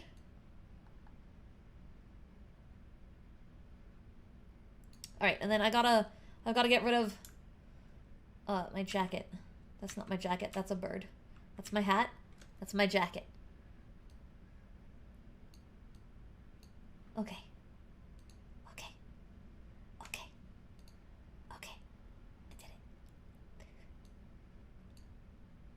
I did it! We're comfy! We're comfy! If I unsub and instantly resub, does it count towards the goal? No, it doesn't! It would just hurt my overall numbers. At least I don't think so. No guard underscore the underscore forgotten cheered 15 bits. Angel, no. Your booba. Angel, your booba are sticking out from the bottom of your wormhole blankie. Those are my knees! Oh. They're my knees! I'm kneeling! Jerk. Is about a scientist complaining about the lack of natural Suck. light in the lab, which, let me tell you, as someone who literally locks himself in a Isn't closet it to work cute? on It's made by episodes, Petal. totally get that. Petal made Hashtag this. relatable. But it's the second note that I want us to pay attention ignoring to. chat It now. starts off You're not harmless real. enough. Just a list of instructions for Blah, blah, employees blah, blah, working blah. on the game station floor. Quote, start by reporting to the control station. Always keep a minimum distance of 20 yards away from Mommy Longlegs. The train will arrive with the children at 8 a.m. All children will be gathered inside the game station all at once. The order of the games will be musical memory, whack-a-wuggy, then statues. A series of bridges and doors from a control station should Shut guide up, you Alex. to each game, end quote. I mean, you know, it's all pretty straightforward stuff, but it's the last section where my theorist senses really start to prick up. Quote again, only one child should ever play a game at a time. Children who are not playing a game will wait in the game station. There's playground equipment to keep them entertained. Record each child's performance as it's relevant to each game. Music memory, composure, memory, pattern recognition. Yeah, so what's Whack-a-wuggy, your cheer pentagon, 100 and reaction bits? times. you. I am the Statues, voice in your agility, head. strength, and Go get a speed. sponge Once the cake children now. have left for the day, Oh, return to the sponge control cake. station, But I'm on a give diet. all reports to Miss Stella Graver to sort through. end quote. The children weren't just playing any old games, these games were specifically designed to test children and monitor their skills. And that's not all. When you break out of the statues game, you can actually find 2 of these reports hidden inside the room for a child named Michaela Hyssop. Each proctor goes through and explains how Michaela performed in each task. Quote, she has a good grasp on the concept and decent performance, but Michaela made mistakes on several of the color patterns. In her second attempt, she was making noticeable improvements. Quote again, Michaela is very accurate and fast. Few mistakes were made. You can actually see this improvement reflected in her scores, going from 331 to 434. However, notice what's written right at the top of the page. Underneath the child's name, the name of the proctor, is another category, assigned toy. For Michaela, this was Candy Cat. Now, why would you need to assign a specific toy to each individual child? Unless, of course, you needed that child to have some kind of deep connection with the toy for some kind of supernatural purpose. Like, say, turning the child into that toy. Certainly sounds like something that happened in an indie horror game. And look at this. Right at the start of the chapter, we find this note in Elliot Ludwig's office that talks about his experiments with dead rats and using the poppy flower to try and revive them. According to the document, it doesn't work. We talked about all that last episode. However, something we didn't mention last episode was that at the end of the note, Elliot leaves us with this parting thought. Quote, perhaps something larger than a rat would yield different results. And suddenly it all begins to fit together. The testing of the kids, assigning them a toy, it's not for their own betterment, it's in order to provide I never noticed there was a toy assignment. He isn't stuffing his employees into toys to bring them to life. He's using children. Oh, come on. Just when I thought we would get through an episode without a FNAF reference. But that's not all, because Poppy Playtime saw FNAF's dead kids and said, hold my remnants. Because if stuffing kids wasn't bad enough, these aren't just any children, they're orphans. At the start of Statues, before we even see any of these child testing papers, Mommy gives us a little monologue about why she's trying to kill us. It was always so sad to see the kids grow. They called me Mommy because I was the closest thing they ever had to one. But they come for games and never come back.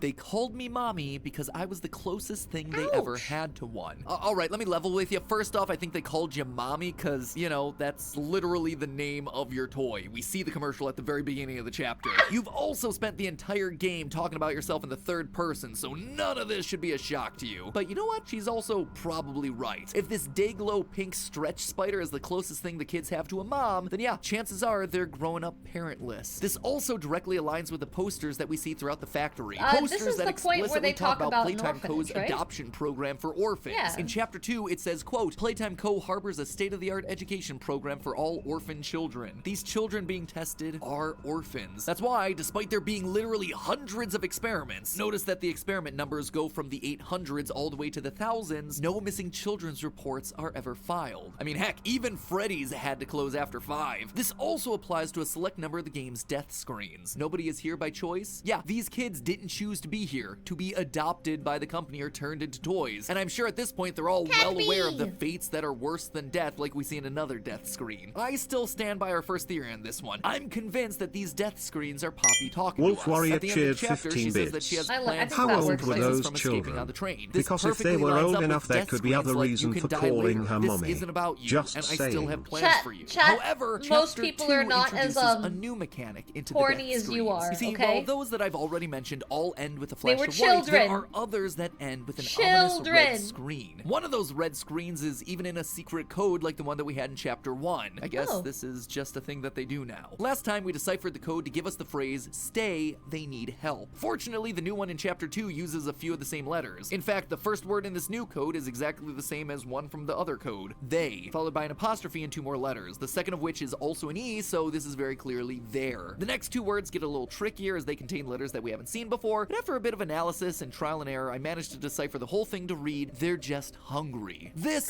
on its own, doesn't really tell us anything new, but when you start to combine it with the other red screen messages, it starts to paint a bigger picture. The prototype has saved us. Isn't he wonderful? He is loose. This is an emergency lockdown. Innovation is key. May we forget death. This is no longer Poppy talking to us. She's horrified by the creation of these monsters using human test subjects. She doesn't like what's going on in the factory. Yeah, and I don't either. These are the messages of someone else. Someone so obsessed with overcoming death that they can't see past the issue with their own experiments. They're just hungry? That feels like the excuse of one of those parents that believes that their child can't do any wrong. Except, you know, they're talking about a giant human-consuming erector set monster. These messages must be coming from either Elliot himself, the man who after the death of his daughter put his heart and soul into creating his toy empire, or one of the employees who believed in the cause so much that they were willing to sacrifice parentless children to find the solution. Hungry but why to us? learn? Why do we hear so many people talking in It's our a double, ears when we die? In fact, meaning. why did we feel so compelled to return to the factory in the first place? I know we got ourselves a note saying that missing people were still here, but just not convinced that any minimum wage employee is gonna risk their lives in a factory where people mysteriously went missing 10 years ago. And when the giant Huggy suddenly went missing from the main atrium in the first chapter, yeah, most people are gonna nope straight out of there. Yet here we are facing monster after monster, fighting for our lives, determined to see this thing through.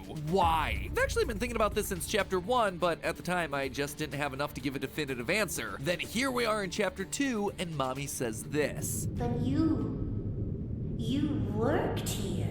So if anyone deserves to die alone, it's you. How does she know that I've we forgotten worked all here about that. unless she recognizes us? We know, thanks to tapes from people like Marcus Brickley, that most employees weren't aware that the factory was creating these giant living boys. I took a peek beneath the gate. Oh, I forgot he had a cameo. Some bloody thing was bothering about the bloody Thanks for the hallway. follow, welcome in. Thing? You're sure it wasn't a person? Ain't no person that's 50 feet long with 1,000 legs. Marcus, you're losing me. Maybe you just saw a bunch of people walking by. Look, it wasn't people, alright?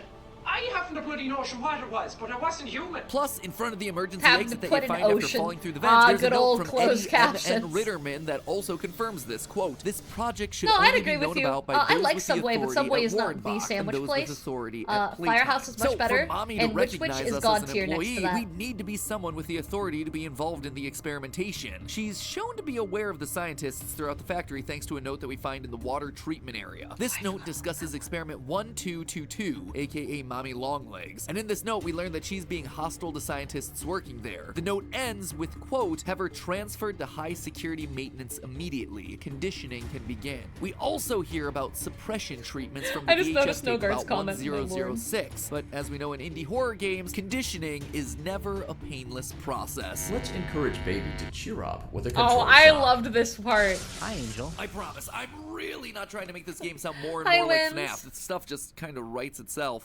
If Mommy was being conditioned by these people, it would make sense that she feels like we deserve to die alone. I'm not sure I'd be too happy to see my torturer alive again either. So if we're not just some employee at the factory, are we a scientist then? One of the many people working on the experiments? No. And we know this We're based watching Matt on Pet this videos. room. We were doing Just Jump after you King chase Mommy earlier, and and I'm Poppy just down a too giant exhausted hole, you'll now. wind up in a Hi, tube Zaki. slide. If you turn around, you'll see that this room actually has a number of slides in it, each one with the name of a high-ranking member of Playtime Co. listed above. We just came out of the slide with the name Elliot Ludwig above it, who we already know as the creator, founder, and CEO. The other slides have the names Leith Pierre, Eddie MNR, and Stella Graber. We were first introduced to Leith Pierre right at the very beginning of chapter 1. Wait, we were? My name is Leith Pierre, and I'm the head of innovation here at the Playtime Co. Toy Factory. We also Innovation hear Leith's is voice as the key. person interviewing Marcus. So, Marcus, what happened? You see, I was heading home for the day when my apars realized that I left me bloody wallet in the cafeteria. So I'm running through the lobby, and that's when I see it. A mop handle lodged under the innovation wing gate. Now, what Marcus said there might seem insignificant, but it's not. It's not? Jacksepticeye. Of course, he's going to be important for the lore. Before He's jumping not? into the hole after Mommy and Poppy, if you look around, you can actually see 5 corridors that lead to different wings of the factory, like Oh, the game shit. station and innovation. 5 slides, 5 different wings to the factory. So if Okay. this is truly a center point leading to all the different wings, and all the slides lead from high-ranking members' offices, it would stand to reason that each name is associated with a different wing of the factory. I'd like For to example, hold on. one of the wings. Imagine though being like a CEO. You're like 60 something years old. You've probably got a bad back. And the only way to get to the bottom floor from your office is to take a goddamn slippy slide. You just imagine like how ludicrous that is. Like part of that seems really fun and cool. But I'm also like, wouldn't that get boring after like, 5 years of being the CEO? I gotta take my lunch break, has to grab my little thermos of soup and go down Slippy Slide. Like, I feel like I'd enjoy it for the first year, and then I'd start to get really sick of it really fast. Imagine ever finding slides boring. Am I the only one? Maybe it's because I have a slipped disc in my back. It just sounds painful to me. Like, I love coasters and things like that, but I've gotten hurt on slides so many times. I've always gotten hurt on slides. I've even fallen off the side of them. I'm just cursed. Look, I'm sorry. I don't have it. Do you think they have like a side stairwell? There's a side stairs in case Elliot's like not feeling the slide today, or you know, I'm carrying a glass object, really not feeling like the slide today? Or do you think they only have the slide? Like the slide is their only mode of transportation? Is labeled Play Place, which sounds very similar to where Chapter 3 has taken place, Play Care. We know that Stella is someone with authority at playtime, as she was in charge of sorting through all the orphan kids' Only test slide. scores, and is therefore the one that would decide which kids move forward on the train headed to the next stop, Play Care, What if where it's she a could then one? monitor It's a and begin one-way the like experimentation process. child And as Stella's train voice is heard that in the takes game you to your station, office. it would lead me to suspect that Another Stella's door. in charge of all play elements of the facility, so the Play Place would likely come under her control. This leaves us with two wings left: research and production. Eddie MNR is a bit hard to pinpoint, as we've only ever had one letter from him, but his note does refer to the creation of the lab that these experiments are taking place in. As such, it makes the most sense for him to be the head of research, or some similar sort of title, which leaves Climb us the then slide with No the guard wing. underscore You the see, underscore this is where forgotten we cheered come in. 15 You see, there are bits. 4 slides Well, with you've got names 3 that we've already options: mentioned, a gay but there jillion is steps one of more. In the stairs, right-hand the corner, slide, hidden in or have shadow. I mommy suspect long that legs this carry you one is down. our Oh, no, slide. Someone who is I'm high enough good. at the company to be aware of the living toys. Someone important enough for mommy to recognize. Someone with an elite enough title that they got their own tube slide. I think We that are tracks. the head of production. We're the ones putting these toys together, using the parts of the children from the game station. And when the toys malfunctioned and needed conditioning, they'd be sent right back to production. We know that for our us main to character's fix the guilty after faulty one of the main product. cutscenes That in the is why third we're chapter. here. It's the only wing of the factory that's left unaccounted for. It explains our role in the narrative. It explains why mommy recognizes us and why we're back. To either atone for our sins or to burn the entire place down so no one ever finds out what we Burn did it here. down. That's not the Burn end of it, it though. If down. I'm right, and this is meant to be our slide. We've actually been given a name. I mentioned that the 5th slide has no name above it, but the letters for the sign do seem to be present just on the floor. Oh. Jahyeonbaim. Now, names are hard. They're not normal words. Technically, anything can be a name, and you certainly can't just plug it into a word unscrambler to solve it for you. The team and I spent a few hours trying various combinations of letters, and I spent even longer going through both chapters of the game trying to find some kind of a clue to point me in the right direction. Oh, Some what a initials, deep or dive. a document with only a What first a or last deep name dive. attached, but Hot so far, damn. nothing. I did come up with a couple of possibilities, though. Things like Benjamin Yo, Benjamin Hoey, or Jay Bohemian. Can't say that they're anything definitive. However, there was one that stood out from the rest. One that seemed to fit with the world of this game and with the other names of characters. Ladies and gentlemen, I Yeah, predict Jamie that our is the character's first name, name but what would that is, make the drumroll other? please, Oh man! Oh, what's it gonna be? Jamie B. Honey? Jamie B. Honey. Feels Yeah, like it fits looks into like a toy Kiki factory, sniffed it out. doesn't it? We are Kiki sniffed Jamie it out. B. Honey, the head of production, returning to the factory to try and undo all Yeah, the you were wrongs right. that he and his coworkers 3 cheers committed for all those Hiki! years ago. Or, you know, we're trying to make sure that everything stays buried. We were vital to the production of these living toys, turning them from regular plastic and fur into the hellish nightmares It's that my we see. Wurple And the future Banky. chapters are only going to Isn't it reveal more cute? monsters. And maybe it'll confirm the fact that in this story, the humans were the real monsters all along. But hey, that's just a theory. A game theory. Thanks. Alright, we have a lot more to go. Alright, we're finally in the chapter 3 ones. We're finally in the chapter 3 ones. Who? Oh my god, they're so mean. So mean. How could you do this to Hiki? Hiki doesn't deserve this. Oh, there it is. That's what I'm looking for. Alright, next one. There is Don't breathe, nothing right? more Yeah. gratifying to my soul than being the reason for a theorist's smile, to be the one that inspires creativity and critical thinking. I That is have why it is not. with What is enormous that? pleasure that I am announcing a new theory. A theory based on the Poppy Playtime Chapter 3 teaser trailer. Because while this trailer may seem vague and unspecific, it reveals even more of the horrific experiments that went on inside Playtime Co. May this theory terrify and What is disturb it? every Vicky, what spirit is that it? chooses to Hi, click. Angel. Hey, Lucifer.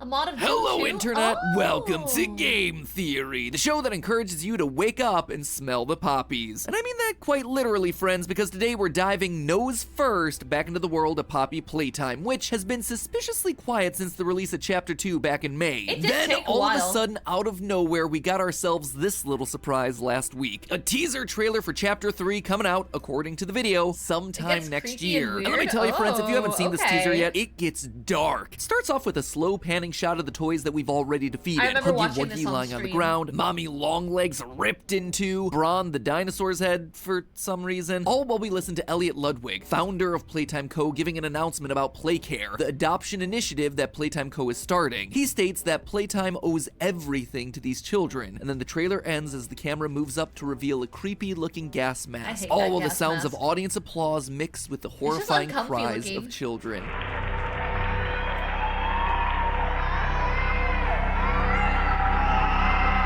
Yay! This is a video game that's gonna be played by kids. Clearly is. they went hard for this one. The Chapter 2 teaser was creepy, child singing Itsy Bitsy Spider in a minor key, classic horror trope. But there's something about the sound of screaming children that just hits different. And that's coming from a guy who talks about dead kids way more regularly than a person probably should. However, behind those screams Oh is the my thing God. we're really looking for, the lore! For a few episodes now, we've suspected that Playtime Co. used children to make Thanks for these the follow. living, Welcome on breathing, in. bleeding toys. And now, having the founder of the Not company outright say, Catsby! we owe everything to these children, well, I'm thinking he means that literally. But there's a lot more in here than just hints to past theories. I suspect that there's enough in this single minute of content to get a sense of most of what Chapter 3 is going to reveal Legend to us. Sleep From the cheered next big 15 bad toy bits. we're going to face, perhaps Angel the most helped him not disturbing sure lore whether I drop should to go to happen sleep. yet. So let's Cause take it's another 2:30 slide down AM into the in the depths UK, of Elliot or watch Ludwig's the last Monster season of Factory, shall we? JJK Probably the best place to 15. start If you off is don't by have to be addressing the anywhere in the severed morning, dinosaur head in the room. In my fuck it, live we reaction ball, to the stay teaser up. over on GT But Live, if you have where you'll requirements notice tomorrow, I'm get wearing some some sleep. stellar new theory wear, by the way. Link Oh my for God, that's shut down the below fuck this up. video if you're interested in that nice long-sleeved t-shirt. Turns Or, you know, upside maybe an down around awesome new rooms of period where they futuristic should not be backpack or geometrically shoulder bag possible. right in So time what, for the like new the school Winchester year. house? Let me tell you, they're the perfect size for any killer toys you might want to cram in there. Or, you know, maybe just a pack of our new clickbait Oh green my playing cards. I promise they God! won't come to life and chase you through the ventilation system. Anyway, where was I again? Sorry, merch Yeah, push I'll got have me to all take a look confused. into that. Oh You know, I yeah, in still my haven't reaction, actually seeing played Brawn the Doom. dinosaur here Motion immediately sickness set off gets me some bad. theory alarms. But I want to learn more about What it. is that? Brawn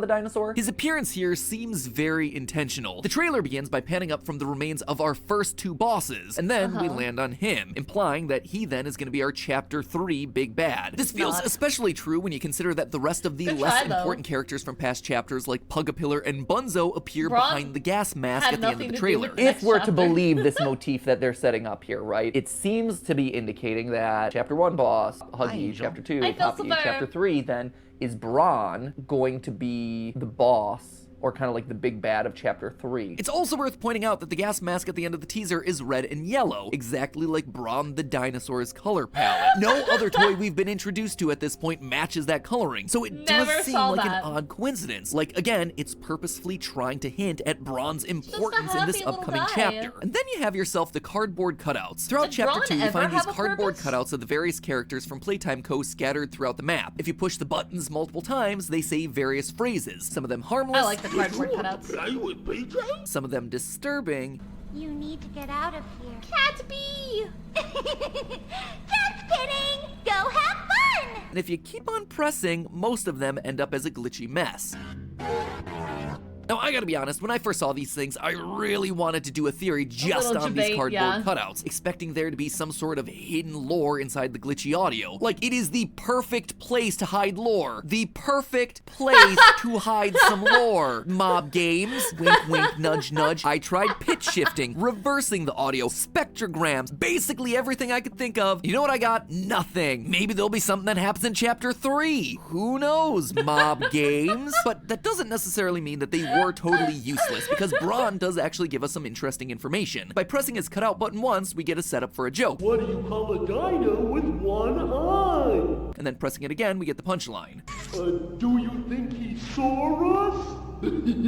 Slow clap there, Braun. Slow clap. That is the type of humor that's kept me alive on YouTube for the past decade. However, keep pressing the button and you get this. What do you call the scariest dinosaur?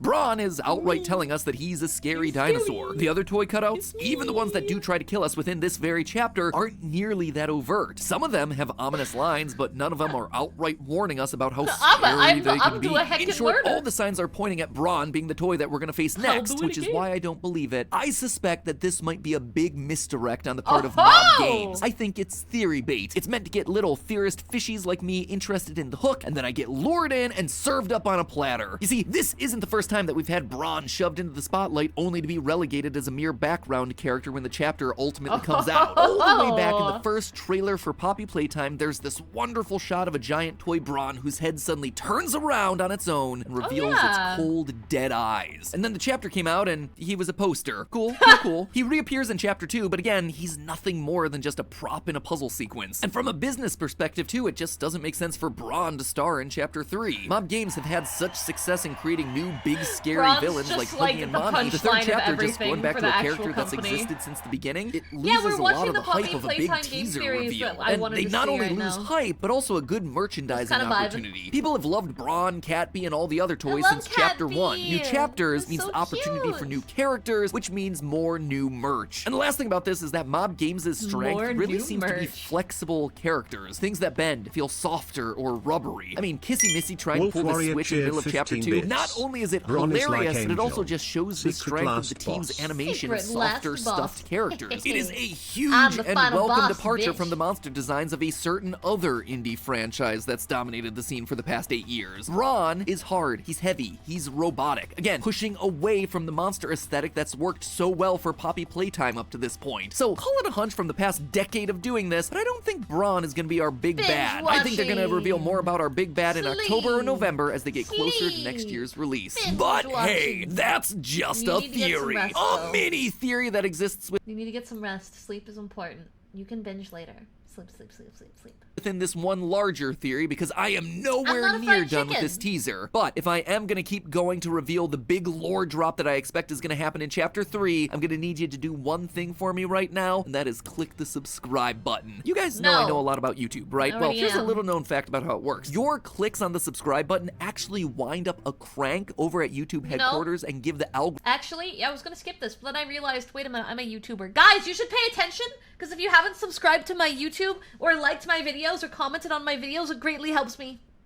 Rhythm the power that it needs to play the various videos. So I'm gonna need you to wind that crank. Bet you can't click the subscribe button before I count down to 0. 59, 15 bits. Okay, yeah, obviously it was a joke. Thank you for the sub. YouTube is all powered up. Let's get back to the video, shall we? Well, it would certainly be cool to be able to figure out the next monster that we're going up against in chapter 3. Considering they all seem to die by the end of the chapter anyway, the more intriguing part is the underlying lore about Playtime Co. and the experiments that they've been running. We got a lot of hints throughout chapter 2 that the company was trying to revive dead rats using gel made from poppy flowers, and that now they were looking for quote-unquote larger subjects, aka children. We also saw paperwork where members of the staff were rating children's physical abilities in order to best pair them with the appropriate toy. Enter the setting for this newest chapter, Playcare. As the teaser says, I announce Playcare, our very own on-site orphanage. Having an on-site orphanage would give them plenty of larger subjects to dip into poppy gel. Kids forgotten by a system. Kids that are untraceable. But then what? What did they do here that led them to becoming the horrifying monsters that we've now come to expect from the franchise? Well, I suspect the answer to that question lies with this teaser. But not in the teaser, rather the thumbnail. You see, the thumbnail obviously puts the gas mask front and center as you'd expect, but there's a detail here that isn't present in the actual video. Surrounding everything is this red mist. It looks cool, and it definitely works nicely with the gas mask theme, but as someone who spends way too much time in thumbnail design meetings, I can tell you that this detail is more than just thumbnail design meetings. This detail is intentional. It reveals way more than anything in the teaser itself. It reveals the usage of poppy gas. I mean, poppies are red flowers after all, so it just seems to make sense. I do think that the poppy gas, I think that's probably where they're headed with this, right? Is making the poppy into a gas that then is converting the kids. Immediately after I filmed this over on GT Live, I jumped on the computer and started looking into the idea of poppy gas. And you know what I found? Nothing. Zilch. Nada. Turns out nobody is interested in turning an odorless flower into a gas. But then, I remember this moment from the opening seconds of the game. Her hair is sturdy and won't come out when you brush it, and smells just like a poppy flower. Her hair smells like poppy flower, but poppies aren't supposed to have a smell, right? Well, they don't, unless you're talking about a specific type of poppy. Opium poppies. Oh, this is Jesus. actually something that I Okay. casually tossed out there in our first ever theory on poppy playtime. Side note, I looked into, and it turns out that poppies don't really have that much of a smell. Unless, of course, you're talking about opium poppies, in which case you're opening up a whole lot of messed up there. You see, normal poppies don't have a smell and don't have much of a narcotic effect because they have low levels of alkaloids, basically just a naturally occurring So compound we in went the plant. from flowers Opium poppies, to though, have straight higher up opium. alkaloid levels, resulting in a stronger smell and more physiological effects on humans. What do? Well, look no further than the Wizard of Oz. Poppy will put them to sleep. I can't run anymore.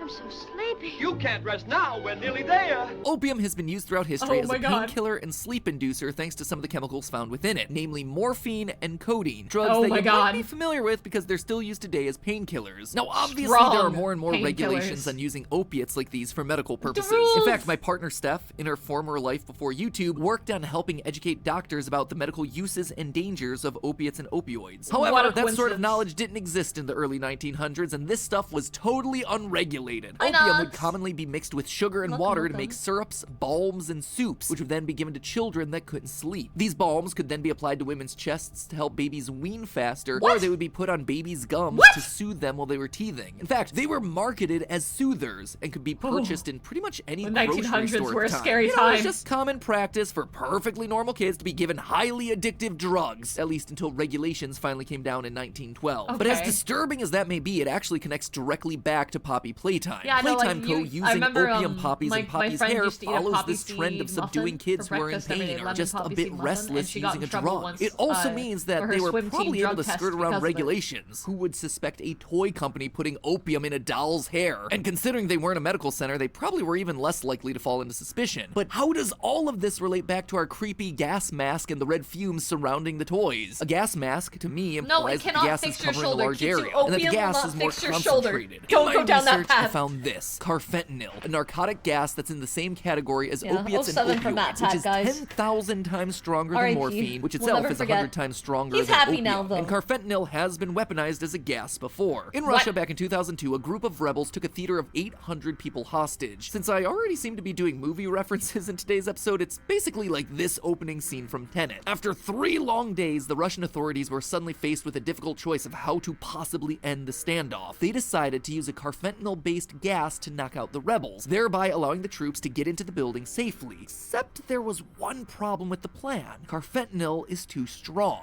Again, stuff is 10,000 times stronger than morphine. Well, sure, the carfentanil did indeed knock out the insurgents so the authorities could get in. It also killed 130 of the hostages who were also in the building breathing the stuff in. The gas fills your lungs, replacing the oxygen that you should I just be want breathing you to in, know meaning that that one no of the oxygen is kittens getting is into your just laying bloodstream, on but my instead desk this watching the deadly stream. chemical, eventually causing your body to shut down. Which then brings us all the way back around to Playtime Co. and their experiments with poppy flowers and rats. didn't know The that. experiment that we read about in Chapter 2 shows that Elliot and his team Sounds like killed a typical rat Russia. and That's so submerged it sad. into a poppy flower gel mixture before trying to revive it. The process Talk didn't about a- work, talk which about a they serious figured was hiccup. because of the size of the test subject. But what if it was more than that? What if part of the problem was that it was only coated in a poppy gel mixture? I mean, I could go swimming for hours, but I can't then claim that I'm suddenly hydrated. The water's only effective once it's inside of my body. I'm wondering if that's actually what we're seeing here. Poppy That's a gel reasonable didn't thought. work, but what if you breathed in poppy gas? Suddenly, you'd have it in your system immediately as the lungs transfer the gas into the bloodstream. If Playtime Co. is trying to activate the elements of the poppy, it being in the body, in the blood that's keeping people alive, Man, well, I'm too it scared feels to, like like, that's gonna get you inhale more helium. consistent results I when know trying to people do it for revive fun, but it someone. scares Making it a gas would me. also make the experimentation process It's easier. Could you spooky. imagine having to submerge one child into a gel mixture and then having to fish him out before putting the next one in? Putting a child in a room filled with gas, however, is a way easier way to do it and far less messy. And yes, at this point, point, I think I need to make the obvious disclaimer here. This is dark. Very dark. I think we can all very easily see the parallels to World War II gas chambers. But the reason that I'm talking about these very disturbing things and these very tragic events is because it seems like this is where the game's headed.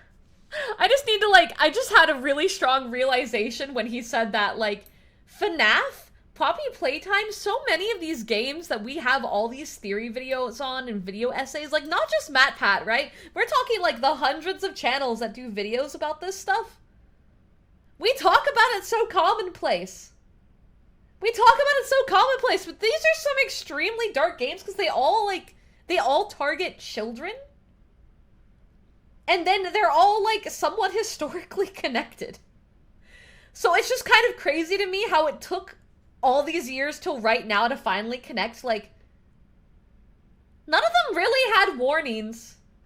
None of them really had, you know what I mean? Like, I don't know how to describe it. It's just like, it just kind of, it was so we're so desensitized to it that I never really made the connection of, yeah, this is much darker than it seems. Huh. It's all FNAF's fault. I blame FNAF. FNAF literally went, yeah, we're shoving children in suits. And we all went, huh, that's cool. Oh boy.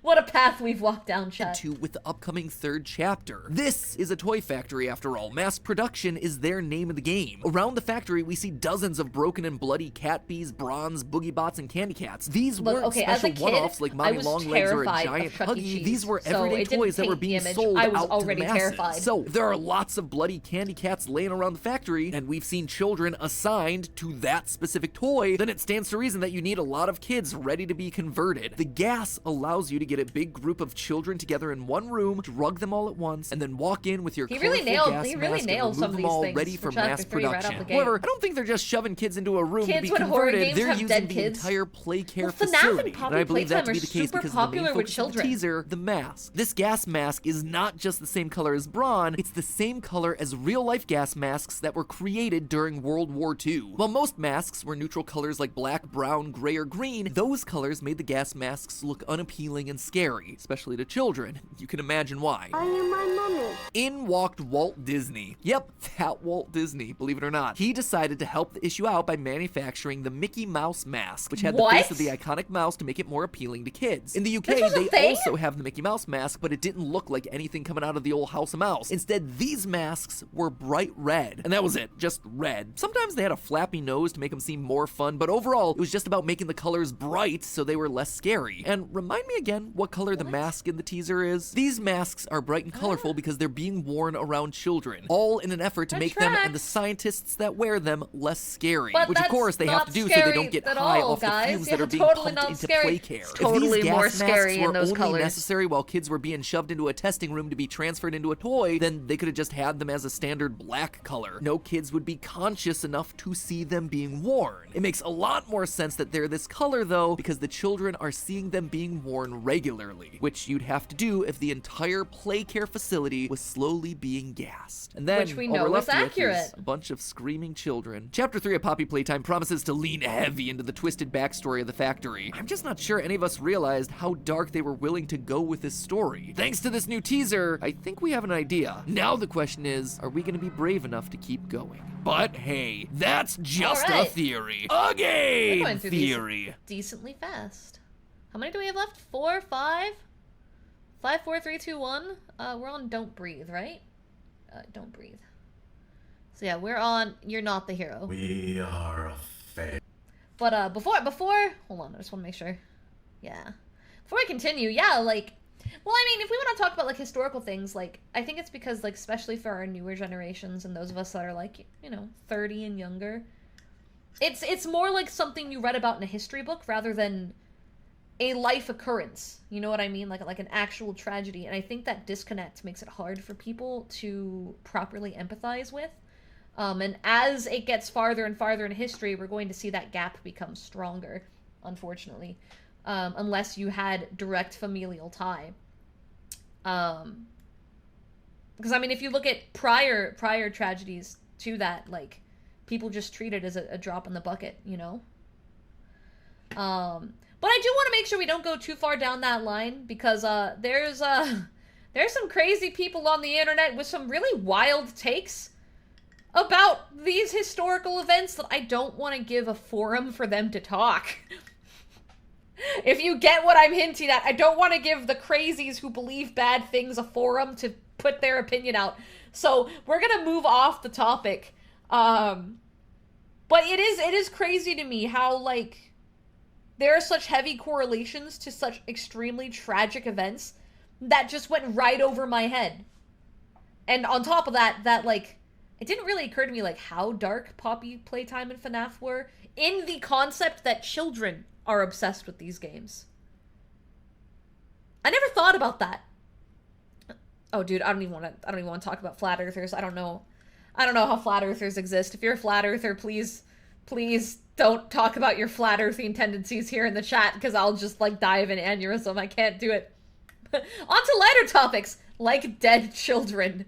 Oh, God. Breed, created against our will, only to labor on their terms. Slaves given life by others, only to have none of He puts so much effort into his intros. Now they try to make more of us. No.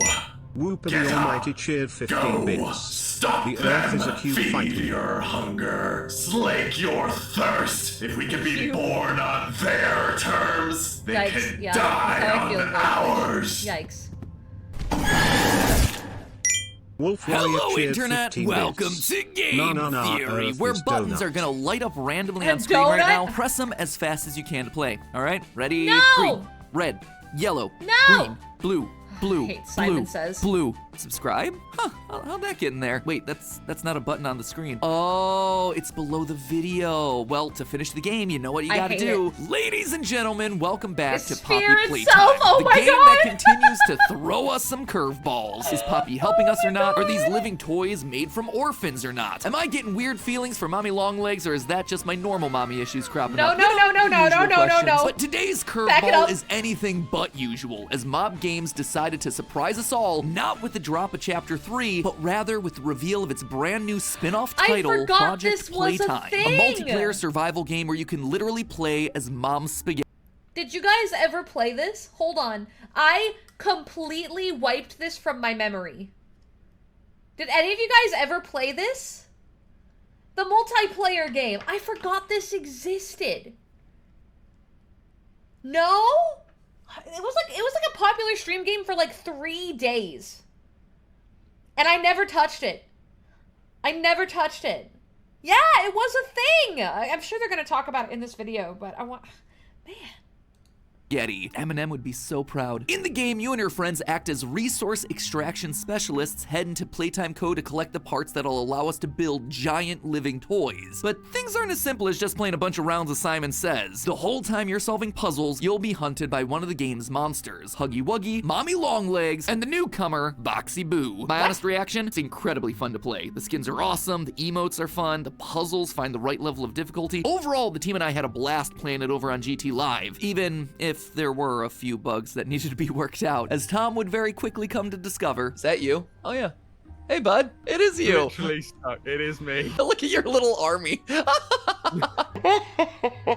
Oh no, you can still hit me. Oh, don't worry about him though. Tom would make sure he had his revenge in the next round. Oh my god. No! I have a toy part, Tom! No! I got a toy come part! on, Tom! Tom! Come on, Tom. I had a toy part! Boo, Tom! Everyone, let's all collect Tom in the comments. Are they still updated? Is it still Like I a said, thing? it's a really fun game. Maybe we'll have But a of course, we don't community night. care about whether something is fun or not on this channel. We are here for one thing and one thing only: the lore. And just like with the gameplay, Mob Games delivered big Project time here. Playtime. When you first boot up That's the the game, you're name, thrown Project into a Playtime. tutorial which is full of this stuff. Lore drops left and right. And then when you've played the game enough, you'll also unlock a lore-filled VHS tape, which means it's time for us to head back into the cursed toy box, where today I'm about to prove to you that the scariest, most threatening figure pulling the strings in this game may actually have been the hero all along. That's right, folks, it's classic game theory time. The bad Out of guy Project wasn't the bad Playtime guy actually after had all. lore? In Project I thought it was Playtime's just to VHS play, tape, like- we're introduced to a like new a- what's it character called, a named party Harley game. Sawyer, known simply as the Doctor.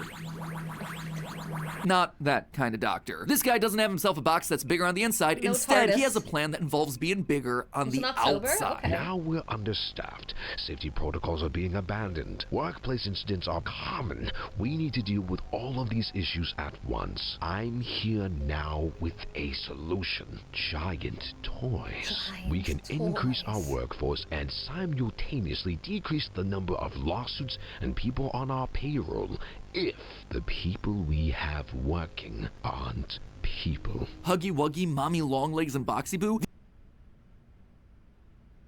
Isn't that...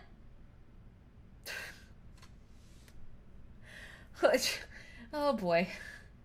Alright.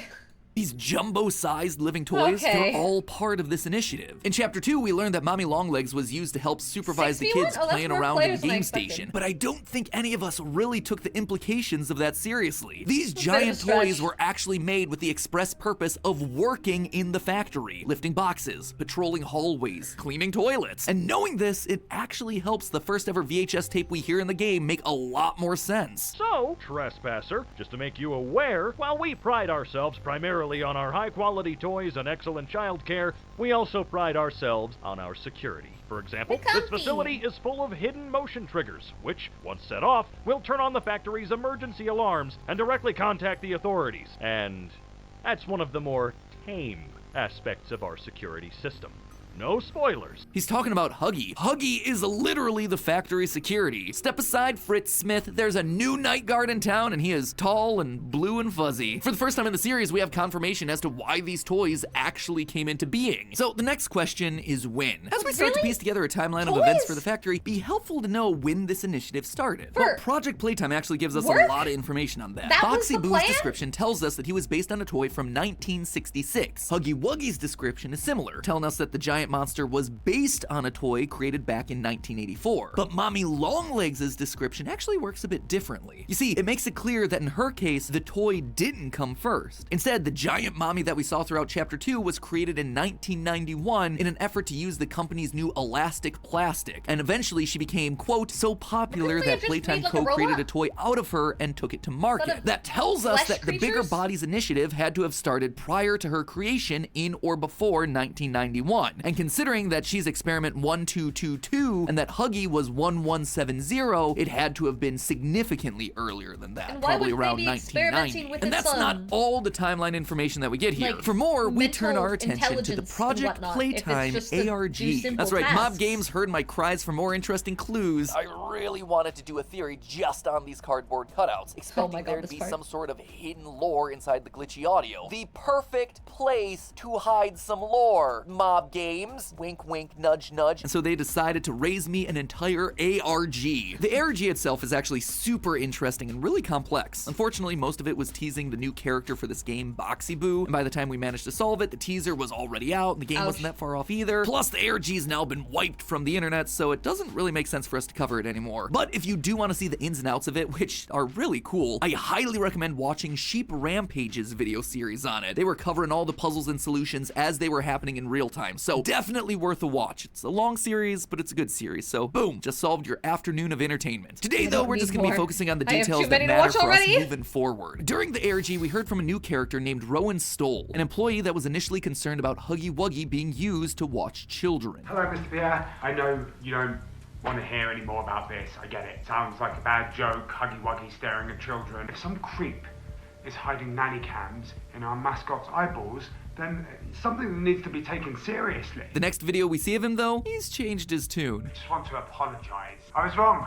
Nothing weird is going on here at all. Clearly, he figured out that something more sinister was going on, and that the living Huggy security system was a feature, not a bug. In that video, he tries to throw everyone off the scent that he knows anything. I'm not looking into it anymore. And I mean, not that there was anything to look into in the first place. How Smooth, to Rowan, say you very know smooth. something, Clearly, 101. Playtime's aware that he knows too much and wants to silence him. But Rowan hatches a plan. I think I'm gonna die. I had to pretend I'd seen nothing so the company would leave me alone. I've scheduled the company's the servers, the security to be shut down for 60 minutes of maintenance. While security's out, I'm gonna release everything and run. I think they're gonna kill me first. And sure enough, that's exactly what happens. Rowan goes down into the basement and stands face to face with Boxy Boo, who does what toys do best, eats him alive. Notice the dates on all of his videos though, 1991. So for Rowan to have seen a giant Huggy watching children and then get eaten by a giant Boxy Boo, it means the Bigger Bodies program was up and operational by March 30th, 1991. We can also add to the timeline when Project Playtime itself takes place. In Project Playtime, one of the toys that we're tasked with assembling is a large-scale boogie bot based on the game's NFTs. We know that the toy BoogieBot was made in 1993, meaning the company had to still be functional as a toy factory at least until then. Considering that this was their last major toy made though, we can assume that the place shut down shortly thereafter. We hear this event happening in Chapter 1 when the toys begin their rampage. Today's events are no doubt in relation to him. Most likely then, Project Playtime takes place sometime in the decade prior to Chapter 1, the time after everyone went missing, but before we return to the toy factory to explore its mysteries. Playtime Co. needed specialists to go into the factory on their behalf to allow them to continue the Bigger Bodies initiative, despite the monsters that are now roaming the hallways freely. But what's interesting is that up until now we've assumed that these monsters are being driven purely by their hunger, but Project Playtime reveals that that's not the case. You can't join friends and you have to choose either monster or player because it doesn't have random picker anymore. That's stupid. So that they kind of don't care about it anymore. This mysterious voice is talking to Huggy and presumably the other giant toys throughout the factory, getting them to work together in order to feed themselves, but also to stop those who are trying to make the Bigger Bodies initiative a success. Whoever this mysterious voice is, they do not want more monsters to be created. But who could it possibly be? Fortunately, I didn't have long to wait for an answer because during my playthrough on GT Live, I got a loading screen that told me exactly who it was. I got a loading screen. Which one did you get? I got Mommy Longlegs being puppeteered by 1006. That's the one. Yeah, mine is Huggy just chasing people, so you definitely got the interesting one. You got the lore there. I got the lore! Experiment 1006 has been one of the franchise's biggest mysteries. Each installment reveals a little bit more about him. The first chapter showed us that he was a prototype to all these toy experiments, that he had a digestive tract but didn't require food to survive. The second chapter revealed him to be incredibly intelligent, tampering with cameras and alarm clocks in order to sabotage the scientists doing experiments on him. He even showed up at the end of Chapter 2 to drag a lifeless Mommy Longlegs away. But his end goal, his motivation, has largely been a mystery. Thanks to this tutorial, though, we now know what he wants. He's trying to stop the experiments. He's trying to stop people being used to make these toys. That's why he helped to release all the giant toys before the events of Project Playtime. Though still missing, today's events are no doubt in relation to him. His absence was a flaw in the scientific process. The giant toys are organized. They're working together. And it's because this one creation is able to psychically talk to them all. Again, this gives more clarity to something that we heard back in Chapter 1. Coordination and cooperation is evidently within his skill set. And while he doesn't want more toys to be made, he is taking care of all the monsters that already exist. The others are hungry. The others are starving.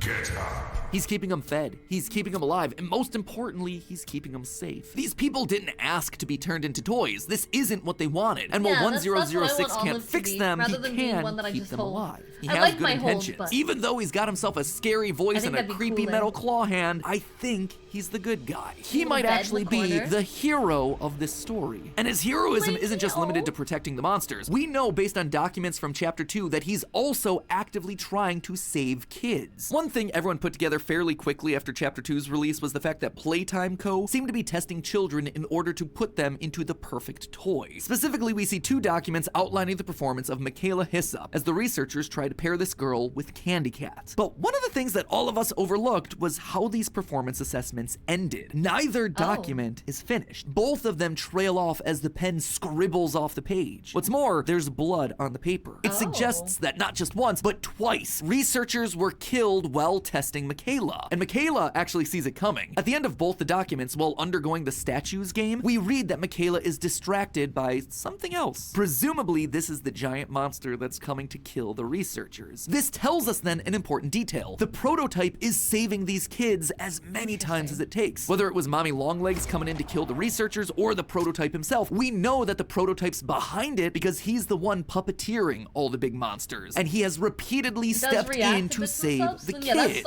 I don't know about you, but that sounds like a good guy to me. And he's not only using the other monsters to save the kids, he's also using us. Remember that line I just showed you from the monster tutorial? I like the ones that talk too, though, but I have no idea how to code it. Get up. Those last two words, don't they seem familiar? Yep, the death messages from both chapters almost always end with those exact words, get up, which then results in us respawning. Up until now, we've been under the impression that two people have been speaking to us through these death screens. The lowercase words that are far more motivating, like we're almost there, or it's not over, being from Poppy, trying to get us to find her at the end of every chapter. And the second, uppercase words like innovation is key, thank you science, or he's loose, this is an emergency lockdown, being from either Elliot Ludwig or a scientist that was working on the project. But now, I don't think that's the case. Yes, there are two tones of messages, but almost all of them end with the exact same two words, get up. I think this is experiment 1006 trying to communicate with us. More lives are at risk than just yours. He's trying to get us to help the trapped souls inside the factory, the ones that he himself has spent so long protecting. Why is it speaking to us in two different voices? Simple reason could be that some of his lines are just him repeating back all the things he heard when he was first created. The prototype has saved us, isn't he wonderful? But there's actually another explanation. Think back to the end of chapter 2. What have you done? You make me part of him! Mommy screams for her life, terrified of being a part of 1006, who drags her lifeless corpse away shortly thereafter. Broken toys end up being combined into the prototype, so maybe it's a way for him to keep the toys and the spirits inside of those toys alive. That would mean that 1006 now has multiple voices inside of him. The voices of all those toys that have perished and are now incorporated into his being. All of them trying to communicate with us at once. This, I suspect, is what we're also seeing in the new VHS tape of Project Playtime. It starts off as normal text, but then switches to capital letters. Again, two very different tones present here. Near the end, we see the line, the bigger bodies initiative will fail, which not only lines up with the motivations for 1006 that we've just discussed, but it also matches the exact words on the game's Steam page, except over there, it's written in a glitchy text. Now, while glitchy text doesn't necessarily prove that it's 1006, we have seen those death screens in the past use codes and corrupted text before. And a robotic monster trying to communicate in every way possible, ending up with text that appears glitchy, fits pretty nicely. Plus, there are also some frame-perfect messages in there that appear in the static of the VHS. One that says, save us, and another that says, a pawn and a sacrifice. Again, hidden messages. Other voices, all trying to break through. But while I'm certainly excited to see what the prototype pulls out for us in future updates and what his role in the story is going to be going forward, there's still one major question here. Who is 1006? All the giant toys that we've met thus far have been made from people. Mommy Longlegs even got a name, Marie Payne. So if 1006 is the prototype, the one experiment that paved the way for all the others, then surely he too has to be made from someone. In our previous theories, we came to the conclusion that orphans were being used to create these monsters. They were tested in the game station, and if they were considered fit for purpose, they would get on the train and be sent to play care, where they'd be experimented on and eventually turned into toys. So was experiment 1006 just an orphan? A random child that's now after revenge? A vengeful spirit, if you will? As much as I'd love to dunk on Poppy for riffing on another piece of FNAF lore, I don't actually think that's the case here. 1006 is incredibly intelligent, able to take control of the other toys, manipulate and trick the scientists in the toy factory, while later experiments like Huggy were described as obedient. These later experiments were made from children who could be trained and molded into what they needed to be, but the prototype was different. He was an adult, one we've gotten to know a lot about in recent chapters. I propose that 1006 is none other than the founder of the company, Elliot Ludwig. Now, I'm not the first theorist to suggest this. Ever since the release of Chapter 2, it's actually been a fairly common theory. However, I really feel like now we have the evidence to hammer this one home. We know that Elliot Ludwig suffered a tragic loss in his family in the 1960s, presumably his daughter, who would then go on to be remade in Poppy. And throughout the game thus far, Elliot is always described as a family man at heart, and he's always giving credit for his business to the children. Now, call me cynical, and maybe I've played just one too many indie horror games at this point, but I see stuff like that and I immediately think, oh, this guy's shady. He's clearly killing the kids. But nothing he ever says or does is outright evil or mean to children in any way. Instead, it's trying to benefit children. Throughout the toy factory, we see posters pushing employees to adopt and foster orphan children. And while again, my knee-jerk reaction is this guy is clearly... I just want to say for a second, it is so impressive to me how game theorists work, because when I play these horror games, I'm intrigued, right? I'm intrigued, and I'm getting, like, the base story concepts. But names, who, what, when, where, whys, all beyond me. All beyond me. I've played all 3 chapters. I would have never come to any of these conclusions on my own. It never would have happened. Never would have gotten this far. I don't even remember who Elliot is. Like, should I even really play the games? Man, these people are so impressive. I don't know how they do it. I genuinely don't know how they do it. I would have never gotten here. Wolf Warrior cheered 15 bits. What does he mean by Monica Dating Simulator is horror game? It is a horror game by all definition, and I love Doki. Really using these orphan kids to make living toys, I don't think it started that way. If it did, he wouldn't be outright encouraging employees to adopt and foster children like we see in the posters. That would be taking test subjects, potential living toys, away from the factory. No, I believe that Elliot did indeed have the best interests of the kids at heart. It was this new character, the Doctor, who took things in a dark direction, and he was able to do it because Elliot was out of the picture. During the ARG leading up to Project Playtime, Clue Hunters found this memorandum from Rowan Stoll reminding employees about the need to keep quiet about confidential information. But in it, we get this line, quote, "Nobody cares about your safety and security more than us. And as our great founder, Elliot Ludwig, always said, Playtime Co. is my family, and family looks after one another." That's phrased Notice as if he's the already tense passed. that the letter uses. It's past tense. He is out of the picture by the time the whole Bigger Bodies initiative gets into full swing. So where did he go? In Chapter 2, there's a note on Elliot's desk about using poppy gel to bring dead rats back to life. That note is labeled Experiment 814. Almost 200 experiments prior to the prototype. Why would such an old note be sitting on his desk? We know at least another 400 experiments took place after this one. Surely memos about those later experiments would be at the top of the pile, but no, we find this old note. A note that, at the very end, mentions using larger subjects for the test. I think Elliot realized what was being proposed here and tried to shut the entire operation down. However, Harley, the doctor, was determined. My name is Harley Sawyer.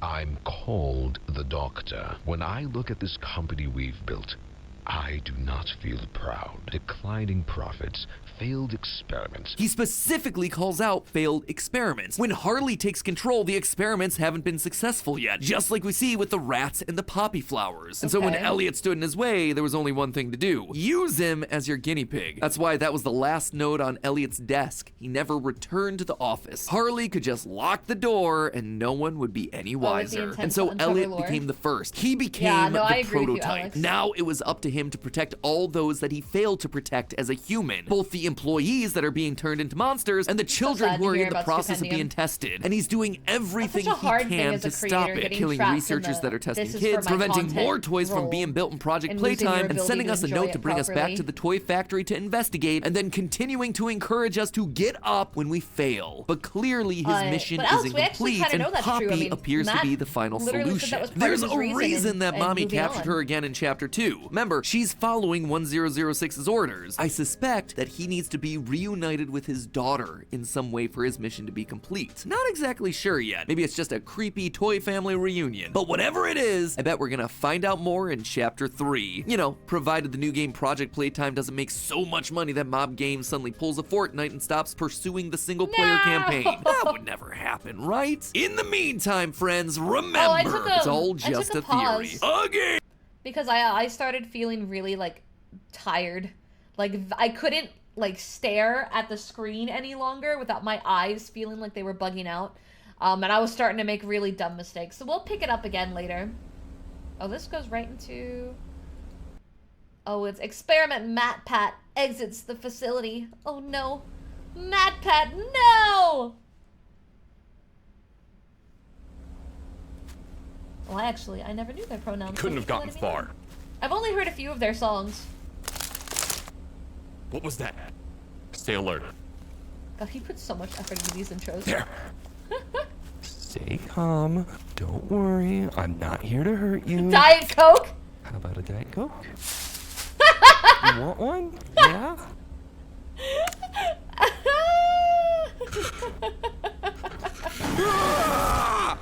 God. Hello, Internet. Welcome to Game Theory, the show that only gives you one instruction. Have fun. Smash the subscribe button. Huh, mysterious red text that isn't the same as the rest? Totally not suspicious. Today, with the FNAF timeline finally behind me, we are overdue to cover something completely different. A game where we explore an abandoned children's entertainment venue filled with oversized characters that were at one point friendly, but then turned evil on account of being possessed by the souls of dead children. See, completely different. Yes, my friends, we're hopping back onto the Poppy Playtime train because, while I've been busy over in my own personal animatronic hellscape, Mob Entertainment has been dropping all sorts of new content. content. The spin-off title Project Playtime, a complex multi-month-long ARG, and my other favorite form of content, analog horror YouTube videos. When did that because happen? you can't spell analog horror without the lore. Oh, I suppose you can. There's no E in analog horror. Well, guess what? It's a silent E anyway. Call it the phonetic spelling of lore. So far, Mob has released 2 quote-unquote lost VHS tapes to their YouTube channel. One from 1992 and the second from 1995. Look, the titles have the dates in there and everything. Where Even were a these released? .mp4 at the end for that truly authentic lost footage feel. YouTube? Despite the fact that the MP4 as a file format didn't exist until 2001. But who am I to judge? Anachronistic file formats aside, these things aren't just filled with a bunch of mindless spooks building hype for the eventual release of Chapter 3, they're also filled with clues to the lore. And I think, thanks to one of these, I've been able to solve the identity of a fan-favorite character. Everyone's beloved jumbo pink plushie, Kissy Missy. Who's hidden inside our floppy little friend? I think I have the answer for you. So grab your tranquilizer darts and flashlights, theorists. There's a theory on the loose. The first VHS released onto the channel was called Restricted Disappearance 06/18/1992.mp4. In this video, we see Huggy escape the facility and run out into the woods with a large group of Playtime employees in pursuit. 5 end up dead and 6 remain missing. Seems like Huggy can't be stopped. But then the video ends with an ominous scene of the giant Huggy peacefully standing next to a normal residential house. He's captured and brought back to the facility. In terms of lore, this video does a lot with very little. On the surface, this tape feels very straightforward. Huggy escapes the facility, scares ensue, and then he's brought back. But this short, basic narrative actually goes a long way to confirm many suspicions that we've had about the characters and the events of this franchise. First, this video reinforces the timeline of the Bigger Bodies initiative, Playtime Co.'s push to create giant toys that help around the factory. We know via unlockable cards that are found in Project Playtime that Mommy Longlegs started as a Bigger Body creation before they wound up making toys of her in 1991. So this VHS taking place in 1992 fits into that rather nicely. The project is in full swing at this point. The trap toys are starting to get restless. It also confirms something that we've suspected for a while now, that some of these giant toys were created using orphans in some way. That's why we see Huggy standing outside of a house at the end of the tape. He was just trying to go back home, the home that he was either adopted into or his foster home. His childlike instincts taking him back to the last place that he felt safe. It's this incredibly sad, somber moment that does a lot to showcase the tragedy of this game's story. And that's not all. This Huggy seems to be acting differently to the one that we met in Chapter 1. Huggy escapes the facility, but there's no mention of violence towards the staff. Huggy only seems to become violent to the employees after they shoot at him. This tells me that Huggy, and presumably some of the other experiments like him, aren't naturally violent. It also reinforces what we see in Project Playtime's tutorial. Huggy is largely complacent until the prototype urges Huggy to kill. They are trying to build more toys, more like you. Kill everyone in sight. It really seems like the Bigger Bodies monsters are the collateral damage in this war between Playtime Co-employees and the prototype, Experiment 1006. They're the innocents that wind up being caught in the middle. This is something that we can start to see more clearly in the next tape, Restricted Relocation 08/08/1995.mp4. In this newest VHS tape, we see Kissy Missy being transported towards Playcare in August of 1995. The tape repeatedly tells us not to view the footage. I can't possibly see that plan going wrong in any way. Again, just shows the absolute negligence of this company. So of course, we keep watching, and in true Playtime Co fashion, things start to go wrong. We travel down the rails with Kissy strapped to the train. As we ride, we pass by graffiti on the wall that reads, "The hour of joy is at hand." In between camera shots, we see text flash on screen meant to be instructions for employees, but then each message winds up getting overridden by capitalized red text that says basically to do the opposite. It tells them to release the straps that bind Kissy Missy, which, as you'd expect, means that the employees wind up dead at the side of the tracks. It's another simple, straightforward tape that does an incredible job of hiding tons of lore clues in plain sight. Let's just start with the date, shall we? Poppy's already done a great job of mapping out a very clear timeline for us, unlike some other franchises.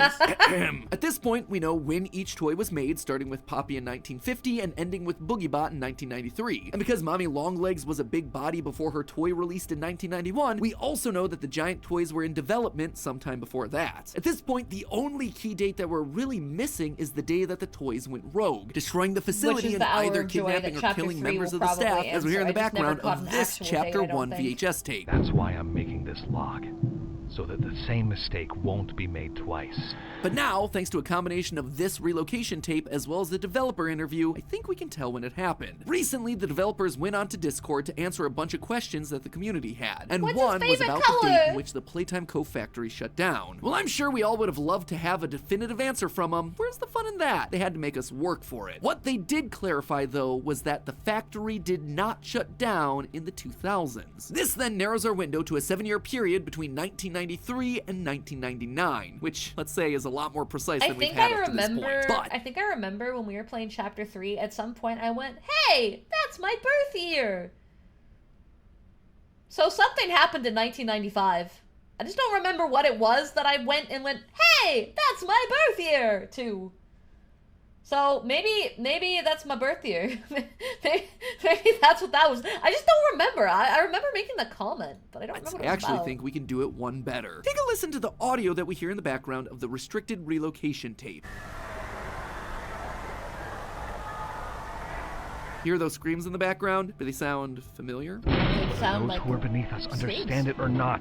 Those screams, the screams of employees being mauled to death by giant toys, Oh, those the are hour the of joy. screams that we can hear in the distance. The event that shut the factory down happened on this date. Oh August yeah! 8th, It was my birth! Yeah! That was it! That was right, because it was also my birth month! That's right, that's why it stood out to me!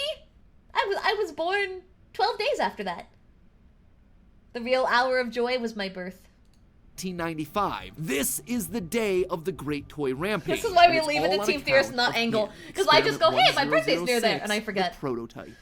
It's my fault. I wasn't even alive yet for 12 days. He's the one orchestrating this attack on the employees. Not only is he speaking telekinetically to all the toys in the facility, urging them to kill, but he's also I the have one 12 days of manipulating non-existence these to VHS prove tapes, my innocence. altering the text to all caps or using the color red to communicate with us, getting not just the monsters to rebel, but the humans watching the tapes to listen to his commands. Suddenly, that sub for graffiti 10 that we see in the months, tunnel, 10 the months hour to of the joy best is at hand, angel makes in a the lot world. more sense. Tier 3! I need to send your thing, by the way. I haven't forgotten. I am working on it. But thank you so much for the tier 3. Thank you for the support! Wow! It feels like something that Experiment 1006 would say, or more specifically, the person that became 1006, Elliot Ludwig. His whole goal was to bring joy to children, and after being betrayed and turned into a monster If I by was Leaf Pierre and lying, I would have said that that was my birthday for the sake of content. Because then I could have been like, I was born on the hour of joy. But I also said 4 years ago my birthday was August 20th, 1995, so, you know, I'm either really good at keeping a lie, or that's my birthday, or that's actually my birthday. Doctor, it makes sense that he would use the same terminology, almost ironically. These toys were made from children to be workhorses. Now, he will finally be able to free them and give them the joy that he had promised them since the beginning. Except, there was one thing that didn't quite go according to plan. Kissy Missy didn't kill the train staff like she was supposed to. Now, I know y'all probably think that I've lost it. Clearly, those Playtime employees around her feet are dead. Just look at the blood on Kissy, around her feet, around her hands, around her mouth. This is an open and shut case, right? But to that I say, look again. What do you think these are? Is that not blood splat? I mean, could be scratches. 1006 is the only creature that we currently know about in this entire facility that has claws capable of creating marks in the wood like that. He has to have been here during this moment, shredding up the employees once he realized that Kissy wasn't going to be doing it herself. What's more, Kissy Missy is laying on top of the scratches. It means that she was standing aside while the prototype slashed and slaughtered everyone around her, and then resumed her position on the train when he was done, like a good, obedient toy. Truly the best girl. You can even see what appears to be bones or intestines on the floor by her feet, something that would have been eaten if this was any other giant toy. But Kissy refused. She left them there. This wasn't an act of hunger like with Huggy killing staring people. at a photo this was longingly, 1006 too. acting out of revenge. Revenge for turning him into a monster, for torturing the kids that he swore to protect, and for locking away the only thing he ultimately cared about, his daughter, Poppy. But I think we can actually keep going here. I think we can actually prove the identity of Kissy Missy. We're rarely given names of actual humans in this franchise, but when we are given a name, they tend to be repeated a lot throughout the chapters to show that they're going to be important to the ongoing narrative. That said, there are still a couple names right now that haven't led to anything substantial. For instance, during chapter 2, we can actually find this note. Entire batch of toys is miscolored due to Patty Hall sabotaging the painting machine. Saboteur has since been dealt with. Patty Hall. This was a new character that we'd never heard about before and was never mentioned again. That struck me as odd. Even one-off characters like Avery, the disgruntled old worker from a VHS found in Chapter 1 Says gives Rich, himself a not second Avery, VHS wow. in Chapter 2 to flesh him out a bit. Rich is But again in Patty, Chapter yeah, 3. she was just there. A random name on a random rejected toy form. Or at least that's the way it was until the ARG launched. In case you missed this one, the ARG involved us following the story of a new character, Rowan Stoll, an employee who was slowly figuring out that something wasn't quite right at playtime. Hi, And Douglas, as a I'm part of good. that How about ARG, you? he released a bunch Hope of you're doing internal well. documents via an FTP server that we could access. And one of those documents on there was this, a Okay. disciplinary document for a familiar face, Patty Hall. Quote, details of occurrence, sabotage of retail shipment. This week of 1/2/91, employee intentionally sabotaged factory equipment, in particular, a paint machine. The employee mismatched 57 paint canisters, Oh. resulting in an extraordinary amount of toys no longer I being saw suitable that. for retail. Retail shipment number 018345 was recalled, resulting in a significant amount of lost revenue as well as damaging Playtime Co.'s brand image among several major retailers. There is substantial evidence supporting the assumption that this sabotage was done in some sort of defiance to several of Playtime Co.'s practices. Plan for disciplinary action, effective immediately. Employee is demoted from toy designer and will be sent downstairs to Storage B to receive further Storage instructions. B? They weren't All just of this fired? took place on January 2nd, 1991, signed by none other than our good friend and leader of the Bigger Bodies Initiative, the Doctor. The next time we're down in Storage B, there are no employees working there. It is literally a storage room for toys that are being experimented on. Notice the blood that covers this smaller Mommy Longlegs time doll before in the work background. overnight, The only watching living that thing that we series? see in Yeah, Storage B, we, Kissy Missy. Could Here, it be I'll that pause Kissy so I'm not Missy... talking over it real quick. We just finished Chapter 3 last week. We just finished Chapter 3 last week. And I couldn't remember Chapter 1 and Chapter 2 very good. My memory was kind of lacking on it. So chat was like, oh, you should watch the MathPad videos. And it's probably good that I'm doing that anyway because I've never been that good at game theories despite loving indie horror. So we, over the last week, have been marathoning these. But yeah, we can go ahead and keep watching though. We're on the 4th from being currently caught up. Yeah. So this should be the start of right before Chapter 3, and then we watch the Chapter 3 ones.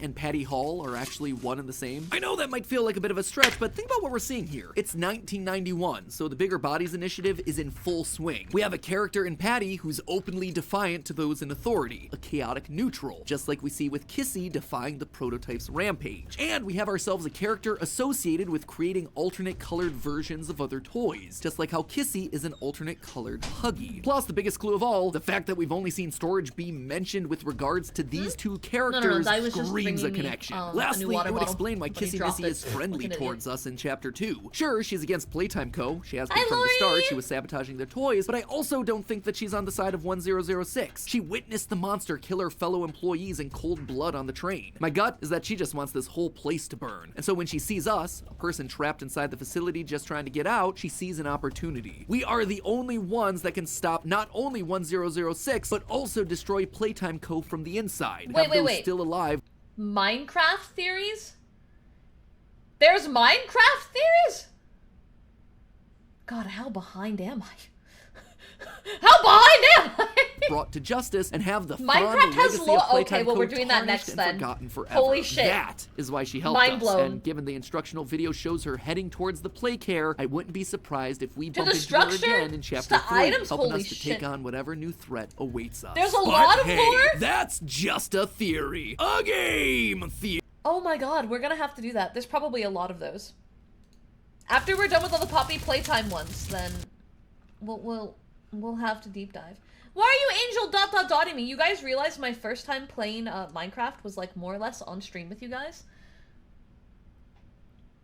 So I never really got into Plants vs. Zombies, but I know that eventually Minecraft released their Nephilim Siburli just raided. Nev,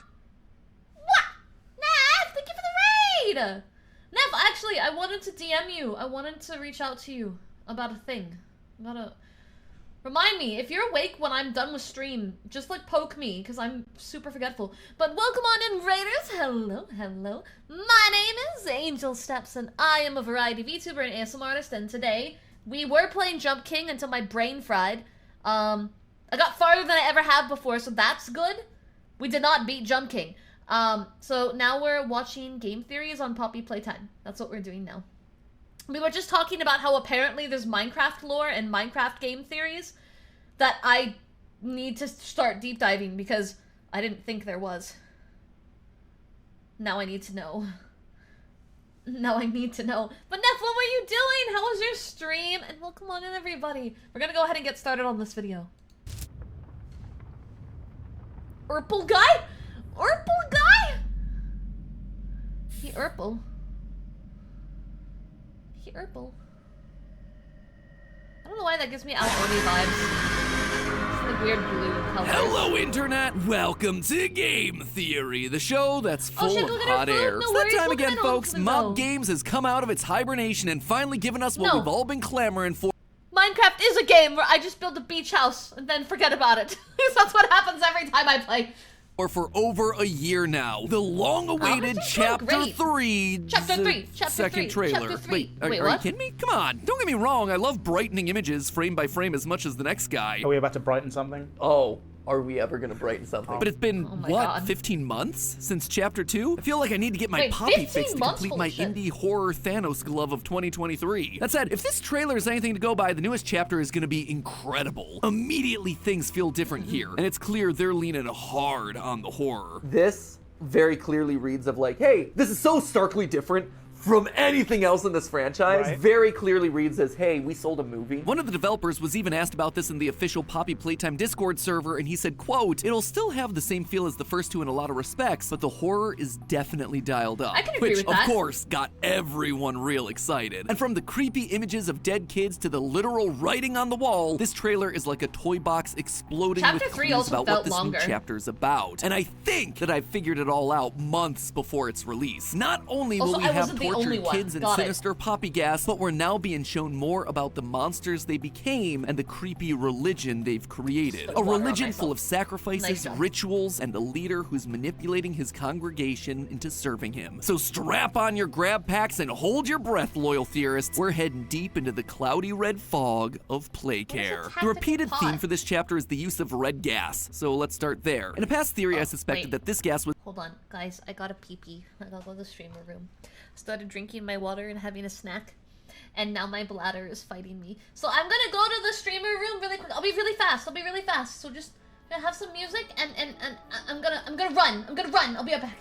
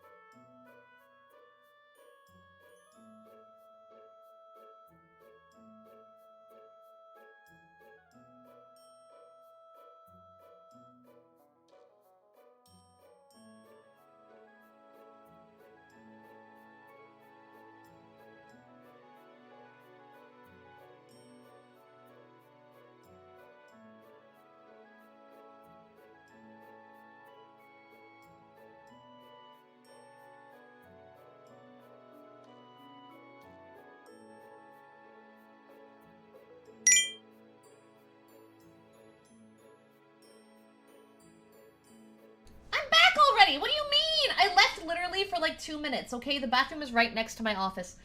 Lord Anaconda, thank you for the follow. Welcome on in. We're back to game theories. Are you kidding me? Oh my god. Exclamation mark GG. I hate it here.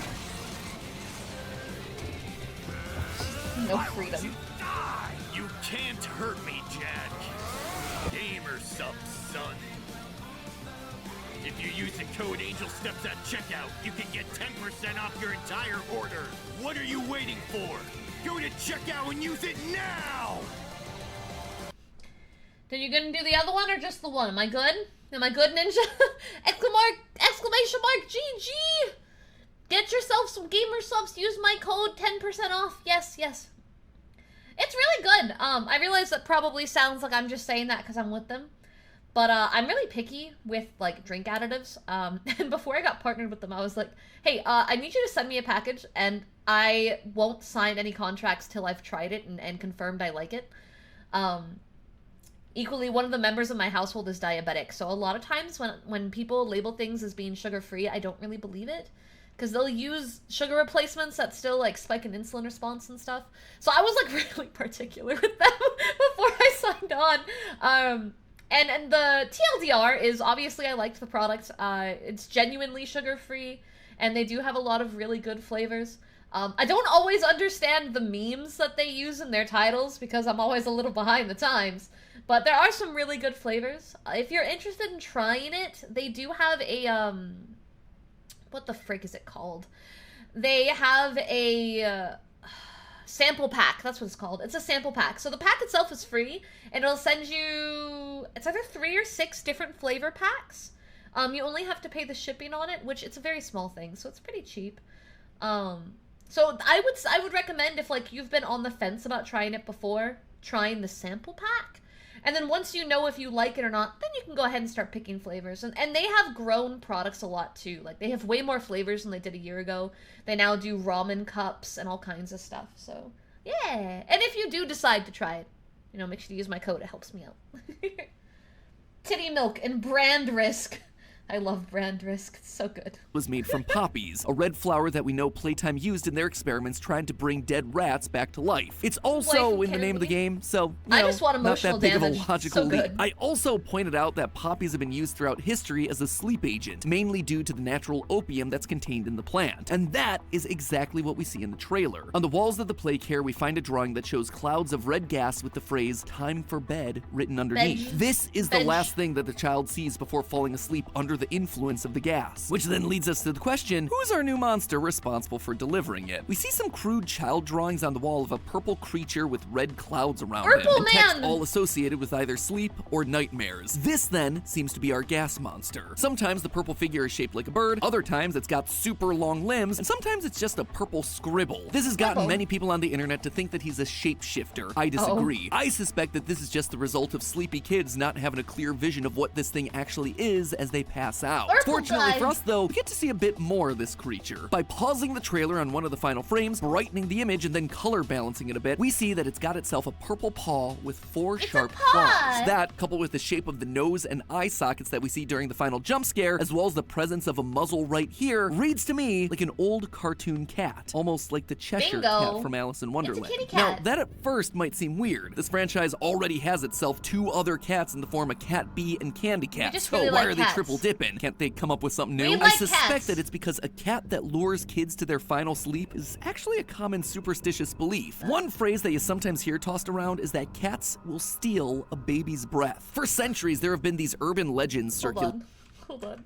I just want to see the cat real Is that cats will steal. Look at that little guy. Look at that little guy. He's just a little guy. Oh, it's so cute. It's just a little guy. He's got no spot. Oh my god, he's so cute. I love cats. They're such adorable little beans. I just love them so much. I just want to give them all kissies. A baby's breath. Kitty, For kitty, centuries, meow, there meow. have been these urban legends circulated about cats sneaking into That's what Rocket looks like when I'm trying to sleep, by the way. When I'm trying to sleep, this is Rocket and Tora. This is them. Anytime I'm trying to sleep, this is literally what they do. This is what they look like. They're evil. I love them. They're evil.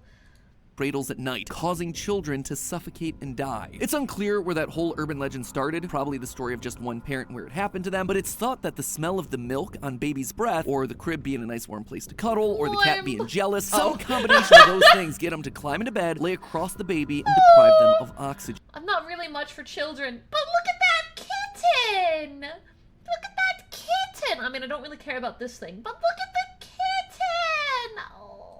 There was even a coroner back in 1791 that came to examine a deceased child and actually stated this urban legend was indeed the cause of death, which only gave more support to the superstition. And that, I suspect, is what our Chapter 3 cat monster is doing. After a fun day at the game station under the watchful eye of Mommy Longlegs, this guy would come in to quote-unquote help the children fall asleep, stealing the breath of children by replacing their air with his poppy sleeping gas. Considering that we've been seeing more and more images of gas masks, this is also something that we're likely going to have to use to protect ourselves. ourselves. Yep. Otherwise, we might begin to hallucinate and have to distinguish between what's real and what isn't, just like the kids' drawings on the wall would suggest. That was so what is this gas cat? Point or I suppose on if you're point. following the conventions of the naming system for this game, it would be Gassy Catty. Not the most sinister of names. But what is Gassy Catty up to now? Well, the writing is quite literally on the wall in this trailer. It's been busy carving phrases like, I live to serve our angel of salvation, I rejoice in him, wrapped us in garlands Right, on isn't the he, walls. like, really garlands, by fond the way, are or, like, wreaths of believes flowers that that, are often used the for prototype Catholic is their baptisms. savior? So you might start to see where all this is going. So are these stage lights? They look like candles to me. Are they? Oh yeah, I think they're like ritual candles. Again, a lot of religious imagery here. Gassy Catty is no longer taking on the role of a monster, but instead that of a religious leader. This idea is also exemplified by another carving that we see on the wall, my somniferous flock. You know, growing this up, isn't that's referring why to a my group of mom birds, never it's being wanted or got used in the cats. Christian sense. Cause One of the many roles night that while Jesus she is was associated asleep, with one of her mother-in-law's cat was on her chest stealing her soul.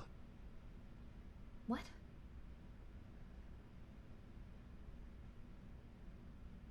Wait, your mom thought a cat was trying to steal her soul in her sleep? Is that what that means?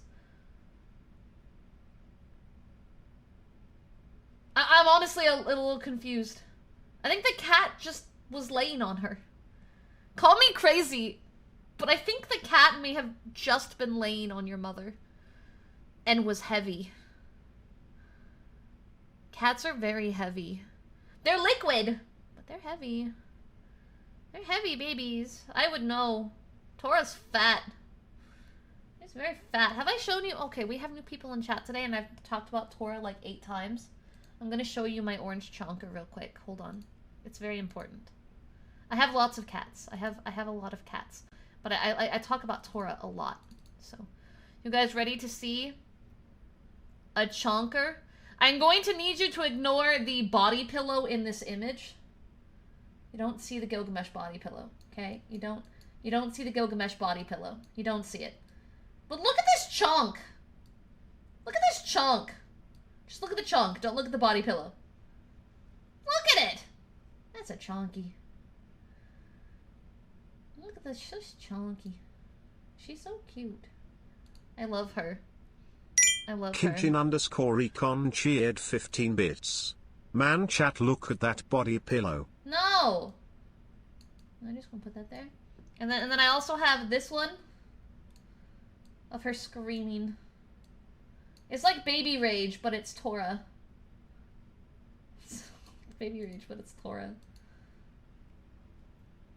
And then I have this one where she jumped on my bathtub and was staring at the water. I was just staring at it like she was staring at Satan. We have these as emotes because I love my cats a lot. I love my cats a lot. They're very cute. But anyway, that's Tora, my chunky.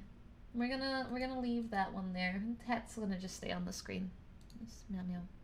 In Christianity is that of a shepherd, one who tends to, feeds, and cares for his flock. The sheep in this scenario are his followers, people that rely on and follow Jesus in their day-to-day lives. Meanwhile, the word somniferous stands out for a few reasons, mainly because I've never heard anyone ever use that word in a sentence before. Turns out that in the years since this factory closed, Gassy's been studying up for his SATs. Always be learning there, Gassy Catty, because let me tell you, I am right there with you. I too am a nerd for words. I grew up Catholic. I'm agnostic now, but I grew up Catholic. So I always like when horror games throw in some connections, because it's the one education I'm actually somewhat educated on. So Somniferous would be what, my sleepy? Yeah. Because somnia is sleep. Turns out I was actually half right in my assessment there. According to Google, it's not just being sleepy, but having sleep induced upon you. So our Gassy Catty is talking about his flock of sleepy kids, the orphans in the play care that he's putting to sleep. Really? But the play care has been abandoned for years. There aren't kids there anymore that can serve as his sleepy flock, right? Wrong. The whole point of the play care and the poppy gas was to help convert them into toys. But rather than them all being giant toys like Huggy Wuggy, I suspect a lot of these kids turned out much smaller. When the team and I were playing through Project Playtime's newest update, we noticed this poster.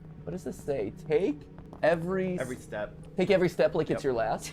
Oh, and they're heading to Playcare. Yeah, and it's a bunch of random characters, so these are kids, not like toys. A poster with 3 new plush toys walking towards the those are Playcare. Now, at the time, I just the- thought that these toys were there those to are the represent the frickin- children what are they walking to the called? Playcare, trying to The make things smiling seem something. wholesome and child-friendly. But now, I don't think that these were representations at all. I've already mentioned the sad-looking images of the children on the walls of the smiling Playcare, but did you critters. notice the remains of characters next to their faces on the edges of the frame? These are the same characters, the dog and the unicorn. Oh, shit. There's also a new character there that wasn't on the poster, a green bunny. And if you look at a later drawing from one of the children in the trailer, we see a plush with floppy green ears and the words, "My new friend." This kid became his friendly green bunny, and I suspect that the other children all had similar fates, becoming the very mascots of Playcare. This is the sleepy flock that Gassy is talking about, a group of converted children that are lost That's and not scared Glitchtrap. and see him as their only savior. But then, who is this angel of salvation that Gassy Caddy's talking about here? Prototype, Well, right? the last 2 wall scratchings give us that answer pretty explicitly. The original saved me, I rejoice in him, and never forget the hour of joy. In our last theory, we suspected the hour of joy was the moment that the toys revolted and reclaimed the factory. In one of the analog horror tapes released on the Mob Games YouTube channel, we see the hour of joy is at hand written on one of the walls right before we hear screams of the factory workers. Screams that match the ones we hear on the scientist's VHS tape from chapter 1. Though still missing, today's events are no doubt in relation to him. His absence We do was a love flawed Benoit. scientific process. Very It's the Benoit. prototype, 1006, the one we believe was created from the man who wanted to bring joy to children, Elliot Ludwig. He was the first successful toy from the Bigger Bodies initiative. He was the original that led to the creation of all the others, and we actually get our very first look at him in these trailers. This massive robotic amalgamation made from various other toy parts. You got things like a huggy head near the top, and there, right there, there's Mommy's top half. Oh, I didn't even notice that. You'll make me part of it. This is what the prototype's working on. This is what Mommy meant by make me a part of him. And my suspicion is that this is what Gassy and his somniferous flock are helping to build. Any cult needs themselves a goal, something that helps the leader to become more powerful. And gathering parts of dead toys, maybe even killing other toys themselves in order to build a monstrous body, yeah, that one seems to fit the bill. And if any of them die along the way, well, then they're just martyrs for the cause. In the opening shot of Huggy's headless body, there's actually a dog plushie similar to the dog that we've seen in the posters, also missing a head. A lot of If you heads die missing. or fall victim in your mission, you don't die in vain, you get the privilege of becoming part of the savior. But did you notice something missing in this 1006 amalgamation? His spindly arm and long thin fingers that we see from the end of chapter 2. That critical missing Oh, it piece was in the the cage silhouette section makes me left think that I that this missed. Got isn't it. his body. Or at least I don't think it's his body yet. Notice how still the silhouette is. Well, that could certainly be there for dramatic effect. I actually think it's because this body is a work in progress. The candles around the Playcare give off a ritualistic vibe, and that, combined with the missing iconic arm, makes me think that maybe 1006 Gassy and his flock are gathering these materials to build him the perfect body, and that they still need to put his soul into that body. And so chapter 3 is going to be about us stopping it, stopping the somniferous flock from finishing the job, No so that worries. Have a maybe good time at your finally we shit. can be Thanks a for hanging out, hero in Douglas. this game. Maybe. But I don't think so. You see, thus far, we've been nothing but the villain. It's been well established at this point that we used to work here. And not only did we work here, we were instrumental in the creation of some of these toys. You wonder who we are. But why? I'm sure he'll talk about it one of the later You videos should once know. we get to like It was this your doing that made us. Oh, we said that! They left Mommy to die alone. Mommy didn't deserve that, but you worked here. So if anyone deserves to die alone, it's you.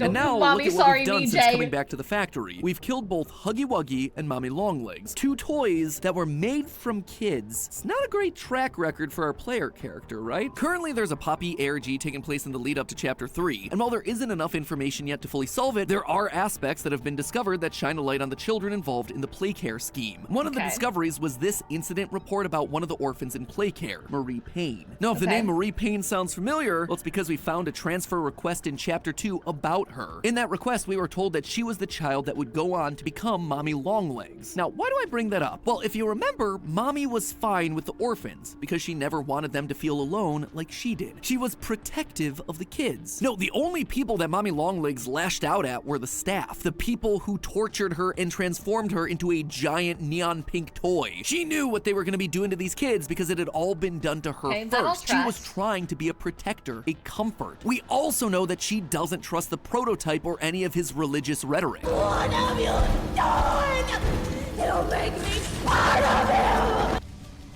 This is especially important if the prototype is indeed Elliot Ludwig, founder of Playtime, the man who started the whole toy conversion process in the first place. She doesn't buy his liberation of toys shtick one bit. She knows that he's once again trying to use the people around him for his own selfish gain. In fact, a group of toys building a big body using the parts of other living creatures, it's the bigger bodies initiative all over again, but this time for the prototype. All of these clues together make me curious about what our motivations are for being here. Are we actually here to help, or are we just cleaning up the mess of evidence that we left behind? Are we on the side of the orphans, unwillingly turned into monsters, or are we gonna end up siding with Elliot all over again, a man who created a nightmare for so many? Early signs aren't exactly promising. We stripped Mommy of her freedom and independence only to feed her to the prototype. So what do you think is gonna happen next with these kids from Playcare? Seems like there's no route where we don't walk away with some blood on our hands. So something tells me that's something our player character is more than familiar with. But hey, that's just a theory. Again! Alright, let's find out what he says about the actual game. Because we only have... Okay, so... It looks like we have a complete history one, so this is probably going to walk us through everything including Chapter 3 as a basics, and then we have one that's probably going to expand on some new theories. It's been 2 years since Poppy Playtime Chapter 1 released and took the internet by storm. It was everywhere. Let's finish these. So understandably, Chapter 2 was immediately put into production. 7 months later, there it was. Again, it was a huge success. What? A chicken can't feel red, it only thinks about the future and nothing for the last 15 minutes. Shit, that does sound like me. But I'm not a chicken, okay? Angels also can't feel regret because we're more godlike than you. I don't know where I'm going with this, but I'm not a chicken. So naturally, Chapter 3's development was underway, and so we waited and waited and waited. 18 months have gone by, and still we're waiting. That doesn't mean Mob Games has left us completely empty-handed. They've been giving us little tidbits of lore in all kinds of strange places. But with all these little breadcrumbs of lore being dropped over such a long period, it's hard to keep track of what we do and don't officially know. That is, until today. Today I'm giving you, in one complete video, the definitive Poppy Playtime timeline. The Poppy Playtime line. Poppy Playtime line. Poppy Playtime line. It feels like it doesn't work, but it works, technically. Just saying. Yeah, you're the boy! Hello, Internet! Welcome to Game Theory, the show that'll stretch far and wide to find the lore. And while I'm busy doing that, why don't you give a butter! Oh my god. Tell you about our lunch. From Ehu Market.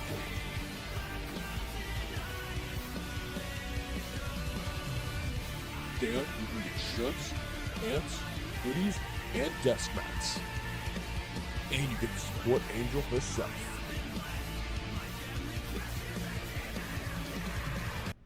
Hey guys, what's up?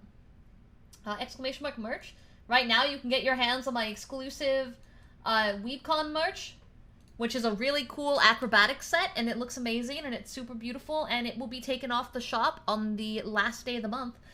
There is shirts, hoodies, hats, and desk mats, and a poster. So you should get it while it's still there.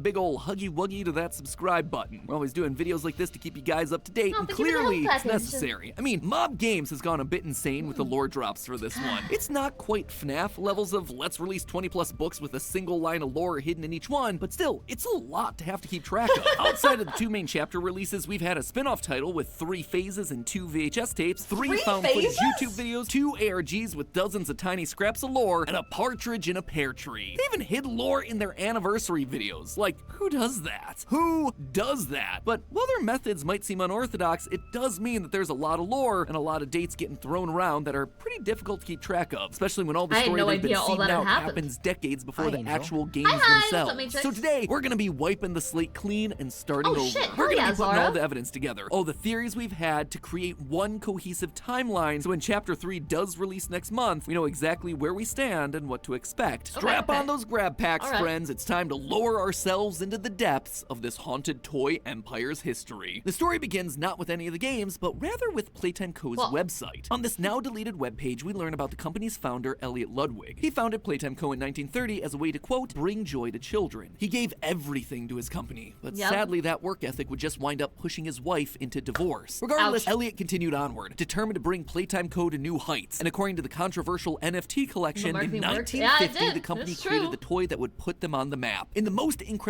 doll video on YouTube announcing the game, we find our titular toy, Poppy Playtime. Elliot had outdone himself. Poppy wasn't just a lifeless doll, she could talk to you, she could even respond to questions, making her an instant hit with children everywhere. She was also an instant hit with the parents, because her hair smelled just like her namesake of poppies. Flower that doesn't actually have much of a scent, but does contain opium, which was used throughout history in children's medication to relieve pain and help sleep. So you had this new toy that every child wanted, and then parents would suddenly find that their kids were much calmer and sleepier. These toys started to fly off the shelves, and the company became a household name. That said, not all poppies were created equally. All the regular Poppy dolls were incredible feats of engineering, but one was at a different level. Her conversational skills were like having a conversation with an actual person. Sorry. No more. I didn't mean to scare you. But that wasn't a coincidence, because she was an actual person. Hidden in the game files is an unused ending monologue for Chapter 2, where Poppy reveals a lot more about her backstory. Specifically, this line right here. Terrible things have happened, and I am the cause. Being able to exist as a doll, it has killed so many people. And when you combine that with the maintenance VHS where we saw blood dripping off her voice box and those weirdly human-looking eyes of hers, it reveals that this Poppy wasn't a real person. Emphasis on was. Something happened to her, and I think we have a pretty good idea of what. It all comes back around to Elliot in the next decade of the timeline, the 1960s. In the 1960s, an unfortunate family death had pushed Ludwig down to his lowest. This family loss started it all, and I believe that this was the person who became Poppy, the first of what would be many others. But Elliot didn't have any family that we know of. His wife divorced him 3 decades ago, and any children that he'd have had with her would be in their 30s at this point. That's why the prevailing theory is that Elliot had a young adopted daughter. He wanted to bring joy to children, to the point that he would encourage his employees to also adopt, even going so far as to build an orphanage on factory grounds. That is why it is with enormous pleasure that I announce Playcare, our very own on-site orphanage. Adoption and loving children was clearly on his mind, so the idea of him adopting a young orphan I was feels gonna like a add natural some new, first step. channel And given point that she was rewards the after only the family subathon that he and had, stuff. her But I wanna dying try to would come up be with some even more really good devastating ones. to him, so he didn't And let her die. expensive ones. Elliot took his dying daughter and preserved her inside a Poppy Playtime doll. In the most recent ARG, we've started receiving documents that discuss using organic parts, which would explain why Poppy's eyes look so real and why she has blood covering her voice box. Those were her real eyes. That was her real blood, used in a last-ditch effort to save the daughter, and shockingly, it worked. Poppy came to life. His beloved daughter returned to him. He locked her away in a room of the factory that was designed to remind them of their family home, far away from everyone else, preserved in a glass box I'm thinking where he could on it. visit We'll her see and later. keep her safe from anything else that might happen. Over the next couple of decades, the company hires more staff, like Leith Pierre as the head of innovation. They also release all sorts of popular toys like Brawn the Dinosaur, Boxy Boo, Candy Cat, and of course, the company's next massive hit, the Blue Boy himself, Huggy Wuggy, followed quickly by Kissy Missy, because every Ken needs a Barbie. Barbie has a great day every day, but Ken only has a great day if Barbie looks at him. Despite that popularity, the company struggles to remain afloat. When I look at this 1.3 mil? Okay. I do not feel proud. Declining profits, failed experiments. People are constantly seeing things they shouldn't. How is that anything less than complete failure on our part? It's pathetic. Those, dear theorists, are the words of Harley Sawyer. I'm called the Doctor. And he isn't just bringing up problems, he's also the man with the solution. I'm here now with a solution. More cat pics? I have more. I have more. I'll show more at the end of the video. Workforce and simultaneously decrease the number of lawsuits and people on our payroll if the people we have working aren't people. And the idea is all thanks to the one living toy that told us she started it all, Poppy. This leads us to the early 90s when the Doctor's plan is in full swing. It's here where we join him trying to recreate the magic that is Poppy, studying her in her little safe glass case and trying desperately to figure out how Elliot's daughter was able to continue living inside the doll. There are hundreds of experiments, one of which we see a report of on Elliot's desk in Chapter 2, Experiment 814. Based on the handwriting of this and several other notes, this appears to be a report written by the Doctor himself. himself. And by this point, it's pretty darn clear what element of Poppy he's focused on. Quote, the experiment utilized a live rat. Rat was fed 3 portions daily for 2 weeks. At the end of the 2 weeks, the rat was killed and submerged into a poppy flower preservative gel mixture. 1 week later, an electric shock was applied to the rat in an attempt to revive it. Well, the rat Tawny's allowed to. unresponsive. Tawny's The allowed doctor to say suspects whatever that she poppy wants. flowers 'Cause and Tawny's living amazing and I parts love are her. the 2 key factors to creating more living toys. Ah, So these experiments still wind up in failure. That said, the doctor Replay seems to have an corpse idea party? as to why. Quote again, Maybe. I still I'd be believe in the down. potential of the poppy flower. Would you guys Perhaps want that? something larger than a rat would yield different results. And in chapter 2, Mommy Longlegs reveals exactly Pretty sure what they he meant announced by a new that. one, It was actually. always so sad to see the kids go. They called me Mommy because I was the closest thing they ever had to one. But they come for games and never come back. What's the difference between Experiment 814 not and dead Poppy? patient. Poppy wasn't a rat. She was a human, a child, an orphan. dead patient. Orphans have no parents, Well, which dead means if they go patient- missing, did- there's hold no on, missing did dead person patient report. ever get an actual ending? Because dead patient was like, as far as I remember, it was supposed to be chapter releases. But I was at a GameStop recently, and I saw a thing showing that there was going to be a new one with a title I had never seen before. So that's what I'm curious about. I don't know if that was just a rename for Dead Patients, or if there's something new on the way.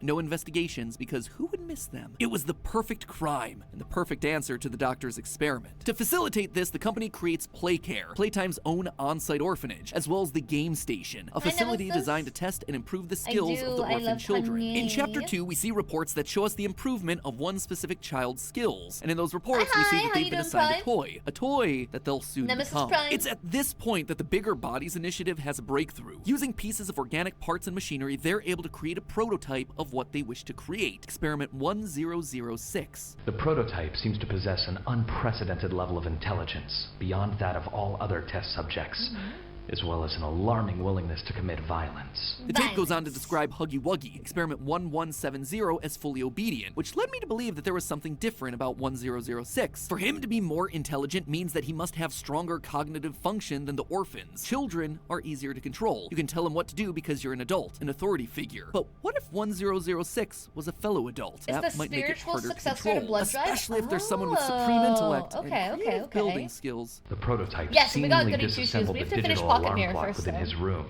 and utilized the battery, along with several other components, to create a laser pointer, which he then fired into the security camera, disabling it.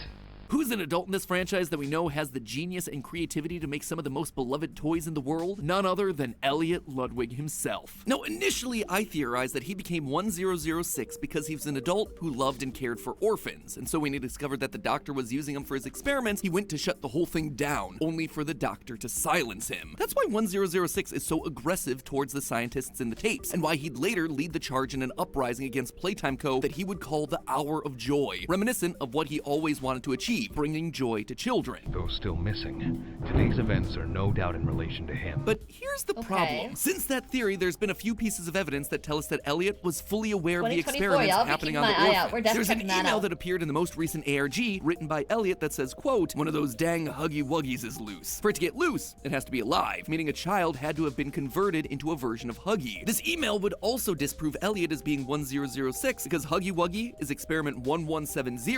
And if these people have any respect for the scientific process, 1170 should come after 1006. That said, that email has actually been redacted by Mob Games. It's no longer available in the ARG. The main reason, I suspect it's the date. It's labeled June 23rd, 1981. You see, Huggy Wuggy the toy wasn't even created until 1984, 3 years after that date. In his description in Project Playtime, it specifically calls out that he's, quote, a living giant version of the famous Playtime Co. toy. So Giant Huggy couldn't exist in 1981 if the toy he's based on didn't exist in 1981. makes Looks like the timeline's getting tricky to keep track of, even for the creators of the timeline. But while the evidence may not have panned out, I still think we can say that Elliot was fully aware of what was going on. We hear Elliot Ludwig opening the Playcare in the teaser for Chapter 3. We owe everything to these children. This company... You have a toys Huggy are Wuggy? nothing without I don't them. own any That is merch why from it is Happy with Playtime. enormous pleasure that as the founder of Playtime Co., I announce Playcare, our very own on-site I've orphanage. seen Did you hear so that? much more We to it, owe but I've never everything to actually these picked one children. up. That to me sounds like someone who knows exactly what's about to happen to these kids. It's classic hiding the truth in plain sight kind of language. Oh, That being said, I fine. wouldn't be so fast to say that my theory of Elliot Say being the funny. prototype is totally debunked yet either. Well, this shows that he was fully aware of the experiments and therefore wouldn't have been angry with the doctor and what he was doing. It also doesn't stop him from being turned into the prototype. Consider this. We don't know how old Elliot is at any given point in the story. The best we have to go off of is that he was married at some point in the 1920s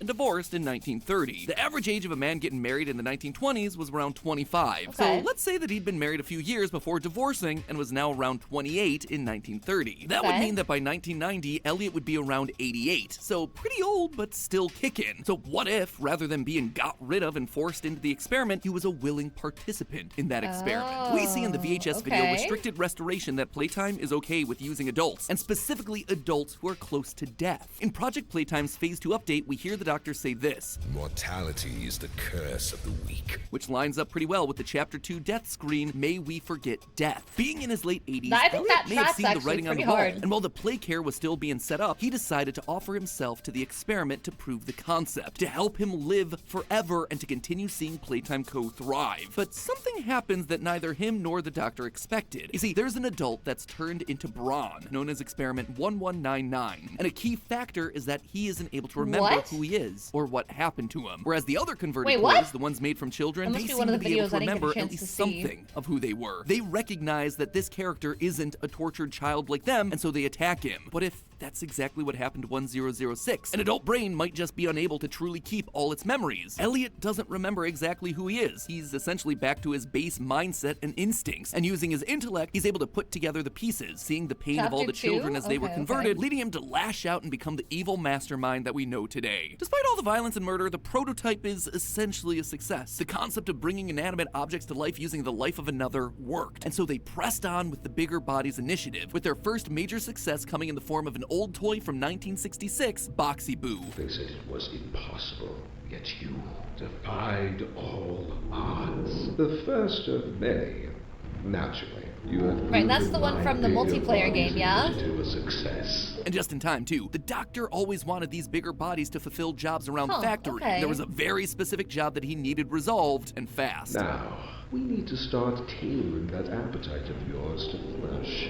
Where to start? Nom nom nom Get nom. an update on the situation. Nom nom nom nom nom. Rowan Stoll was the IT guy for Playtime Oh, Co. shit. And for a long time, that's all he was. In 1988, he fixed the puzzle pillars, those minigame towers that you find in Project Playtime. And in 1990, he fixed the phone service provider. Nothing major. That was until he started to notice something in early 1991. Look, I know you don't. Right, wanna yeah. hear These any are the more about videos they this. showed in Get the it. prior one. Sounds like a bad joke, huggy wuggy staring at children. If some creep is hiding nanny cams in our mascot's eyeballs, then it's something that needs to be taken seriously. What Rowan was seeing wasn't nanny cams. It was the latest of the Bigger Bodies initiative, 1170, and he was watching kids. That was his job. He was the newest security hire. While we pride ourselves primarily on our high-quality toys and excellent child care, we also pride ourselves on our security. Naturally, Playtime Co. wasn't a Tummy's fan of hurting a Rowan little. figuring this out, and so they shut him down. I just want to apologize. I was wrong. But intimidation wasn't enough. Rowan kept digging. He was an IT guy after all, so he began to build an FTP server with all the information that he'd gathered, even after they sabotaged his car to try and make it seem like it was an accident. They've been using all of the money they've made to experiment on people. I have proof of it all. While security is out, I'm going to release everything. But then and he run. died. But Playtime Co. couldn't allow that. The doctor couldn't allow that. And this Oh, is no, where you're Boxy dead. Boo came in. When Rowan went to investigate, Boxy was waiting. And when the moment was right, sprung out and swallowed him nom, whole. nom. However, this wouldn't be the fate for all employees who Oh, defied shit, Playtime that's a Co. In fast the most recent train. Go ARG, charge we've your- go received charge an your email phone. from Go the head of charge your phone. security about a dead staff member with puncture wounds in his abdomen, and likely hidden for weeks before being found. This seems to be referencing Rowan, who, even Yeah, after that death, tracks. continued to be a nuisance. Now they needed some sort of cover-up story for the police. So going That's- forward, that's the the doctor level would of, correct his mistake. That's the level of petty I want to be.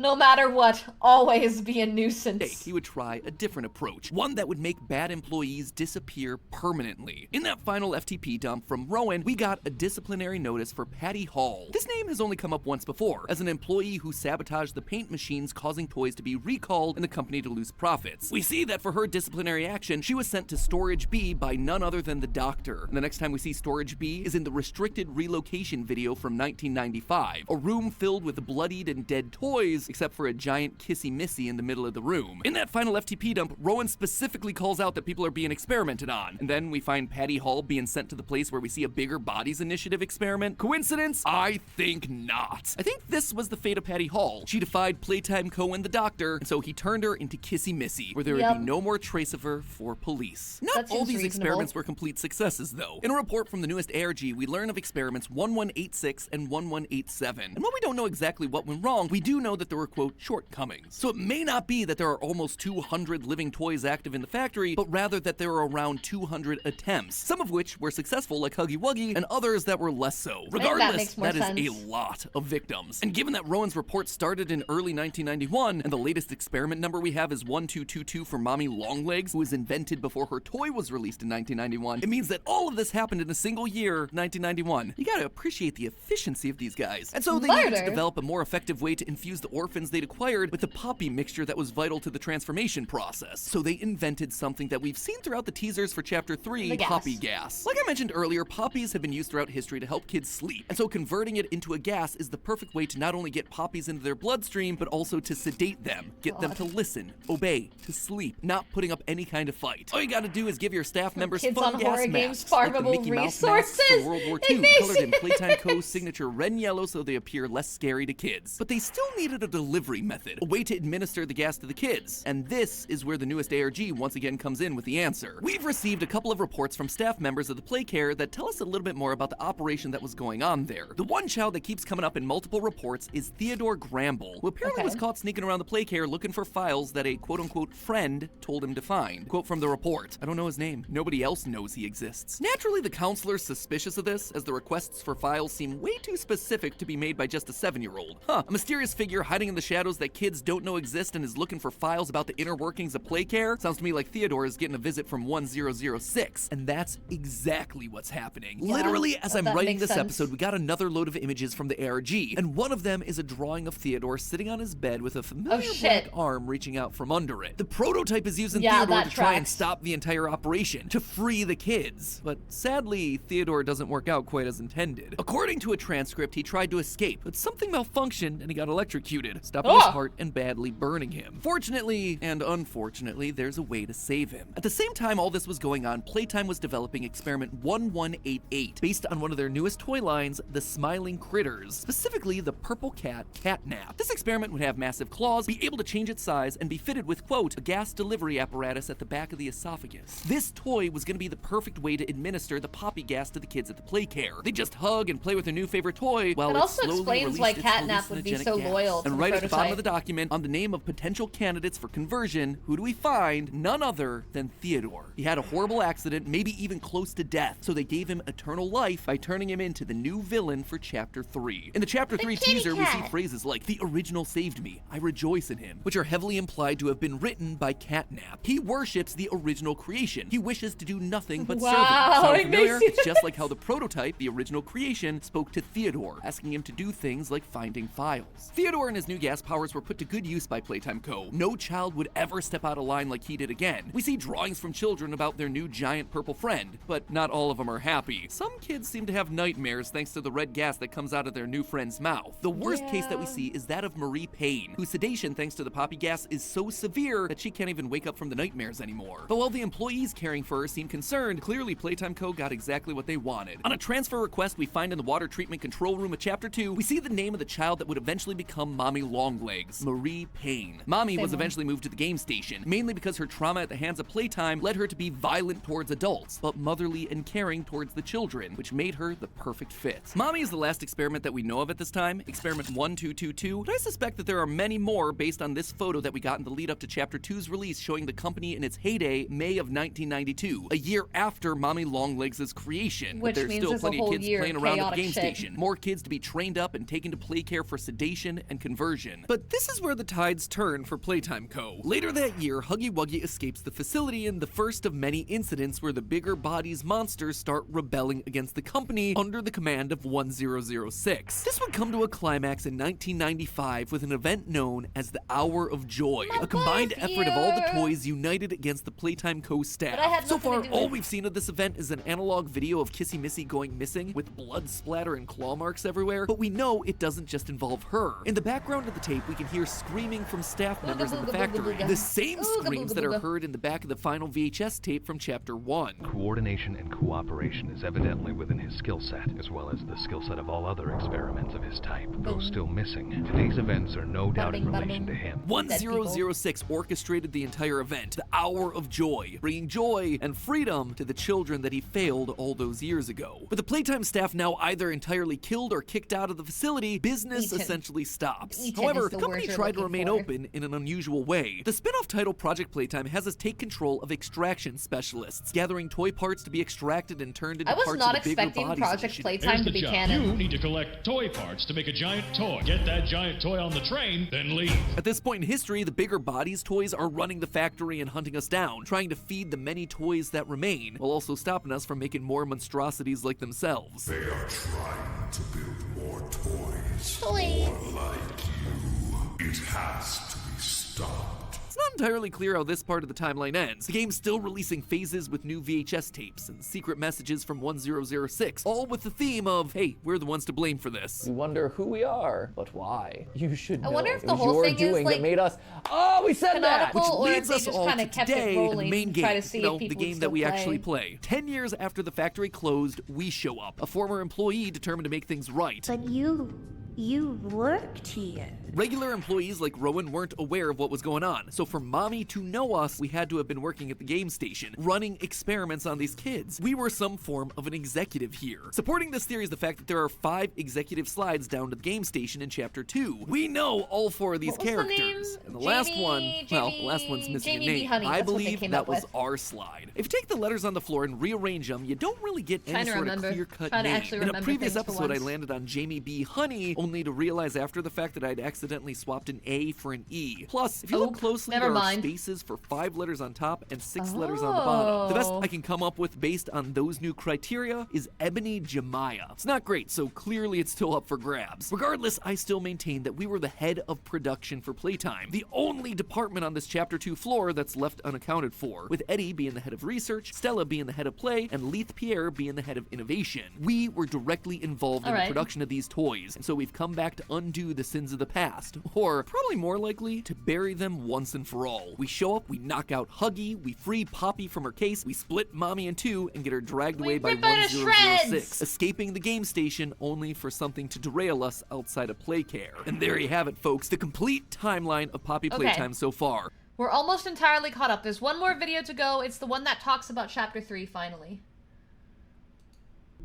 And then we'll finally be in the know. Then we can finally sit down and talk. Greetings, theorist, and welcome to your first day here at Game Theory. Join our community, whose diligence and care for others will help shape a brighter future. Just you. We see the toy box after this? Maybe, I don't know if their music would get me copyright struck.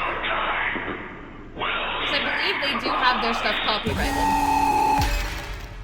I'd have to look that one up. Hello, Internet. Welcome to Game Theory, Oral the show that might be a separate little late months. to the Poppy Party, but hey, so are Mob appreciate it. Games, so fair is fair. Now, I'm sure you're probably wondering why MatPat suddenly sounds British, so let me introduce myself. I'm Tom. I'm from England. I'm allergic to apples. I want to be Dorko and Allergic to apples? Oh! I've done that. And this is my very first episode as the host of Game Theory. That being said, this is far from the first Game Theory I've ever worked on. Let's give him a round of applause. It's his first time being the host of it. We should give him a warm round of applause. That's what MatPat would want. I hadn't actually done the math until writing this episode, but it turns out I've written around 140 theories over the last 3 years working here, which is wild. And I've covered so many different topics too. ARGs like Welcome Home, science and math episodes like Tom Nook is a Crook and Markiplier's Perfect Pokemon, which was fun, if not a little weird. And of course, I've written my fair share of indie horror lore for franchises like FNAF, Cooking Companions, and the topic for today's episode, Poppy Playtime. In fact, I've been working on Poppy Theory since the very first video back in 2021. Yeah, much like Matt, Harbor. around since the very beginning of FNAF. I have been around since the very beginning of Poppy. I was there analyzing every game, every spin-off, every trailer, trying my best to solve what the heck was going on in this abandoned factory. Now, over 2.5 years later, we finally got him to dive into Chapter 3 Deep Sleep. And oh boy, this was a massive step up. The different enemy encounters, a much longer playtime, and the scare factor was the game was much 11. longer. Oh my god, why? How? Weirdly, not the scariest teacher I've ever had. High school theater was rough. But that moment's a little way into the story, so let's start from the beginning. We are dropped down a trash chute by the big bad of this chapter, Catnap. After escaping being crushed, we find our way down to a giant underground orb that contains the mysterious and horrifying location that's been teased since the end of Chapter 2, the Playcare. As we descend, we are introduced to a new character, Ollie, a young boy that speaks to us over a telephone and is working alongside Poppy and Kissy to take down the prototype. I know you're probably mad at Poppy for not letting you escape, but I don't fucking trust him. we need you. The face! Our mission. Together, we can save a lot of people. And by the way, my name is Ollie. Nice to meet you. Together, we solve some puzzles, have a few hallucinations, and encounter the terrifying Mr. Light and her good friend Barb. Finally, after all that, we come face to face with Catnap. And hey, a final showdown that isn't a chase sequence. That sucks, obviously. Games, you really are growing up. That's After the best electrocuting one. Catnap, the prototype lowers his hand from the heavens. Catnap kneels in worship of his god, and 1006 stabs him in the face. We bring back the power to the Playcare, divert the red gas, and use the elevator to escape even lower into the facility. Seriously, how deep does this factory even go? Eventually, Yeah, this that's what I game's was gonna be saying. us just trying not to melt from the heat of the Earth's core. But as we descend, we hear the final scream of Kissy Missy fighting something. Poppy yells after her, but we're too late. We lose the light, darkness takes over, and the chapter ends. It's very dramatic and definitely made the wait worthwhile, but mob games didn't just increase the quality of the mechanics. They also filled into the brim with the good stuff. That's right, this Sky Dome is bursting at the seams with lore. We've got more VHS tapes, notes, death messages, all that show us that we were right about the red gas, what the Hour of Joy was, and when it happened. But while this chapter proved some of those theories right, it also threw other theories into question. Namely, what is the true identity of the prototype? For a long time, we believed it to be the CEO of Playtime Co., Elliot Ludwig. However, with the reveals of this chapter, I'm no longer certain that's the case. And it all comes down to two characters. Our newest helper and guide through the Playcare, Ollie, and the often ignored and angry character we hear about from the VHS tapes. Rich, right? Rich. Yeah. Something old and something new. Feels kind of fitting for my first episode, really. Step into my shiny metal cable car, friends. It's time for us to find the truth hidden inside this horrifying factory. Kind of makes me feel like Willy Wonka. Come with me, and you'll be in a world of pure annihilation. Oh my God. Eat your heart out, Chalamet. So to kick things off, why do I think Elliot Ludwig is deconfirmed as the prototype? Well, in this chapter, there is a radio program we hear playing while exploring Home Sweet Home. Local authorities report that the body of a young boy has been found on the estate of the late Elliot Ludwig. Organs as well as key bones from the skeletal structure okay, I were remember this reported part. missing from the body. The child's body was found at his home missing bones and organs. The pieces that we know are being used to create these bigger bodies, thanks to some paperwork discovered during the Chapter 3 ARG. This flies in the face of our initial theories that Elliot wasn't aware At the time, I didn't know that now, fact, it does say so that now this that was makes the home way of the more late sense. Elliot Ludwig, meaning that he's dead when the body was discovered, but that doesn't mean that he was dead when the body was placed there. And given how explicit this is, it feels like the devs are trying very clearly to show us that he knew what was going on. In our recent timeline episode, our proposed solution was that he was aware, but lost his memory during the conversion process, like we see happen to Thomas Clark during the Restoration VHS tape. That's why he turns on the staff despite being involved in the experiments himself. However, I'll be the first to admit that this is pretty speculative. We've not heard from Elliot Ludwig himself outside of the announcement for Playcare. We've assumed that he would become angry because we feel like he wanted to help the kids rather than hurt them thanks to the adoption posts around the factory. But it's a pretty loose connection. I also found this post from Reddit user Infinite Universe on the Game Theory subreddit that showed a drawing from Elliot Ludwig's office during Chapter 2. This drawing is addressed to Elliot, but notice what's at the top of the picture. Mummy Longleg's arm, meaning Mummy, experiment 1222, had to be in existence while Elliot Ludwig was still alive, so he cannot be experiment 1006. It's basic math. So this isn't exactly new evidence for Chapter 3, but it is great evidence nonetheless, and it was certainly new to me. Good job on finding that one, guys. So if it's not Elliot Ludwig, then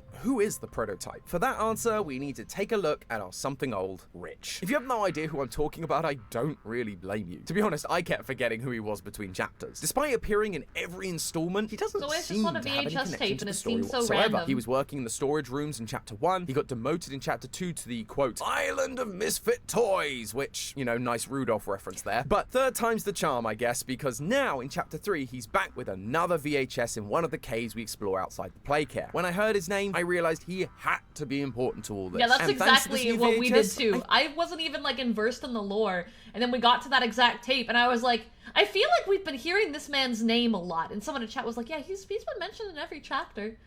And I remember we had the same kind of moment of just like, why do I keep hearing this random guy's name? I think we know why. Have a listen and see if anything jumps out to you. I take it you're not a fan of these plays, are you? Nope, never liked the feel of it. I mean, don't you think these kids deserve some real sunlight instead of floodlights and painted skies? We're not even allowed to talk to these kids. Isn't that... Sorry, Stu. Sorry? That doesn't sound like the Rich I know. Well, trying to stop being so pissed off all the time. My wife says I'm a lovely man, but I gotta control my temper. Did you catch it? Rich actually cares for these kids. In his very first tape, he mentions how he feels the orphanage is a good idea, but he also points out it's very on brand for the company, so it makes him seem distant. But in this tape, though, he outright says how he feels about this place and how it treats the orphans. Underneath his aggressive exterior, he cares for them, and that attitude seems to be working in his favor. My favorite kind of characters. With my retirement coming rough up, on the outside, sweet on the inside. It's hard for me to choose my replacement. I'm thinking about giving the role to you. Really? Really? Who's the other voice we're hearing, though? I think there's a decent guy beneath all that graft. He's getting promoted. It's unclear to what position, but we do know that the higher up in this company you get, the more you begin to learn about the true nature of things. It's the executives at the company that are running the bigger bodies initiative. And so there's a chance that dear old Rich here got promoted and was clued into what was going on. And given his love for these kids, I have a feeling that wouldn't sit too well. This puts Rich in an interesting position as it primes him to potentially be the true identity of either the prototype or the player themselves. We know the player is an ex-employee thanks to the descriptions from chapter 1. I didn't even the player consider was that. recognized by both Mummy and Mr. Light, meaning he had access to both the game station and the playcare, areas that were only really operated by staff members involved in the experiments. Plus, when we looked at the slides of the executive staff members in chapter 2, one of them was conveniently missing a name, likely so he couldn't figure out who we were. If Rich is getting promoted, there's a chance he was given access to these facilities and continued to climb the ladder to be an important part of the team. So much so that he was informed of the experiments they had been doing, which would have horrified him and likely led him to quit, only to return years later. The problem is, the letters that fell off the sign of the executive slides don't spell Rich, or Richard, or anything that would point towards him being an executive. The tapes also show Rich to be an aggressive type who isn't afraid to speak his mind. I hate for this him stupid to company. miss the hour of joy, he would have had to just run away, which doesn't feel in character for him. I also don't think Playtime Co. would be particularly happy with someone who knew what was going on and had a tendency to make a fuss about it, just leaving their position. I mean, just look at Paul Rowan Stoll, fed to Boxy Boo for discovering the truth and planning to release it to the public. Which is why I think it's far more likely that Rich is the one that goes on to become the prototype. The VHS shows that while Rich is trying to keep it under control, he has a temper on him, which matches nicely with the prototype's violent tendencies. Because the next day I got demoted down here to the freaking island of misfit toys! The prototype seems to possess an unprecedented level of intelligence, as well as an alarming willingness to commit violence. Rich is also temperamental, flying into these aggressive moods with very little prompting. It's just hard to be happy about it when manufacturing's on our necks about it, because we can't fight stupid ugly boxes! Which is exactly how Leith Pierre described the prototype during the Chapter 3 ARG. Temperamental. Now, we know these experiments can lose their memories, like Thomas Clark did during the Restoration VHS, but most experiments do retain some kind of core personality traits. For example, Catnap has unwavering faith in the prototype, something he had back when he was the orphan Theodore. And so the prototype being aggressive tracks with Rich's predisposition. There's also the prototype's initial goal, which seems to be stopping more toys from being made, stopping children from being experimented on. They are trying to build more toys, more like you. It has to be stopped. Which again ties into Rich's protective attitude towards these orphans. Yeah, okay. I think this is landing pretty well. Sunlight instead of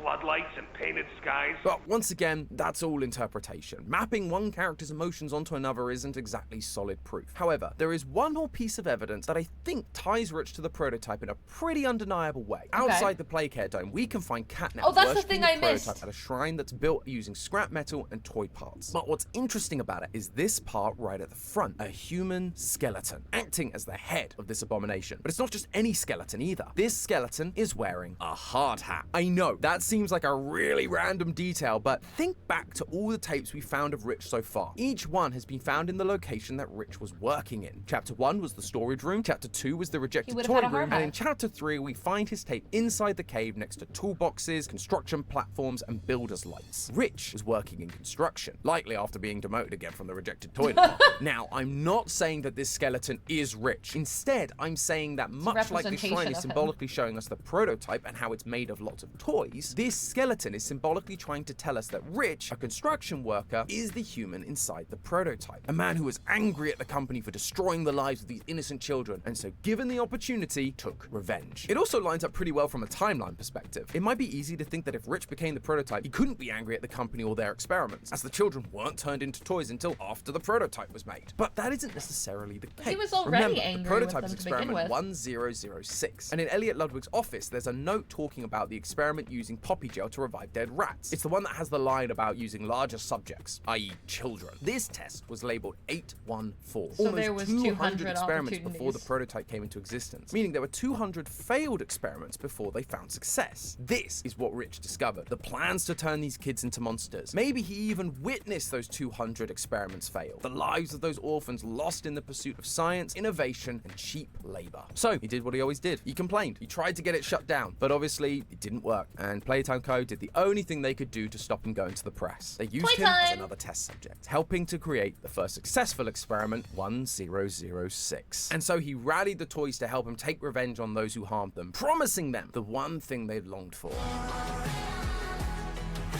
Oh my fucking god.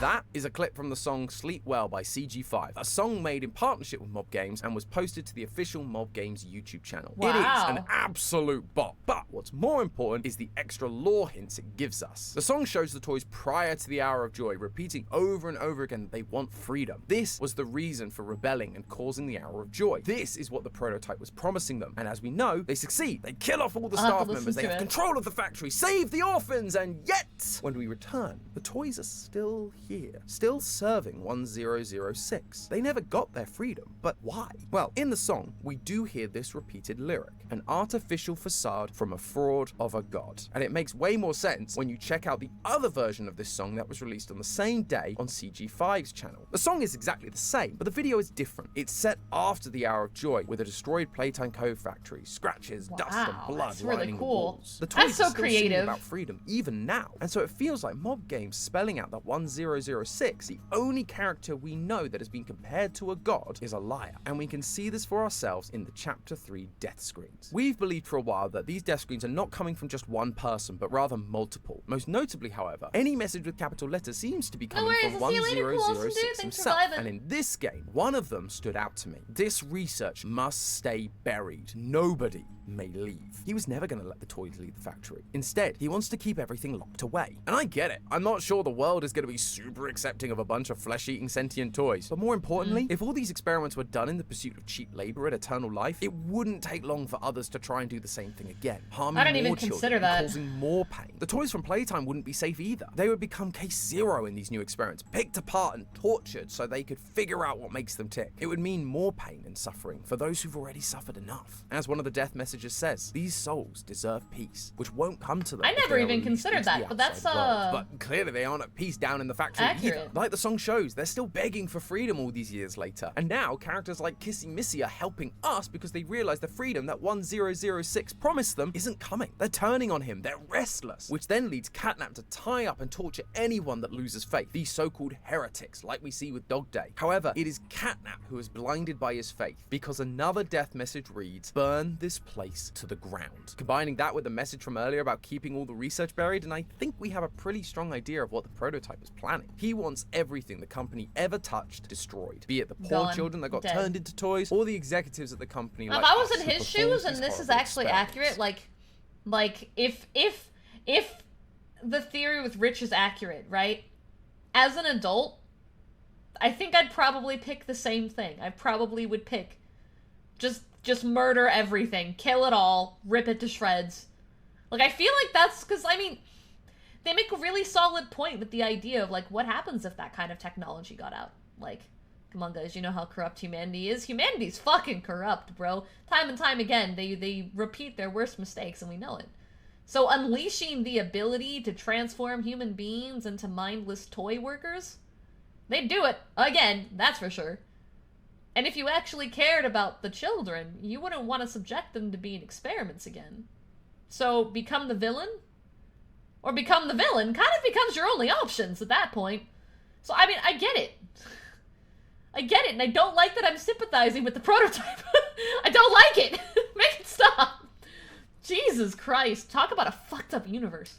All of them must burn along with this place. From his perspective, this is an act of mercy, at least for the toys. They will finally be put to rest. Finally, they will know peace. Thank you, Which Alex. is why, I'm while gonna check them Catnap out is later, suffering probably during during my Chapter 3's nap final boss fight, rather than helping him, the prototype kills him and drags him away. He stopped Catnap's suffering. But for those of us who did these horrible things, we need to see justice. And that is why we are here. We are the last senior employee that remains. We need to pay for our crimes to make sure that the horrors that happened in this place never happen again. But for that to work, he'd need to lure us here. Honestly, to put us the in brawn in dangerous that video scenarios was we the likely won't scariest thing in escape this from. game. Something that stood out to me was the Genuinely. final tape we receive in this chapter. A tape from Harley Sawyer, the doctor, the one who started the Bigger Bodies Initiative, talking to 1006. There are a couple of key details in this tape, like the fact that Prototype occasionally slips from singular pronouns to plurals. Oh my god, Ignatius. I possess.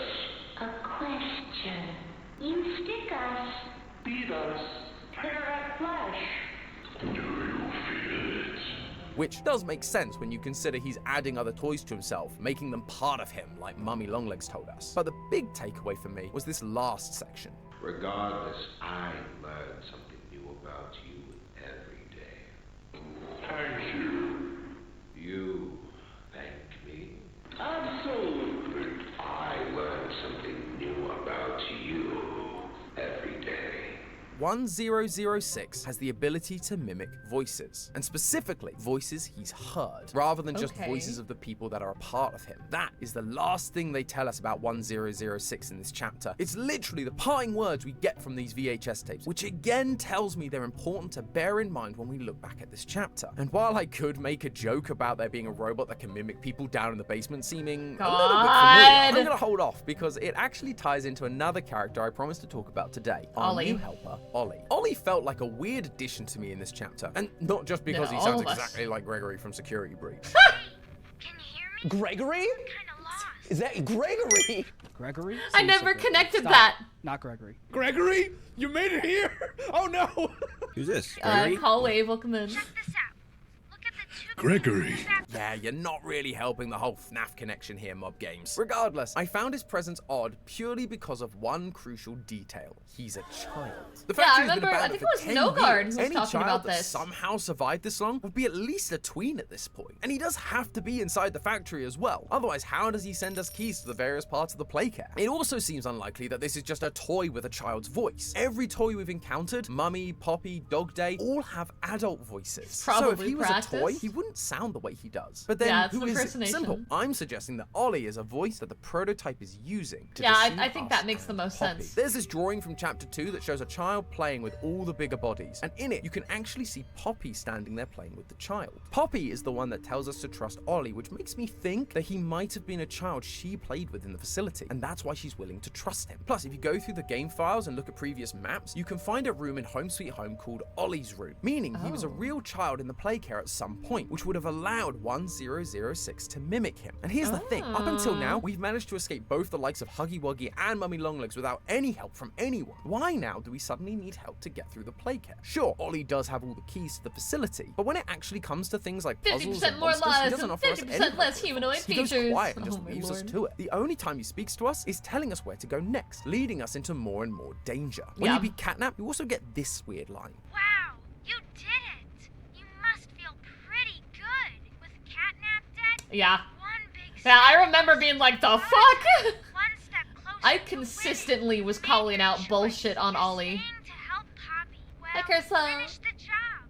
This win is yours. The words are technically correct. The best kind of correct. But the tone feels off, almost sarcastic. Especially that line, "You've made your choice." Like, my guy, I've been helping Poppy since the beginning. That hasn't changed. And also, I couldn't escape even if I wanted to. What I think this is a slipping of the mask. Ollie accidentally revealing his true self because he doesn't want us to win. He wants us dead. Now, he doesn't speak entirely in plurals, but as I mentioned earlier, neither does the prototype, especially when he's mimicking someone else. I learn something new about you every day.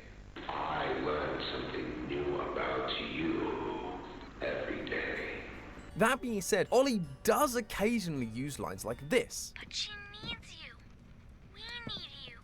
You are our mission. You are our mission. In the context of the scene, it feels like he's talking about him and Poppy, but calling us their mission feels like a strange choice of words, especially when you remember that 1006's mission is to lead us here and kill us. Throughout the rest of the run, he also uses we a lot, again, in a way that could be interpreted as him talking about himself because and the player, if we but then are an like employee, if his plan is to destroy it all, we would be an important part of that. The we in the subtitles is capitalized, and despite multiple updates to this game, it's still there, at least at the time of recording, which makes me think it's a purposeful decision. This isn't the first time we've heard from Ollie either. During the trailer from Phase 3 of Project Playtime, we actually hear him giving the opening monologue, teasing us as to who he really is. Compassion is the discarded gem of the Forsaken. Call me a Forsaken fool. If that's not him admitting he doesn't care about us and our freedom, I don't know what is. He has lost his compassion, just like Rich, the prototype, lost his compassion not only for his fellow staff members, but also for the children he wanted to protect. He will kill anyone that stands in his way, just like we hear happening to Kissy Missy at the end of the chapter. Poor Kissy. No! Him telling us that he is a wayward plaything cast aside and lost in the depths of abandonment is literally what happened to the prototype. He was just a plaything to Harley Sawyer, and then eventually cast aside into the depths of the facility once he finished serving his purpose. And remember when I said that 1006 speaks in capital letters? Well, in Project Playtime, the VHS tapes use the same capital letters, and its use of plurals seems to confirm that our theory that this is 1006 is right. We understand you desire answers. You wonder who we are. It was your doing that made us. And in Phase 2, we actually receive a gift from Bring out the flamethrower for real. You may have noticed it. It is the phone. A telephone that will be oh so familiar to anyone that has played Chapter 3. It's the phone Ollie talks to us with.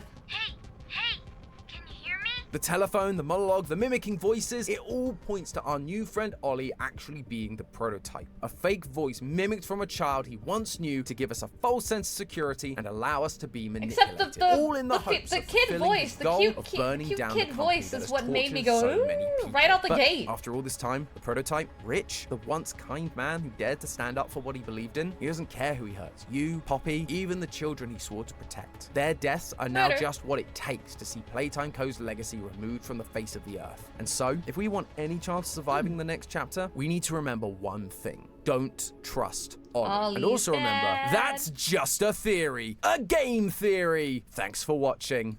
Alright, we did it. We watched all of them, guys. We watched all of them. I actually got through all the freaking videos for once. It'll never happen again. It'll never happen again. Hold on, I'm gonna scoot in. Can I? Oh, it's gonna. Hold on. Oh shit! I want to move me. Am I locked? Okay, I'm gonna go here, and then we're gonna right there. Okay. You saw nothing. You saw nothing. I didn't break the illusion. You saw nothing. Okay, at least we finally, no, I'm not dying. What are you talking about? I'm not dying. Yeah, they did have new hosts. I'm actually kind of glad we got to see, the new host. I think he did a really good job. I think people are gonna be, I'm scared to check the comments, right? Because I think people are gonna be difficult. I need to scoot this down a little bit. Oh, that's not the right thing. Scoot this down a little bit. But I definitely think people are going to be difficult about it because it's going to be hard losing MatPat, you know? That wasn't MatPat? No! MatPat's gone. Oh my god, my model's moving around so much. There. That's better. Just oversized. Yeah, no, that was, I can't remember what his name was, but it was the new guy's first video. Tom, thank you. Yeah, I mean, well, we knew from the get-go that if you watched his farewell video, that the people that would be taking over were people that was working on it pretty consistently. It wasn't like they were just bringing on someone random. But I think he did a very good job of making it feel just the way the other videos did, you know? In all seriousness, MatPat is still hosting GT Live regularly. People can still see him and hear him talk about stuff. A lot of people aren't salty about the new host, only unhinged Twitter types. That's so good to hear. I don't know, as someone who's been on YouTube for a few years now, the comment sections on YouTube get wild, and people are very quick to being very volatile, so I was worried there was going to be a lot of hate on the changeover. Gonna take some time, but liking the new guys for game and film theory so far. It's good. Yeah, it's nice to see that there was a baton pass, too. Rather than it just being like an end of an era, you know what I mean? I like that. And I really do enjoy the game theory videos, even though I never really watched them until I became a streamer. The ones that I have seen have all been very entertaining. There's just too many FNAF ones, man. There's too many FNAF ones. There's too many FNAF ones. I can't keep up. But I'll have to check out all the Minecraft ones. I had no idea Minecraft had lore. Minecraft to me was literally just crafting game. Crafting game. That's all it was. It was the craft game. You craft. You make thing. You happy. No, we don't need any more FNAF. I don't need to watch any more FNAF videos. Oh, I can't bend that way. When the illusion breaks. The illusion breaks. Yeah, I had no idea that was like a thing. Today was my first day ever hearing about that. 55 and oh my god. Well, you know, if I ever run out of things to kill the timer with. Because we actually managed to kill some hours today. We actually managed to kill some hours today. So that's good. Even with the subs, we still made some distance. They have a whole book series? Jesus Christ. How out of the loop am I?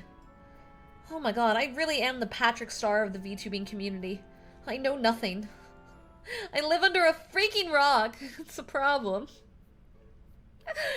But I am going to start to wrap up stream because I'm tired. I'm really tired. And I have a collab in the morning and my stream and I have videos to finish. Oh, we wanted to see more cat photos. Yeah, we can do that. Hold on. I can show cat photos real quick. Meow, meow, meow, meow, meow. Meow, meow, meow, meow, meow, meow. And then this one, cats. Okay. So here is a photo of me streaming Resident Evil. I interrupt these clips for a gamer sub-sad. Oh shit. He's watching the gamer sub-sad. You can't hurt me, Chad. You should exclamation mark GG. If you use the code Angel Steps at checkout, you can get 10% off your entire order. What are you waiting for? Go to checkout and use it now! Yeah, I was trying to stream and she was just, she was being a gremlin. Ignore my messy desk. It's not that messy. This was the old desk in the old house. It was the old desk in the old house. Here is a photo of her with my other cat, Nana. My desk is clean! Alright, so the orange chonker is Tora, and the Icy Demon's tuxedo cat is Nana, my little Mona. She's so cute. Look at her. They're so cute. So cute. Look at them. Oh, they're so cute. Oh, I just love my cats so much, and then I give them kisses. And then they meow, meow, meow, meow, meow, and they're so great. They're so good. Let's see. Here is Tora yawning. Here is a yawning cat. Yawn. Meow. Meow.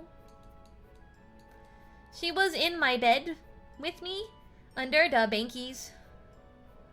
And then she yawned. And I took a photo. Because she's so cute. Yes, she is. Yes, she is. She's so cute. Okay. I have more cats. But I want to show this photo of Tora when she was younger, and she was in the window. And it was like a really, really nice day. And she's just a golden baby. Look at this golden child. Look at this golden child. She glow. My little glowing baby. Meow meow meow meow meow meow meow meow meow meow meow meow meow meow meow meow meow. Okay. Anyway, more cats. More cats. So most of the photo. Oh wait, I have this really old photo of Nana.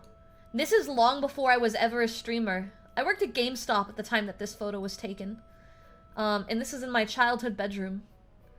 But that's my little Nana. And she was about a year old. How cute she is. She's so cute. I love her. I love her. She's so cute. Alright, and then this one's Kitten. We put her in a little bat costume. Put her in a little bat costume and held her up. A little black cat. Little bat. Little bat. Just a little bat cat. She meow a lot. She meow. She also drools. Like, she's the most skittish cat in the house, right? Like, you can't just, like, cuddle her.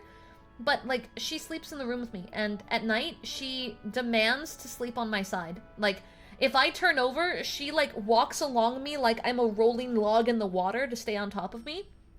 And just drools. I wake up covered in slobber. I have to shower when I wake up because this creature just drools everywhere.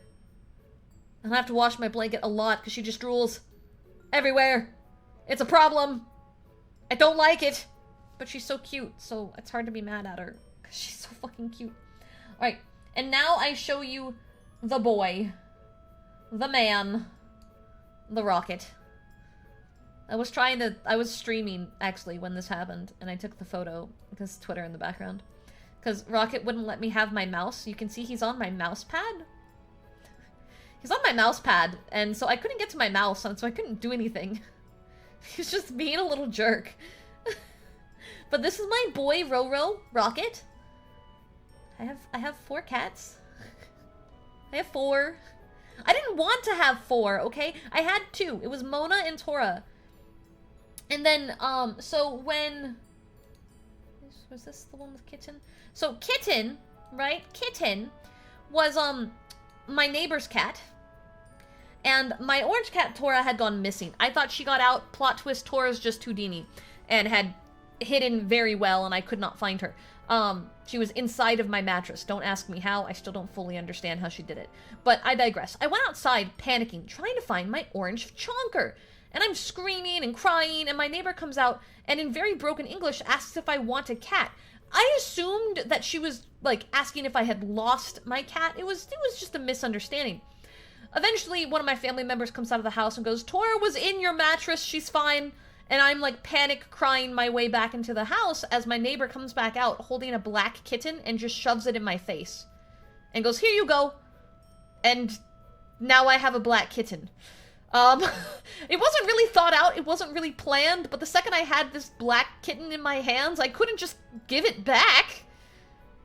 A free cat! So I ended up with a 3rd cat. So I brought the cat inside, and everyone looked at me really confused, and I went, well, we have a new cat now. And, boom, we had a 3rd cat.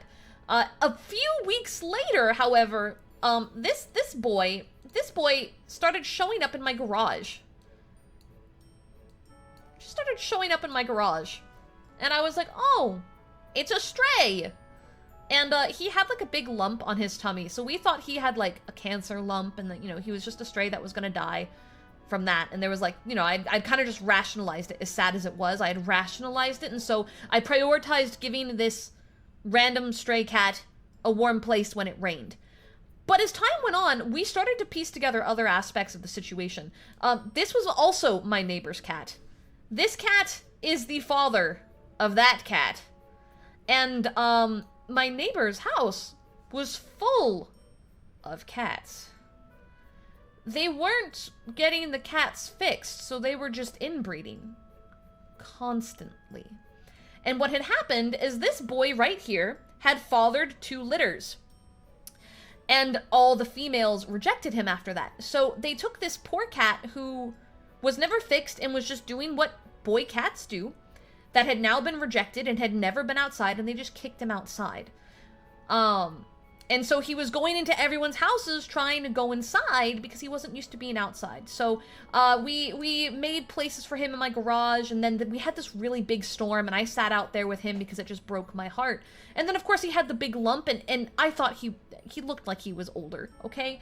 One day, the power goes out magically for no rhyme or reason, and Di and I walk outside, and Roro, who at the time had a different name because he was my neighbor's cat, walks up seemingly fine till Di looks on the ground and notices there's blood like everywhere. And what happened was that lump was not a tumor, it was a hernia, and it had popped. Some stray had attacked him and cut it open, and his organs were hanging out. So, needless to say, we freaked the fuck out and basically tackled our neighbor because this was their cat. They just didn't take the cat inside, and the neighbor had no money to do anything about it. Like, they weren't even fixing their cats. So I was like, okay, well, if I save him, he's my cat. I'm taking him. You have to give me ownership of this cat right now before I go to the vet. And, I get there, and I'm holding him in my arms, and we're, like, using a blanket to keep his organs as inside as we possibly can. And I'm crying my goddamn eyes out, and they tell us that to fix him, it's gonna cost, like, $5 grand, or to put him down. And at the time, I had no money. This was during the time I was doing the subathon to move. And it was, like, right at the start, so I didn't have any money yet. Twitch Pay hadn't come through. I had barely built anything up. I had some in savings that was supposed to be to move, but it wasn't enough. But this all happened on the 1st of the month, and my Patreon funds came through, like, while we were there. But mind you, like, they had already put the thing in his arm. We just had to hit a button, and they were gonna come in and euthanize him. But I couldn't do it. He was in my arms looking at me without knowing anything wrong, and I couldn't do it. And then my Patreon money came in, and I spent every cent I had. Big love to you guys, because it would have never happened without the money you guys do to support me. You guys helped bring up money to save this boy. And we spent every cent we had for them to do the surgery to try to save him. They got his organs back in place. And we took him home. And this was a lovely photo of after that and after we got him neutered, because I said this man is not having any more children. So this was him the day after we cut his balls off. He's not very happy about it. His name is Rocket. And chat actually saved him twice, because shortly after he got his balls cut off, he, in protest, had a urinary tract infection and almost died a second time, which turned into a chat GoFundMe, because after everything we had done, I was not letting this cat die, okay? So in the matter of 4 months, this cat tried to die twice, and I just was not having it, okay? Me and God were fighting. I was like, you were leaving this fucking cat alone, and eventually I got my way. And Rocket is now an avid member of our house. We love him. We love Rocket here in this house. And I'm gonna, oh, this photo is labeled Rocket's first day home. So this was the day we brought him home after his organs got fixed. Look how happy he is. Look how happy he is. Look at him. Look at him. This was the day after we brought him home from having his organs fixed. Such a good boy. Oh, also, an important detail is while all this was going on, the doctor casually told me that he was 1 year old. He is huge and looks very old. I thought this man was much older. He was basically a kitten. He is 1 year old in this photo. So, everything that had occurred to him, his 2 chances at death, everything had happened while he was still literally a kitten. He was just a huge cat, so we couldn't tell. But now I'm gonna show you a barrage of photos of him being a dummy, because Rocket's a dummy. So we call him Frocat a lot because of this photo. This is actually an emote in 7TV. We put him in a frog hat as a channel point reward. Or as a community reward for helping build money for him. Put him in a little frog hat. Fro cat, fro cat. Fro cat, fro cat. Look at him, little frog hat. Little froggy hat. He's so cute. This was a photo of us trying to get him in the frog hat. It took a lot of effort. He was not having it. Oh god, I keep moving all kinds of things on my screen. Yeah, he was not having it, but look at his pretty little eyes. Look at his pretty little eyes. He's such a pretty boy. And then he sleeps really funny. Oh wait, I want to show this one first. This is one of my favorite photos of him. I have a lot of photos of Rocket. He's my boy. My sweet boy. Look at his big little paws! Look at his little paws! Oh my god, he's so cute! He's such a cute cat. It's unfair. It's unfair. He's the cutest cats ever. So cute. He's a baby boy, and I love him. I love my boy. My baby boy. So fucking cute. Anyway, so he's a funny... Oh, actually, no, hold on. Before the funny sleeper photo, at the old duplex in California, this was him meeting Tora. He sat in front of her on the couch and just screamed. Just sat there and screamed. He's just fucking screaming. And she's just like, what the fuck, man? And he just sat there and yelled for like a good 10 minutes. No rhyme, no reason. Life was fine for Rocket at this time. He had no illnesses. But he wanted to make his presence known. It's a very low quality photo, but it has a lot of attitude, and thus I love it. But no, here's photos of Rocket sleeping. Oh, that's not my chair. It's not my chair. My desk was on the other side of the room. So here's him, sleeping on the couch. Not the way a cat is supposed to sleep, but that's him sleeping. All his arms and legs all over the place. Sprawled out everywhere. Like a slinky. He's so fucking cute. He's so cute though. I love him. He's my boy. And when he's not sleeping like that, he's sleeping like this. It's not sleep like a normal cat.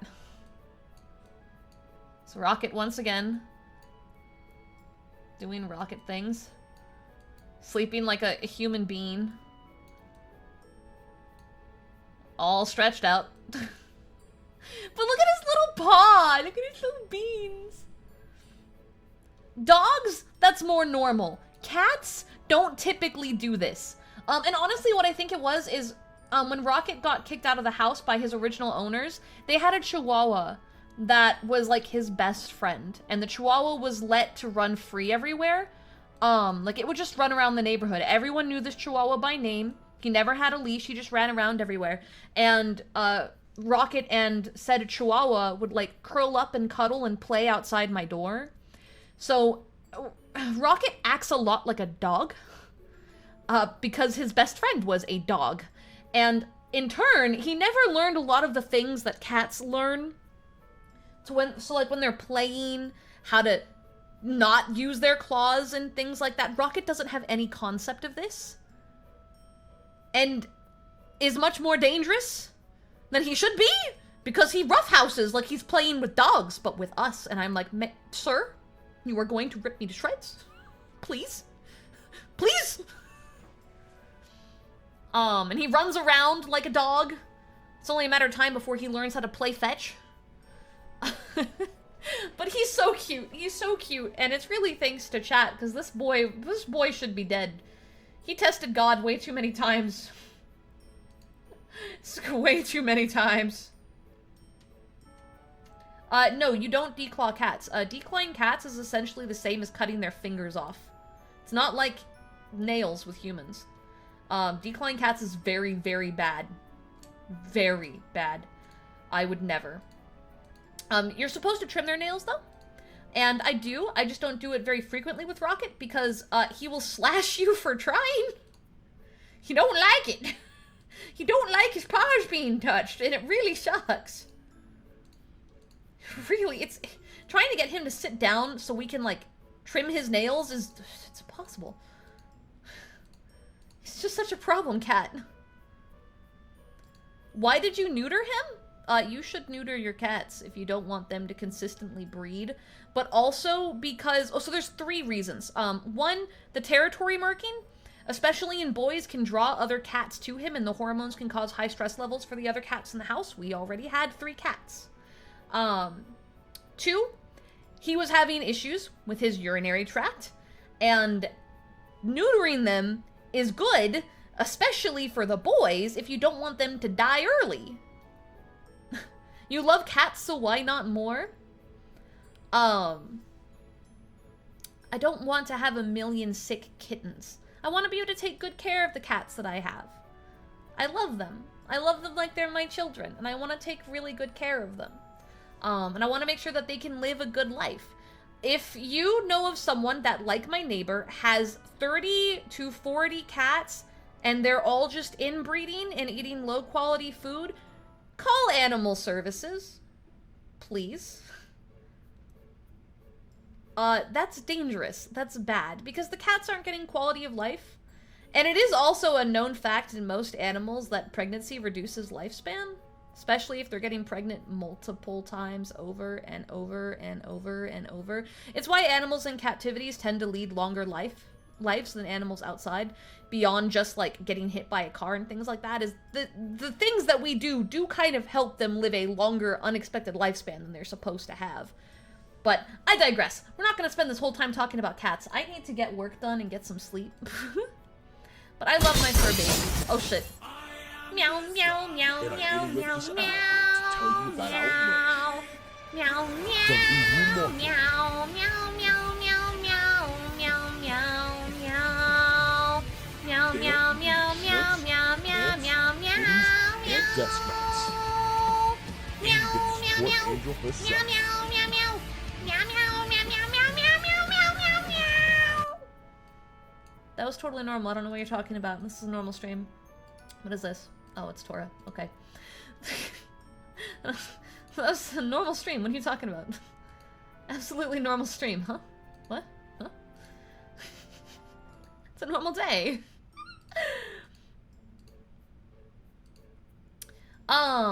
I would like to take a look to see who is live real quick. You can suggest it. I can't guarantee I'll take it because I want to see who's there. Oh, we're gonna go get chat neutered. Is that our raid message? Oh, I know Tane's live. Have I done my Tane raid for the day? Have I done my Tane raid for the day? I meant for the week. I meant for the week.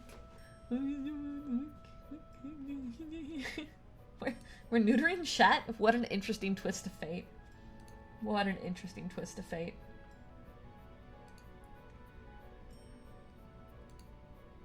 Alright. Let me see, let me see. Let me see. There's a lot of people live today. Let me make sure. I rated Issa pretty recently, but is she still going for a bit? Oh, she's only been going for 1 hour. Oh, she just went on an intermission. Of course she did. Of course she did. Of course she did. Cause I've been trying to send raids over to people that I've gotten the chance to meet at WeebCon recently. Cause I got to meet a lot of people and have a lot of fun. So I think today, yeah, cause she might be BRB for a minute. Oh, and you know what? I think we've never actually raided her before, but she was really nice to me at the convention, and she's debuting a new outfit.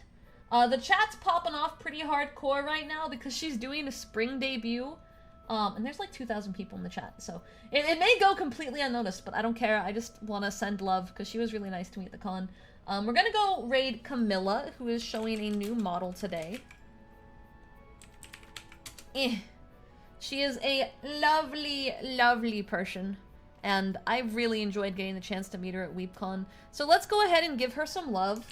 I haven't had a chance to see the new outfit so far. I only see the top, but it looks like an Easter bunny kind of set, and it looks really cute. So copy paste this raid message. I will be back tomorrow at 4 p.m. CST. We're doing indie horror tomorrow. I have not selected the title yet, but I will tell you guys tomorrow what it is. And I hope that you guys will be there. So let's go ahead and give the love to Camilla, and I will see you guys on the flip side. Bye-bye!